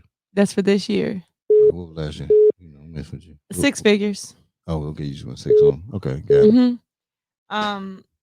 So honestly, I would say that the part, I guess my success where I would say I can chill is when I'm earning money that I can actually save and it doesn't go back into the household. I can hire more help because right now I don't have a nanny. I don't have a housekeeper. I have my mother, but she gets tired sometimes. Like, I'm a very busy woman. So like when I can hire the help that I need and I can comfortably vacation when I need to and not worry about what's being made. Cause right now I'm still building in a lot of ways. So I for sure got another like 5-year run that's strong. But retirement can be possible for me at 40. Okay. But I definitely haven't made $1 million in a year yet. So 7 figures is a goal of mine. Right. But when you've earned the type of money that I have earned and the lifestyle that I do want for myself and my kids, I know that $100,000 isn't a lot of money. Right. So I do desire to rest a lot more and to vacation and to celebrate, but it's like, what am I vacation? Like, I just want to, I can't be on vacation if I'm worried about what's still being made because I need it. Right. So the moment that I'm not desperately in need for the income that I'm working towards, and I can go on vacation and know like my businesses are on autopilot because I have teams in place and I can afford multiple staffs. You know what I mean? My home is secure, my business is secured. I would say that's when I would chill. Because right now, if I go on vacation, even if I travel a little bit, I still have to worry about, my businesses. I still dispatch on my own. I don't have a housekeeper in my house yet. You know what I mean? I have to go back. I have to do laundry. I have to cook. I have to clean. So the moment that I can afford a real staff comfortably, and my businesses are on autopilot, right? I would probably chill. But I definitely would want $1 million or $2 million attached to that, but not $1 million earned and it goes back out. Like, I need a couple million in the bank. Okay, that's what you're saying. Then I'll chill. You've been around me, Kanisha, and I'm really proud of you. I really am proud of you from when you first joined my business and you were working and you took that break and you started building in TLC, and now I look at you and you're just so dope, being a mother, being a wife, soon to be wife. You just, your balance with your kids and your businesses and seeing you just really just maximize your full potential. It's like, it's people like you that keep me going. That's like, when do you really ever stop? Because there's so many people that I feel like I want to touch and I want to be connected to. And you pour into me and I pour into you, but I had to reverse that really quick because I'm really proud of you as well. Thank you. Thank you. It's a lot. That's what I'm talking about. Y'all have a thing going. I'm telling you that damn California connection, boy. Y'all serious out there. You hear me? Listen, I ain't heard. Kanisha's the whole vibe. Listen, and you her and AD. And y'all bringing it out here to Houston. Oh, damn! Shout out to y'all bringing it out here. It's like bittersweet because like I love Houston. Right.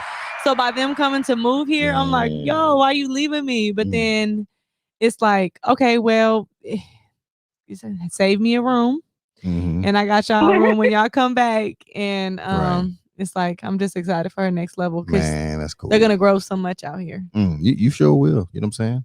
You know. And look, do y'all know anybody out here?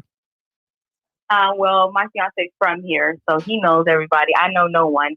But I just feel that there's an opportunity for me to grow, financially, mentally, meet new people, network. Right. So that's really the goal for me moving out that way. Okay. All right. Well, that's cool then. Ain't nothing wrong with that then. Well, Houston gonna welcome you, all arms open. That's what we do. We'll make sure we stay connected. You know what I'm saying? Like I say, hopefully he be DMing me. So, he got me out here. So he's good to go.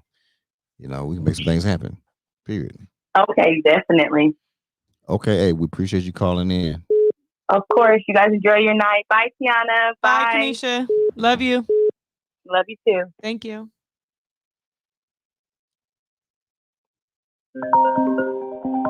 It's hot up in here right now.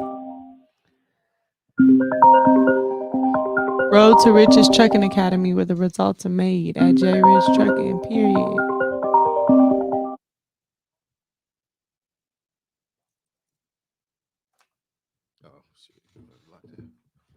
All right. Let's see.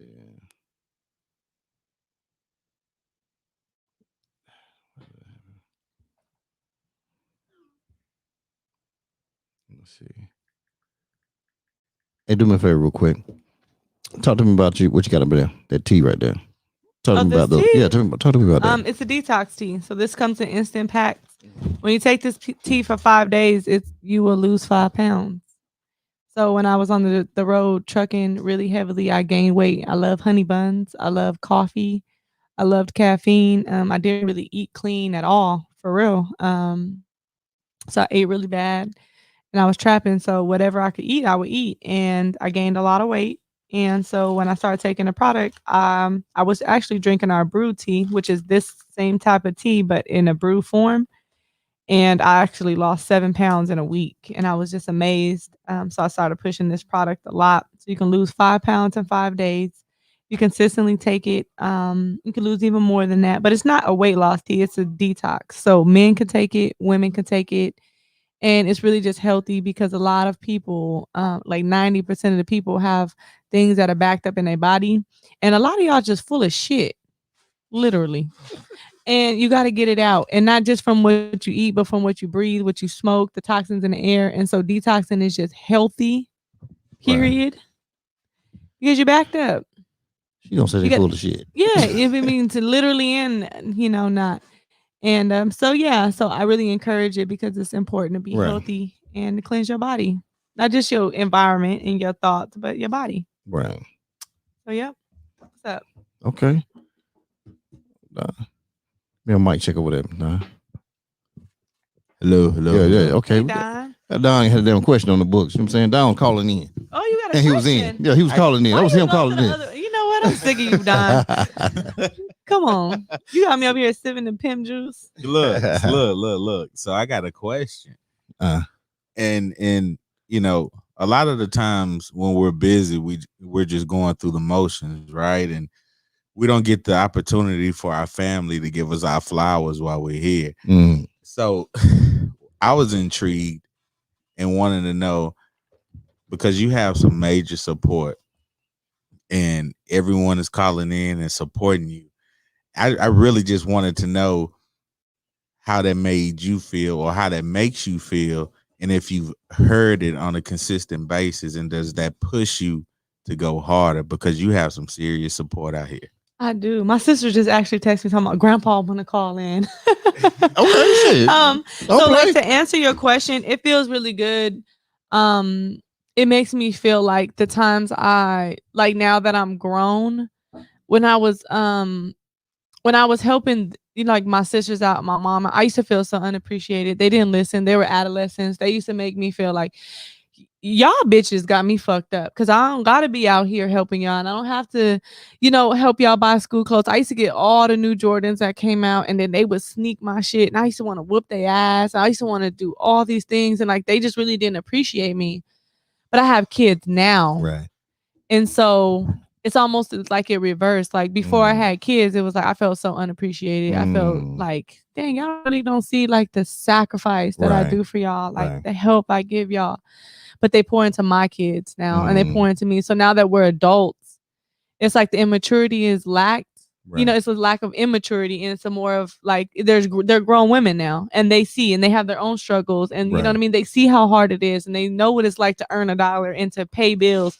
So now that they have their own bills, and it's like, damn, well, T was having her bills, but she was still helping us, and she had this, but it just feels really good, to have that, because a lot of people do lack it. And so I'm very, very grateful. My mom has a strong knit, and this is the thing. We're very strong with our sisters, but we don't really have a strong family. Hold up. Say that again. We don't really have a big, strong family. Okay.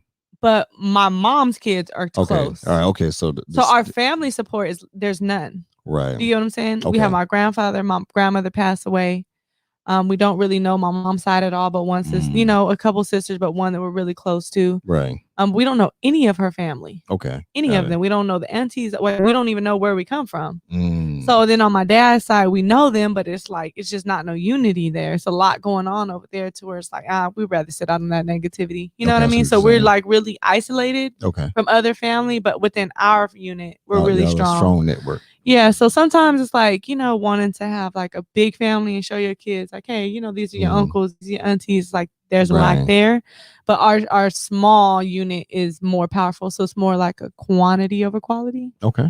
I should say. And I'm just appreciative. I wouldn't trade them in for nothing. And they really help me with my kids when it comes to birthdays, when it comes to Christmases.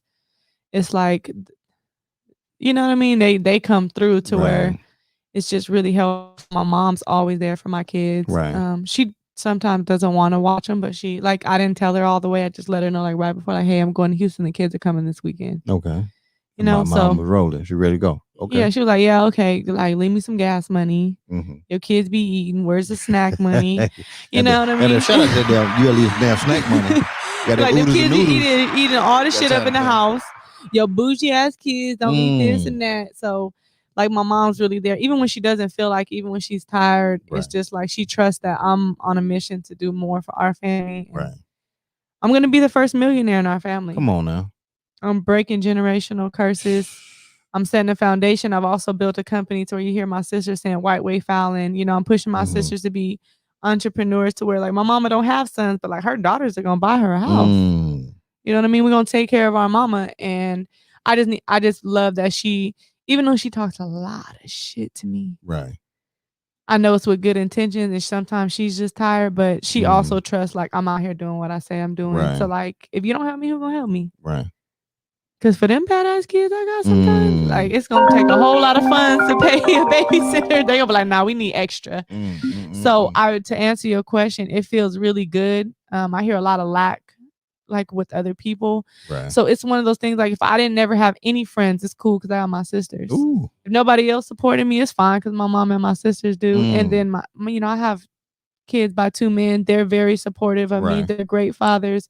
The friends that I do have, I know a lot of acquaintances and there's been people who've disappointed me, but my real friends have always been my real friends. Right. We don't have like any situations that's ever folded between us to where like my friends have been my friends my whole life. We're always good friends. And it's just like, I'm just happy that there's a lot of hate towards me and there's a lot of envy and there's a lot of jealousy and there's a lot of, people who try to throw stones and break me. Right. But the circle that I do have is so strong that it's just like, you got to throw a lot of stones over here and they be ready to tear some shit up for me. Listen, with them sisters you got, you got my mama too, my friends too. Keisha so it just really feels good that where I felt like if the whole world was not for me, it'd be okay. Because I got my family and I got my friends. That. You got them killers in there. Yeah. Sneaky Sylvia, Bat Willing Keisha. You know what I'm saying? Listen, you got some killers over there. You know what I'm saying? Hold on. We got someone on the line. Who got on the line right now? What's up? Who is that? Oh, Jay Rich. I hear you. What's that? Is this collab over competition calling in? All day, every day, baby. That's what we do. Listen, I remember I had got a message from Pretty, right? I'm gonna say T because I know her personally now. But she hit me up. She was like, "Yo, Jay, I need to talk to you." Just randomly, I didn't know what was going on. So when I had called her, whatever, we finally got on the phone. I mean, we was on the phone for at least almost 2 hours, and she was just like, "Yo, I just want to tell you how much I appreciate you." Me thinking like, "What are you talking about?" And she was like, from the live that we did when she was promoting her products and stuff. And with her mentioning it early on in the show that, she allowed me to come, it was like one of the things like, this is what we're supposed to do. This is how we build. Like, you can't say you believe in this woman empowerment and stuff, and then it's always, well, if you do something for me, what you going to do for me? I mean, if I do something for you, what you going to do for me? It was more so, yo, get your money, get on here. Rich ain't going to support whoever I put on here. So go ahead and promote. Mm-hmm. It wasn't even one of those, oh, well, let me introduce myself. I do this. So if you want to know, it was like you get your shine on. And that's really what I believe like sisterhood is about. It's like let that person get their spotlight. You know what I'm saying? There's always everybody be so competitive and always, and I hate opportunities to a certain extent. Opportunities, yeah, it's an opportunity to get your money, but when it's an opportunity like, oh, well, maybe I can do this, or like, it's always a motive behind something. Nowadays, nothing is natural no more. So me and T was able to click because our whole energy was just natural with each other. We share a lot of similarities from background and the way that we think, especially coming from, like, he come from a certain area in California. I come from a certain area in Texas, So we instantly were able to, like, click with each other. And then I just want to tell you, I appreciate you for just being authentic, just being real. I love what you do. You pour into people like me. It's like you so selfless. You everybody call, even your family, your sisters, and your mom. I thought that was so beautiful because those are the ones who's gonna speak the real about you. They the ones who've been around you. Yeah. And everybody that's been around, even your own mother, been like, yo, she's like my superstar. That's something very beautiful, especially coming from your mom, because nobody will know you more like your mama. So I just want to tell you, just continue to do your thing. Man, you're a very inspired, very beautiful person, just inside and out, and just keep being you. Never change. You know what I'm saying? God got you overall, got your family, and just the whole y'all bond is just so beautiful. And that is rareness nowadays, because I know it's a few family members I grew up with, and now we don't even talk no more. Yeah. So just to see how your sisters call and how you just motivate them, even your daughters. I just bought some damn lip gloss. I wish I would have known, because baby girl probably would have sold out with Jay. That's my deal. So when you was talking, I'm thinking to myself, shit, I need to think of something where I can start take me his own business. You know what I'm saying? Like, I think that's beautiful how you got all your kids doing something, and then they looking at mama like, yo, mama's that boss, she's the leader. So that motivates them to be entrepreneurs, just like your sisters were saying too. So you have something, then you just naturally beautiful. Your mom kept saying she got that glow, and you do. You go on her Instagram, which I don't think she promoted, y'all. Y'all need to follow my girl, her Instagram, Pretty Pockets, because she's doing her thing. Every picture you post, regardless of what you have on, you glow. It's just a natural glow. You shine, and that's what a leader is about. You're gonna shine regardless. It's not about what you have, what you put on. It's just you just glow naturally. So you got my respect, sister. Thank you. I appreciate you, Jay. It's crazy to say like you love somebody and like I don't be around you one damn night, but I talk to you. But I feel comfortable to even express that emotion. Like I really do got love for you because of how you are. And I love that when I talk to you, it's almost like I'm talking to a reflection. We're not identical, but our characteristics are the same. Our values are the same. You know what I mean? Our goals are the same. We want a lot and we willing to work hard for it. And then like even last night, it was crazy. When we was rolling, leaving, we was hanging out, but you was just like, T, I really don't never like want to have conversations where it's like, I don't want to talk about nobody. I don't want to hear what you got going on. I don't want to be in nobody's business. I just want to be in my lane. And, T, how you said, you want to show love to people who show love to you and just spread love. Like, and if it ain't no love, then I'm far away from it. And it's like, those are the type of conversations I want to be at. Those are the type of tables I want to have a seat at. You know what I mean? And it's not that I'm the table or, you pulling up to my table. No, we all individually got a seat at this table called success. You know what I mean? And I appreciate you and I value our friendship. And I'm just excited to see where we both going to grow to. I'm here for you. Whatever it is, we have more personal conversations and you've extended just offered so much to me on my personal issues I'm still even dealing with. And I just will be forever grateful for that. And in return, I'm here. We have a sisterhood for life. I'm here to pour into you like you pouring into me. And 10, 20 years down the line, I know you'll be a friend of mine because of your characteristics. So I'm not worried about, you know what I mean, anything you would do to me or worrying about this or that, because I've talked to you long enough and I feel it when I'm around you. And it's a trust. That's very hard to find now. And that trust is automatic right now. So I'm rolling with it. I'm rocking with you. I support anything you have going on. And it's up, baby. We going big places. And I just want you to not be humble. I want you to know that you're a star. I want you to know that you have a light and you have a support system. And I told you, you can do whatever you want to do. Rich Gang is behind you 100% because you are a brand, Jay. You're a brand and your people believe in you. And so I know your confidence is high, but I don't want you to sell yourself short in no type of way. And I want you to go full force and take advantage of any opportunities that you feel good about. If you got a good gut feeling that it's good for you, go with it. If you feel like it ain't for you, then stay in your lane. But I just want you to remain open, remain thriving, keep pouring into your people, appreciate your huge support system that you have. And I'm excited to see where you're going, because I know you're going big places and you're going to do big things. So I'm excited to get the call and be like, hey, we celebrating this, because it ain't going to be really too many troubles coming our way, because God got us and we got favor, but it's going to be a lot of triumphs and a lot of celebrations. So I'm just ready to clap. I'm ready for my hands to get tired for you, Jay, because I'm going to be clapping so much. That's it. Oh, that's a very that's real, baby. Damn exclusive. I love it. That's Damn real. exclusive. See, this is what happens. That's real.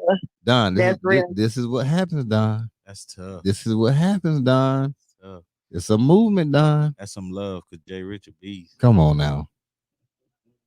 Pockets is a That's beast. love. Jay is a beast. Two beasts together. Listen. We coming for y'all asses. We can't beat that. Yeah. They can't Hey, beat we that. here now. I had text her. We here now. This rich and pretty, baby. That's what it's called. Rich and pretty. And then Rich and Pretty. The Rich and Pretty tour is coming to y'all ass. The Rich and Pretty tour. And listen, and don't think they can't drive the trucks to your neighborhood. You know what I'm saying? Don't think they can't back them into their neighborhood. You feel what I'm saying, Don? The Rich and Pretty tour. When the two killers out there, and they can drive up now. They can't just talk about driving up. Some people, oh, you ain't gotta have a license. You can have they can drive up to you and make some things happen, and come in and be effective. Listen, they both can come in and take the room. Look, man, come on, bro. Say that's tough to see Jay Rich and Pretty Pocket pulling up on you. Come on, man. Think about that right there. Don't you see it already? You know I'm a marketing genius, right? But anyway, so I already see it. You see Jay laugh because you know I'm a marketing genius. Listen, I already see this thing already in my head already. Listen, I got the man, please. It's a show. Damn, it's going to TV. It's a TV show. Pitch the pilot. Yeah, Jay Rich showed me so much love coming out here, and you did as well. So when y'all come to Cali, she damn near ready to fight me because I reached for my money last night. What the hell you doing? Yeah, man. You out here with me. So when you come to Cali, it's a whole different thing. It's the same thing. It's a I got thing you out here in these streets. You see, listen. Know it's crazy when you have friends that you got to argue about who's supposed to pay what, right? And then you sit around. You have friends that y'all arguing about who want to pay. She jumped on. No, Don. I could pay. No, I could pay. No, I could pay. Bitch, I got my own. I could pay. You know what I mean? Don was trying to spend. Listen, Don was trying to spend $7 yesterday. She damn near jumped down in the throat for $7. That feels amazing. That feels amazing. And I was thinking about that on the way and home. her face was balled up. Balled up. Yeah, I said, so you gonna cash at me $7? Bye, dog. I love you, Jay. Keep being great, baby. Jay wanted that damn chicken and rice. You know what I'm saying? That's what that was about. Yeah. Yeah, because I'm trying to get ready. Y'all know how slow I am. So let me continue finish. Wait, you got time. You got time. Jay, what did you call that? What did you call that one more time? They put a mic to you. What I call what? What did you call that one more time? You and Pretty Pockets. What was that? Rich and Pretty tour. Rich and Pretty or Pretty Rich? Oh, it's the Rich and Pretty, baby. Pretty Rich. You know that sound good too. You do pretty rich. Pretty rich. Oh shit. Rich and Rich. Say it's sold then. Hey, get kind of pretty rich. Hey, it's all hand in hand, baby. Listen, don't play with this right. No, because that rich gang is strong, man. Oh no. Like you know, you can listen. You know how like Beyonce got the Beehive. Like, listen, she got a whole own support system. Listen, you can tell me. Like they don't play about Jay. They try to beat up Brian. They know one dude. Don't play now. About her. Listen, they know me and Jay tight. She on my show. We over here talking to something, man. I think the dude took something the wrong direction. He was going in on the comments now, but you know me, I got composure, so I don't have to go off on him because But anyway, so I'm maintaining my thing. But he was talking, but then I had to call him though. You know what I'm saying? And then turned out he from North Carolina. You know what I'm saying? We're from like the same area. So you're the same. Oh, we cool. We cool. He was like, nah, but he understood. You know what I'm saying? He was like, oh, no, I took it the wrong way. I said, yeah. But it's cool though. But it just goes to show like that's how hard they rock. They rock that hard. Yeah, they got her back. They like the damn Beehive for real. You say one Yeah, they thing wrong with them crazy. jokers, they crazy. My people crazy. They crazy. That's good And they, though. and they love pretty too, boy. Pretty. I know, girl. I know you ain't got so many of them guys who's like, damn, I need to lose some weight right now. Yeah. Them guys was ready, man. Them guys be ready. But man, keep doing your thing, man. I love y'all. I'll see y'all later. Okay, I'm looking forward to it, girl. Okay, sounds good. Okay. Sounds good. All right. Bye-bye. Listen. I don't know if my grandpa trying to call in, but Oh man, why you do that? Yeah, Tony, I ain't mess with you, Tony. what happened? Tony be going, man. See, that's why we love them. Goddamn, shout out to Tony Young. Be country, so we ain't gonna say nothing. Be country like that. Tony be doing stuff, you know. But check this out. When I tell you this right here was a phenomenal show, right? Phenomenal. Okay. I got 2 questions left though. Okay. You don't mind, do you? All right. I mean, unless you need to hop on a flight and get back to California real fast. Miss Barbara got your back. You know what I'm saying? Miss Barbara got your back. Well, Don, you know how I go to this piece right here. Yes, sir. You never met Pretty P. Mm-mm. You ain't met P before. No, sir. But you listen in tonight. All right. What did you learn tonight? Say, look here. This is what I learned about Pretty P. Mm-hmm. I learned, one, that she's a go-getter by any means necessary. You know, because she's clearly found her why it is that she does everything, right. Why it is that she goes so hard. I've also learned that she has a beautiful support system behind her who's willing to support her, not only support her, but is counting on her because she makes them better. Right. And that's big. And that's big. And when you have people leaning on you, right. And I wanted to chime in and say this earlier, but I didn't want to interrupt. When she say Miss Barbara was hard on her, yeah, that's because she knows she can handle it.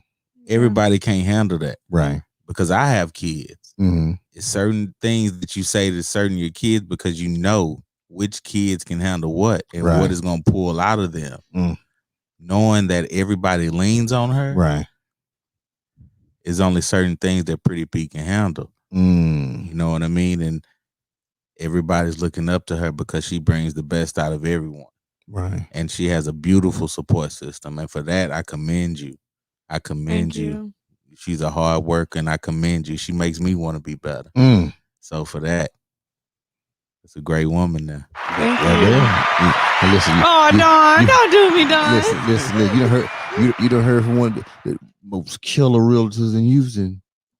Look forward to Don finding me a dream house. Big dog. You know what I'm saying? You got it from him. That's big right there. Gotta keep working. You know what I'm saying? Mess with Big Don right now. Say, I got you. All right. So my question to you is 2 questions. I'll go with the easy question first. Okay. How was the experience? That's the easy question. We went over that. Well, no, because we hadn't gotten to the end of the experience. Okay, it was. So you had to go through the whole interview part. Okay, so for one, it took me all the way back, which re-emphasized in my today of like, damn, you really came a long way. So it made me travel back in time for real.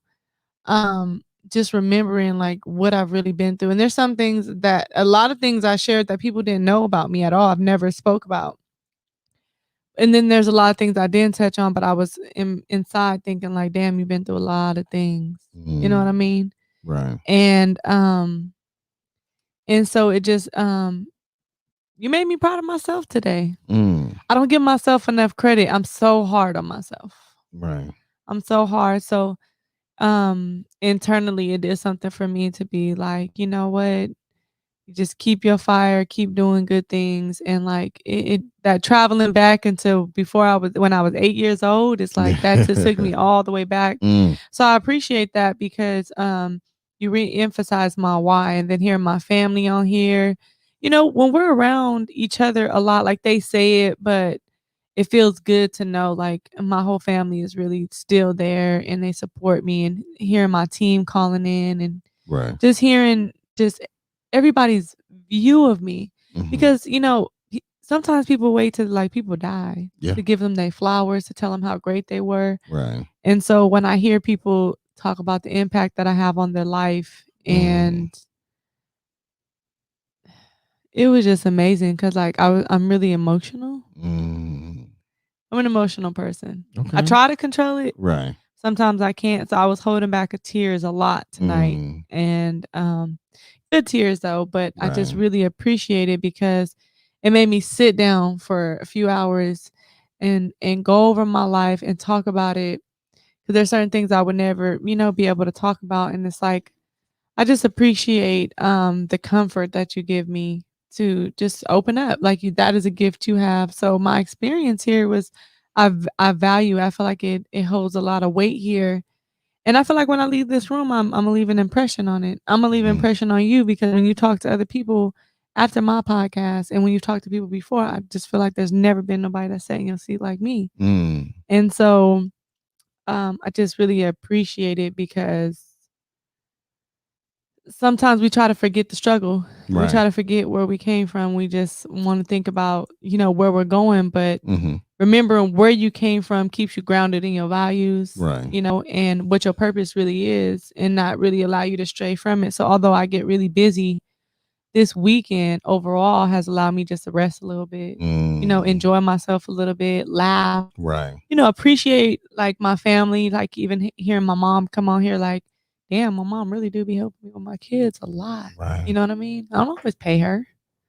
A lot of times I don't, I'm just getting through still. So it's Right. like, and even when I do, it's just like, I just appreciate them and you allowing a public platform to support their businesses, support what they have, tagging my daughters.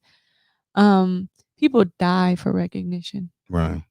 Like they would kill for it. Right. Even in TLC, I've learned to like, recognize people and just give them their flowers. So like my sisters, a lot of them are just starting out business and I might promote them, but like my mom's never been on a podcast, heard her voice. You get what I'm saying? So it's just like I'm breaking generational curses. And although you may think, I'm bringing Pretty Pockets on, this it's something big for my family. And so I appreciate that. So if you were, there's no rating from my experience. I can give you words, I can try to explain, but like my emotions with that's what's within me, it's really not something I can really like pinpoint and describe. I'm just so appreciative and I'm really had a great time.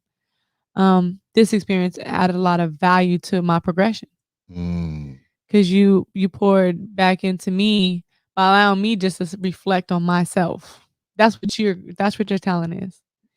You see something in somebody, you bring them on this show, and you make them sit here and look themselves in the mirror as far as memory. And that's a power. So I thank you. I had a great time. I thank you. I thank you, and I'll tell you what I got out of it.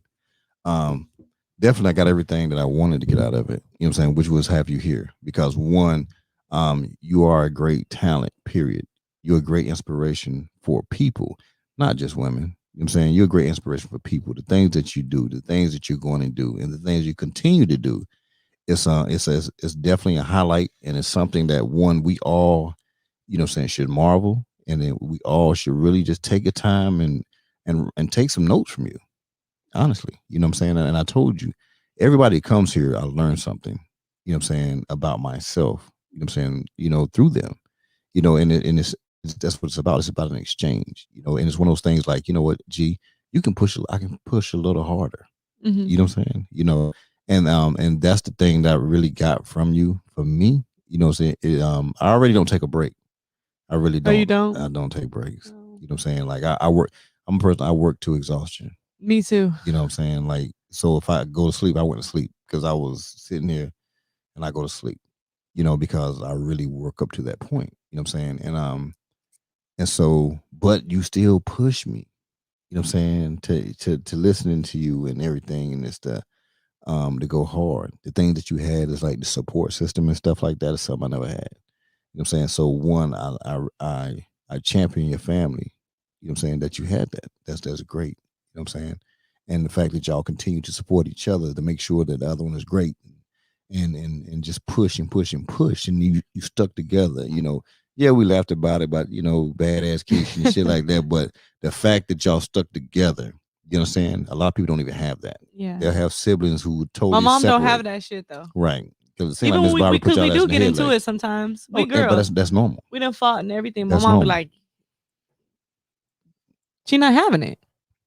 We That- all she right. got. Right. Like she not having it. Right. And that's the way it should be. You know what I'm saying? And so the fact that you it's the same thing I tell Jay. You know what I'm saying? You two have y'all guys have a unique talent. It's very unique. And it's something that's going a lot further than y'all probably can visualize. Honestly. It's just true. And so it goes back to the answer I gave you in the back of the van. You know what I'm saying? It's like I see something in you that's so great. You know what I'm saying? Thank you. You know, you're the That first means you're so the much. first person that I've flown out here. You know what I'm saying? For real? Yes, yeah, you're the first. You're the first person that's really flown me out and like No. done everything for me. I've had somebody cover a flight, but I've never had nobody like literally take care of everything for me. Well, they ain't G5 either. So you know what I'm saying? This ain't nobody like me. So for what you did though too is like you didn't have to do that, and I don't know what your financial situation. You may be well off, or you may be like, look, this is an investment I want to do. You know, it's an investment I want to do. Yeah. So whatever it is, like you didn't have to do that. Right. You have other people, and you have great people that come onto your show, Right. and so it's like, damn, you're doing something right because this man, seen something in you, and so I'm telling you, really set the bar high, like. They gonna have to step it up because to come in here and pour everything out, like that's not for everybody, right? True, and that's not deserving for everybody. So like you definitely you earned that, and I appreciate that, and I think it was a good move for you. It was a good move for me. But it was about a move though. But it was definitely it was a good move though. But at the end of the day, it's Don's been on here. It just really what I do. You know what I'm saying? And it's nothing special about it. You know what I'm saying? It's just I care about people. So I really thought you used to fly everybody out. Now you're the first one. I just started it. Oh man, thank you. Yeah, I just started the podcast because it's new. It's like new. I'm just what am I done about 6.5 weeks? Yeah. Yeah, about 6.5 weeks. I've been doing for 6.5 weeks. Of this podcast? That's it. You a damn lie. Nah. I could have sworn you was around way longer than this. Shout out to 6.5 weeks out here in the damn streets. You the first one on the books, you know what I'm saying? For real. Wow, I'm proud of you. I appreciate that. You know what I'm saying? Working hard. But we have to if it's about greatness. I really think that you're gonna have one of the biggest podcasts. And you already have the biggest podcast. It's just time is catching up to that. There you go. And that's what I feel. Yeah. That's what I feel. I really have you ever made a like manifestation card? Not a card, but so every day is. But tell me about that. So what you should do is like say it's the end of 2021. Okay. So it is now December 31st of 2021, and I now have 126 people that have said in my podcast, and I'm now the whatever number in the world podcast, and I am on whatever it is your goal is for your podcast. You put a date on it, and you put a goal to it, and you write it down, and you damn near tell yourself this every day, and you read it to yourself, because it's almost like you've already marked it and you said you're gonna be there. Right. So it's almost like I got to be there, and it just keeps you on track. And it's almost like you're pouring that into the world. You're putting that energy into the world. You're saying it verbally, and so it's almost like you got to live it. And so you'll be there. Well, I'll tell you this right here. See, they tell you I'm deliberate, and I'm a person of challenge. So I'm gonna do that, right? And guess where it's gonna be at? And you'll see it on the next show if you look, or I'll record it for you. It's gonna be right there on that wall right there. Okay. Written big, and so everybody that comes in here will see it on that wall. Yeah. So I will put that on the wall. Yeah, I think that'll be good for you. Okay. Because I think you can achieve anything you want to do. All day. And I tell anybody, there's nothing that I've wanted to do that I have not done. I've done everything I've wanted to do. Everything. You know what I'm saying? And it's about just about that. You know what I'm saying? That's I what it's believe about. that. I got pretty pockets out here. Yeah, I You better stop playing. She didn't know it from a ball of beans. You know what I'm saying? Right. 6.5 weeks and I got you on my show. Right. Come on now. I wanted to. Who could do that? I really thought you've been around a lot longer. You're real sharp. No. Yeah. I see y'all. Real quick, G. Talk to me, God. This is just what I want you to understand, right? Because the motivation, and I've already told you, the only two people that I see doing what you're doing is you and Oprah, right? Oh yeah, you did say that. You said that. Call you. Because I'm just trying to tell you what you're doing. Because at dinner, at a barbecue, like your family doesn't come up to you and tell you how you inspire them, right? But when you give them the opportunity, when Pretty P is on the podcast, right, to call in and actually say what she means to them is life changing. Right. Because not only for them, but for her, that's going to push her to go harder. And they don't. She may, and I'm just speaking. I'm just saying, like for me, when it happened to me, but for her, like they may not tell her that every day. Right. They might not tell her that every month. But when you give them the opportunity to call in and say, what does your sister or what does your daughter mean to you? I want you to understand, like, what does that do for a person? Right. Like, okay. Because it may be times you be like, damn, do they really appreciate me? Because I'm out here busting my ass. I'm going hard. Right. And we may argue, we may do this, but at the barbecue, they don't say nothing. At dinner, they don't say nothing. Right. But when you open it up, you open up your platform for them to call in, you're just giving that space. And it motivates, like her people calling in motivates me.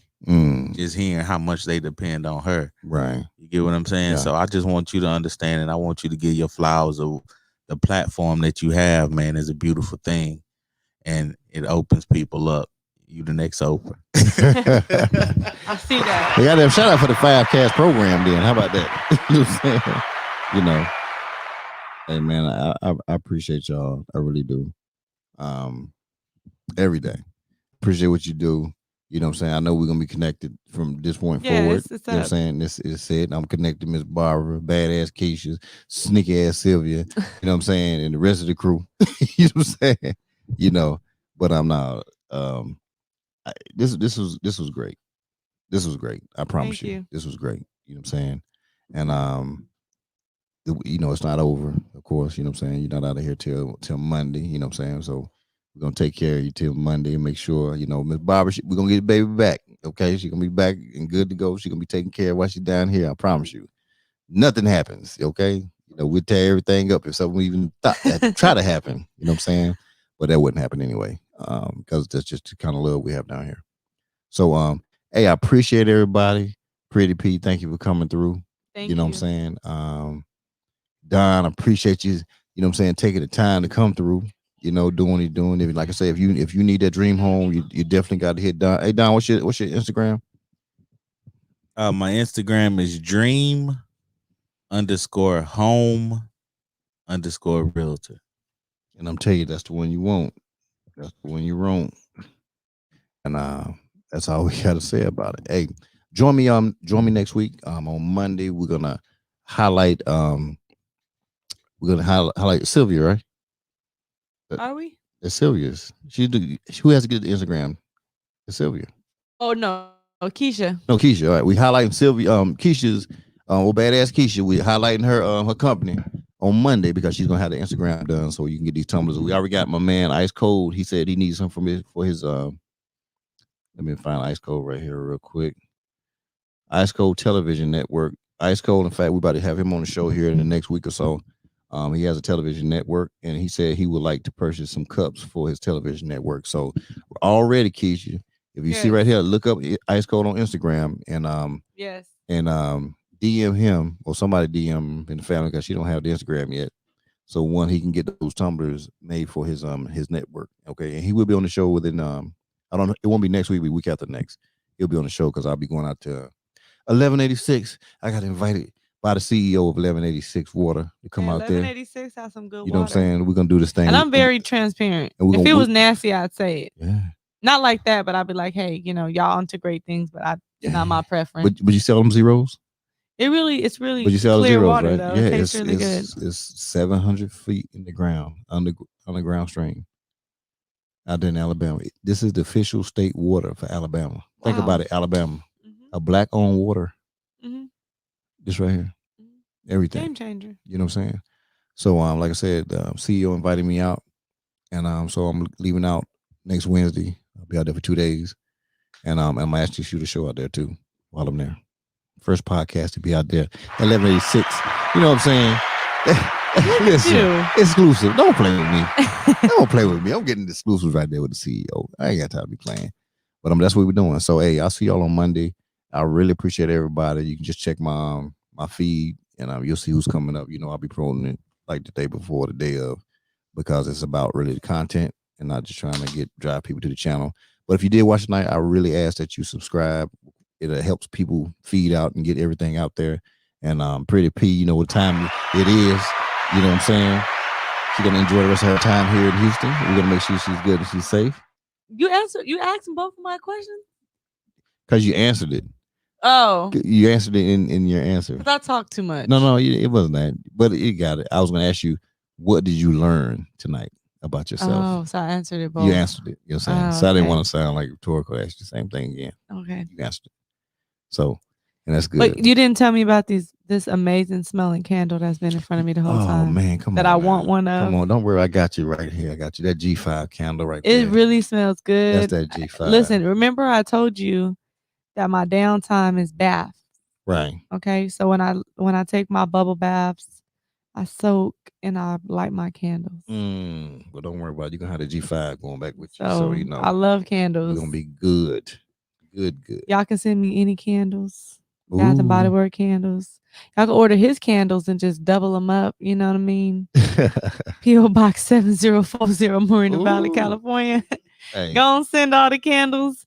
I really like the smell of this one. I see it continuously burning, so I know the wick is good. It's wood wick. And it's not just wood. Depleting. You know what I mean? So we got Hello? Is it Grandpa? My mom. So if you look at the bottom, she's still listening to the thing. So if you look at the bottom of the screen right there, you can see where to order these candles at. Okay. It'll be scrolling across here in a second. So delay from the TV right there. But you can order that G5 candle from J Love Candle Co. LLC. That's www.jlovecandleco.com, or you can go to her Instagram, the company's Instagram at J Love Candle Co. On the Instagram, you can order that G5. That G5 is waiting for you. And the 5cast is up next.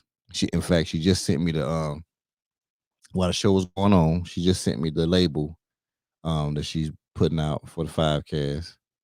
And that candle smells great as well. So please go ahead and order that thing. That G5 is going hot and it's hold on. I think we had another quick call real quick. Let's see what this was. Somebody called from California. I don't want to do them like that.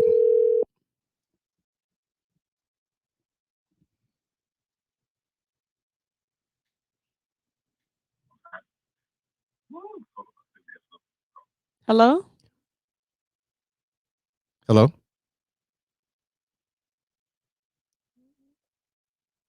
Hello? Let me see the number. I heard him in the background. That's my mama. Hello, mama. Hey, Mom Barbara. Hey, Mom. Hello? Miss Barbara. Mama called on Yes, accident. baby. Did you call back? Yes, I did. Okay, what's going on? Talk to me. Nothing. I just love you so much. I love you too. I love you too. I appreciate you. So what's up, Mom? I think she still has the volume up on the thing, so she's hearing the delay. Exactly. Huh? All right, love you, Mom. Love you. Bye. I think her phone's messing up or something. So, all right. So, hey, so I appreciate y'all. Hey, we're gonna end. I'm gonna end with my wink and drink. You know, I need to throw that out there one more time, and then I'm gonna hit with that closing song on everybody. Wink and Drink is an app. Yeah, we're gonna go ahead and open it up. What? Go to your. So y'all can send me a drink. What? Go to your app store real quick. What? The song will tell you the direction. Hit 'em, G. It's 5 o'clock. It's time to leave. I dig into my pockets, pull out my car key. And that's me too. Grab my wallet, walk out the front door. Unlock my phone, open the app store. I need a place to meet and think. Found a brand new app called Wink and Drink. Yeah. It's Wink and Drink. Hey. It's Wink and Drink. Come on. It's Wink and Drink. A brand new app where people meet. Come on. It's Wink and Drink. Hey. It's Wink and Drink. It's Wink and Drink. A brand new app where people meet. Hey, I appreciate you guys. Hey, I'll see y'all next week. We'll be going hard, you know what I'm saying, doing it big. And I'll talk to you next time. Jake. It's the king of love track, baby. Jake, Will. Jake, Will. Everybody, Jake, Will. Come on, Jake, Will. Do the Jake, Will. Everybody, Jake, Will. You got to speak to me, bitch, I don't give a fuck. Give you a jab to the nose and make you say what's up. I'm in the club, nigga, talk with the long barrel. When the music stops having say goodnight, Christmas carols. People hate me, man, I really do know why. They see the wings on my back and they know I'm gon' fly. So what the fuck's supposed to do? Just try to please people. Got my Educator family and I don't big people. Remember, used to put newspaper in my tennis shoes. Used to walk around in them tennis, the mini shoes. For party nigga, I was too thugged out for that. Never told all my enemies I couldn't be a rat. But niggas told on me, nigga, they got it in return. Now in they mama's living room in a nice earth. Fuck you, your whole crew, bitch, cause you gon' get caught. Blow your brains out in your lap, now hold that thought. Motherfuckers stop pretending of a new ever. Jay will get in and poppin', nigga, cause I'm so clever. You can love me, I hate me, nigga, but I'm still ready. G5 legacy never ending, bitches stop pretending. This is the beginning of a new era. Jay will get in and poppin', nigga, cause I'm so clever. You can love me, I hate me, nigga, but I'm still ready. G5 legacy never ending, bitches stop pretending. This is just for my killers who just straight up murder. Leave you in the sewer dead just like a ninja turtle. I got connects with the real fucking black mob. And I'm trying to get it right for my man God. So anytime I don't believe me, that is no problem. Niggas will torture your ass, you wish they fucking rob you. Menace to society, that's my favorite one. Desert Eagle 50 caliber, that's my favorite gun. My nature villain, yes, I'm gunning for your fucking dome. You the homie kid, cause you always running fucking home. And BK got a boy, your house will clap it up. I run my mouth like a big booty bitch, I can back it up. Try niggas on pickups just like they did in Jasper. Keep fucking around, your new friend is gonna be Casper. You gon' be in the casket, people trying to coffin on you. But so many hoes, each tiger can't play golf on you. Motherfuckers stop pretending of a new ever. Jay will get in and poppin', nigga, cause I'm so clever. You can love me, I hate me, nigga, but I'm still with it. G5 legacy never ending, bitch. This is the beginning of a new era. Jay will get in and poppin', nigga, cause I'm so clever. You can love me, I hate me, nigga, but I'm still with it. G5 legacy never ending, bitch. Fuck that shit, bro, I'm tired of being nice. White shit in your head, this mic is not a fucking life. I keep the termites fed, like the pistol stay with some lead. Like Marita dog, stay with some bread. I lived in the trailer, not no projects. It's still got, but you couldn't run on my set. I kill niggas, dog, and also I kill time. Tell out my snitches, head to fucking moms. Niggas tell on me, goddamn, they drop a fucking dime. Your brains are gone, now you out of your fucking mind. And niggas know I fight you, bitch, young ready strap, but they don't fucking understand to get the bitch to that head, that gun clap. Niggas stop beginning of a new era. Jay will get in and poppin', nigga, cause I'm so clever. You can love me, I hate me, nigga, but I'm still ready. G5 legacy never ending, bitches stop beginning. This is the beginning of a new era. Jay will get in and poppin', nigga, cause I'm so clever. You can love me, I hate me, nigga, but I'm still ready. G5 legacy never ending, bitches